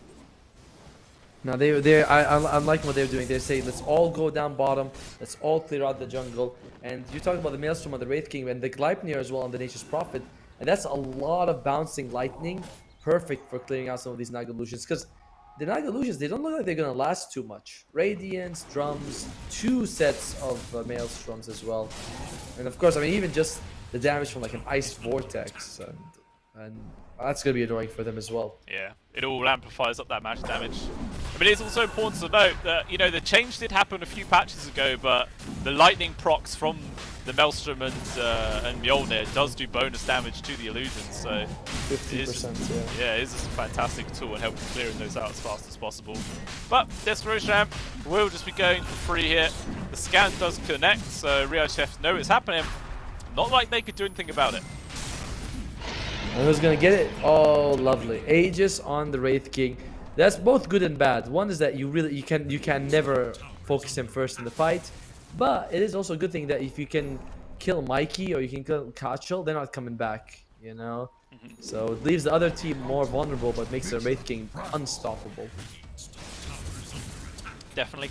So I guess that is, if you're gonna put an Aegis into the hands of the Wraith King, it's a clear indicator they just want to start pushing objectives, right?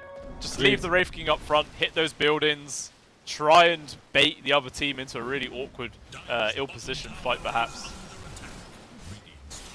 Oh, the Alacrity does a lot of damage. BKB finished on the Magnus, by the way, so... okay. I feel like it's gonna be hard for him to blink anyway, just because there's so much AoE damage. So I'm not sure how almost the BKB is gonna help him after that, but it's fine. It's an item to have. Yep. There we go. Tier 2 does end up falling down. Everyone TP's back towards their tier 2. Oh, Cashel, he's actually managed to find Monster Kill right now. Going to be able to bring down the score. Ice Blast also connect onto Menu in the back line. Should be another free kill, and it is.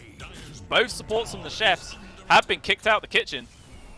Maybe I might try and run down another tier 2 mid. Nagasara's got a hard though, so that's gonna help, but unfortunately it's a hard versus an AA, so not the best situation there. They were seeing the supports is particularly the Grimstroke having no net worth. He's 1-4. Nagasa's 1-5, but he's also been involved in a lot more kills. It does feel like it's just been and it's much easier to have an impact on an AA. You just land your ultimate, you're good. Soulbind, you can just die while walking up to someone to cast it. Yeah, it's very true. Gossamer Cape. Interesting. If I remember correctly, you do not like that item, do you, Tomo? No, I mean it's so niche, you know. If you're up against TA, it's amazing. If you're up against anyone else, it's kind of like whatever. And some damage coming out to Nagato, but he's gonna be fine. And other than that, it gives you 20 movement speed, which I know is amazing, but mini windlace. Who doesn't like a mini windlace? I think it gives you the exact same amount of movement speed as a Windlace, so it's kind of a Windlace. That's true, actually. An extra wind lace? Who doesn't like an extra wind lace? I love Windlace, to be honest. Oh, he no Windlace was gonna save the owned me just now. No amount of running will get you out of that situation. There you go, another free kill for the side of Winter Bears, and the whole team has TP'd down here, but unfortunately pushing this lane, unless they want to go high ground, not going to achieve all too much. This is just all going to give more space elsewhere for Kredos to try and find farm. Actually, taking the gate, they could try and push the tier 2. They've got a creep wave up there. Maybe they could take that objective. See if they want to go for it. But Carl's doing a pretty good job just pushing out the lane. And Carl's also got a Hex. I like this. You know, you've been needing some builds like that. So, you know, Soulbind, double Hex, could be pretty good for you.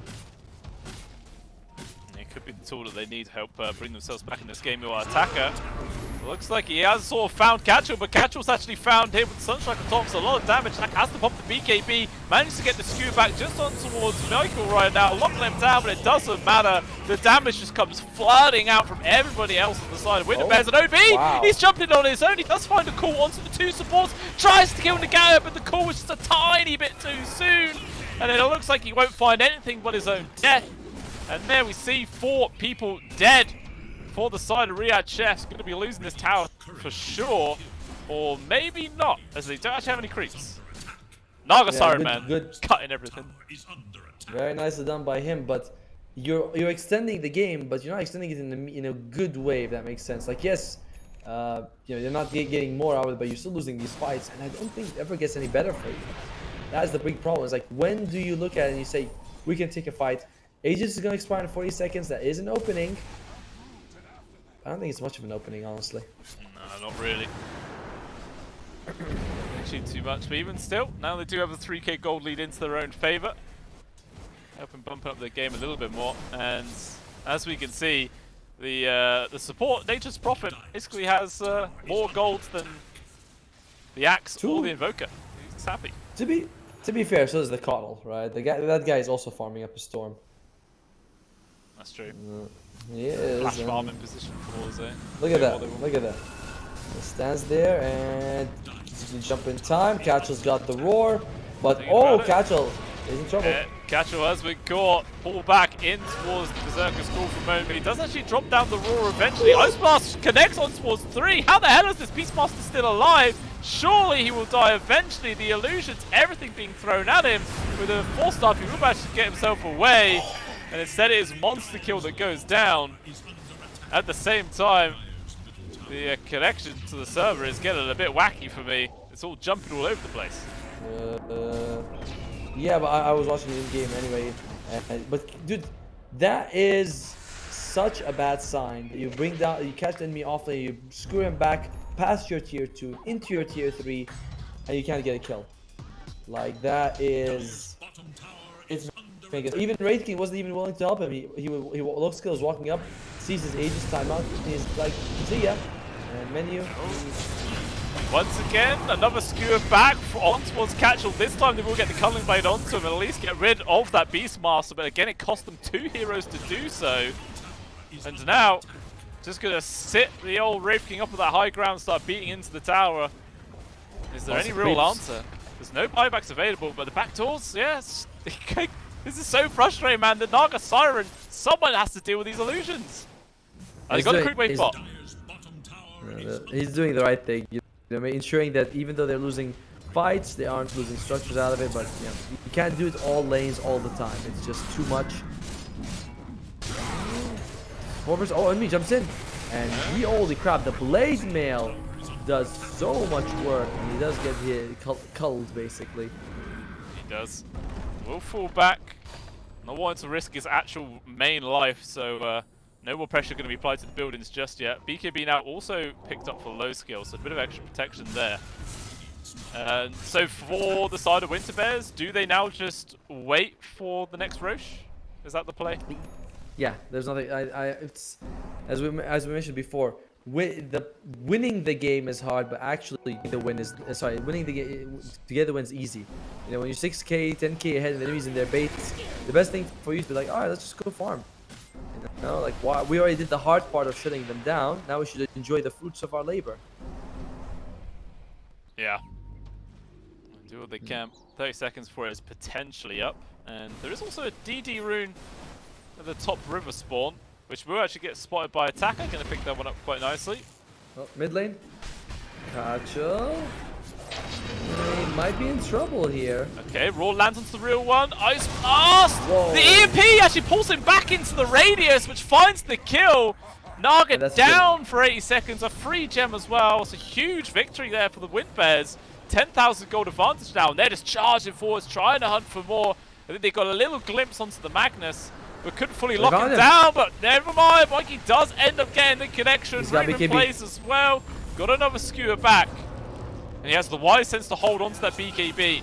He's not choosing to waste the charge. Maybe he should have. That's not losing his life. Omi controlling up one towards the beast, but it's scared with the skewer back. Harpy onto 3 heroes. Down goes 1, down goes 2.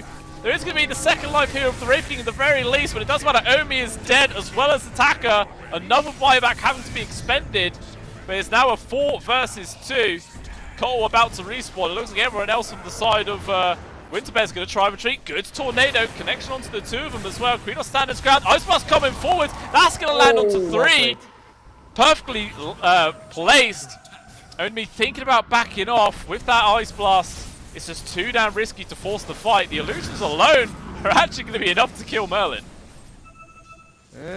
Still costs them a buyback on 2 of their cores. So it's not the biggest deal here. You do massive structural damage, take away that tier 3, almost bring down the range barracks as well. So you still walk away fairly happy in that situation if you are Winter Bears.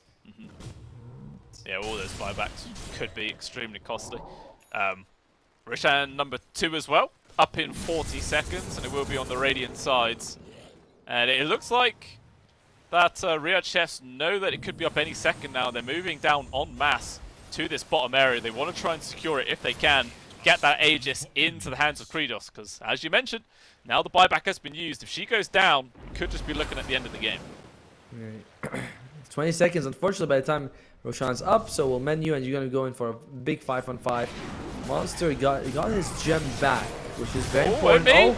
He's got the call on towards Catcher right now. Good tornado though, connects onto the both of them to keep himself going. Now the turnaround is in. Low skill just evaporates. Monster kill. Only also fall in. And Krenos, he cannot die here. This will be devastating if he gets caught. The stun will land. They are gone. Down for 110. Oh my days. The Nature's Wrath just blows up menu as well. And that is it. 4 people gone. Only a buyback available for the Kotl. I mean, there is still all the lanes of barracks left. I feel like they could just go tier 4s and end. Yep, and what does Magnus do, by the way? Attacker, he starts pushing out the top lane as much as possible so that they can't get Mega. But as you mentioned, you don't have to get Mega. We want to get the Ancient if you can get it. And without Nagasai pushing the lanes, oh dear. Look at those, look at the damage. Yeah, poor Armon's skill. Nothing that he can do. Tornado will grab him. That's technically another dieback. Gone for 70. And yeah, they're just going to go for the tier 4s. They want to end. It's like, why would we go for anything else? What we want is the win. A victory here secures Winter Place the lower bracket finals. And they are looking like there's nothing that can really stop them. And still a minute for the call, 50 seconds for the Naga Siren. On attacker. Mikey though, he predicts the move, jumps on in, cancelling out all the blink daggers, even just gets a free kill on his own as well. There's literally nothing this Magnus can do but sit and watch this Aegis gets plowed into. RB, he does get a connection on towards Merlin, but that is it. Game over, and Winter Bears takes it 2-0. I love the use of the Ice Vortex in that situation, by the way, just ensuring that he can't actually blink and catch anyone. Doesn't even matter in that situation, but they're like, no, we're not going to give that to you. So, really well played. We from the start went to the series expecting Winter Bears to do a good job, and they certainly delivered. There were a few good moves by them. We saw a couple of jumps by Owned Me, where it turns out the Blade Mail, especially on the Wraith King, and it turns out he actually did 12,000 damage just with the Blade Mail, which is almost half the damage that he's done. It's not enough though. Winter Bears draft was just too good. It's way too good against what they had. Yeah, like as soon as they hit that correct timing around like the 20-minute mark, all of a sudden it just looked like the script had been flipped. Riyadh Chess were all of a sudden the ones that were constantly being pressured, and they just couldn't stand up to it. And yeah, they just got bullied down at the end of the day. And I want to point out as well, Winter Bears, they've had a long day. They've played three series in a row. Obviously, they lost their first one 2-0 against Team Falcons, but then having to take another one against Gamax and now Riyadh Chefs. I'm sure they are done. They just want to close Steam right now and go to sleep. Yeah, if you guys are wondering, when we started this 10 hours ago, that's when we started the stream. Around 10 hours ago. So they've been here for 10 hours playing Dota. I know it's fun, it's great, but with the stress of playing this online on the competitive scene, it's not the same as playing a pub game where you just don't have to play your own game. It's very coordinated. It's very stressful for them. But they will be able to go and have a rematch against the other teams that are playing right now. It's either going to be Falcons against PSG Quest. Quest has taken game 1, but we'll see if Falcons can turn it around. The loser of the matchup, they'll go to the lower bracket finals with our friends here, the Winter Bears. Yeah, I mean, I guess no matter who obviously loses the upper bracket final, they will be the ones that are going to be slightly, favored going into that series regardless. But, Winter Bears have shown in these last 2 series that they play that they do 100% have the capabilities to play as a full 5-man squad and take the win. I mean, even when they did play up against Falcons earlier, they had a really bad outdraft, but they still made it look relatively competitive, and they nearly went the distance, but unfortunately they did lose in the end. So they could do it. I'm not entirely sure which team I think is better between either PSG Quest and Team Falcons. So I'm not sure there. I feel like I would have put Falcons as the better team, honestly, going in. I mean, they lost game 1 though, so it's like, But it's a series, and sometimes you can lose a couple of series and then to find your footing. So it's not the biggest deal. Too often would be, this team beat this team. This team must be better. It's like, it just happens. Like these things, sometimes if you want to be better, you have to beat them like 9 out of 10 times. And that just doesn't happen in Dota most of the time. No, definitely not. There's always room for upsets. But yeah. It was a pretty fantastic series. Unfortunately, it was another 2-0. That's all we've had all day. Not a single full third game, which, no one wants to see. We all want some entertaining Dotes. Unfortunately, the teams were just too efficient today, Atomo. That's what it was. They just wanted to be done.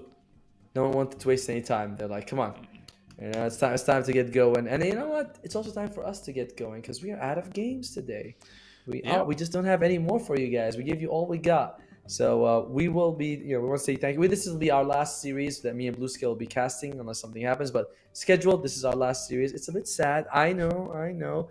But we're very grateful to be here. We want to thank Gefilte Fish and Tom, our producers, for their amazing work and their observing. And we hope you guys enjoyed what we were putting out. And if you do, tell us that you liked it. And if you don't, make sure you message Harry, Freak, and Robin Roll and tell them about it because they were the ones casting. Yeah, that's how it happened. Yeah, that is it. All complaints can go to somebody else. All compliments can come to us. I'm happy with that arrangement. But yeah, that is it. End of the day, ladies and gentlemen. Obviously, the upper bracket finals are still going on. So do head on over to that stream and give it a watch to see the outcome of that one. And obviously how the rest of the qualifiers goes tomorrow. But we are now heading off. Thank you all for tuning in. And we will see you in the future. Toodaloo.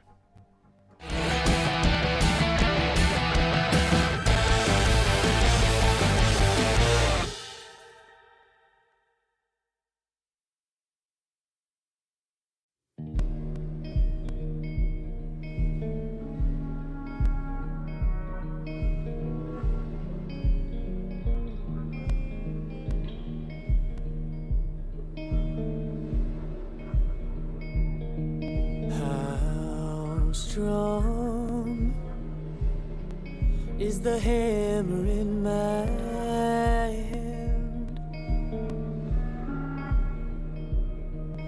How long can you force me to dance? There's a crisis in my heart and in my world,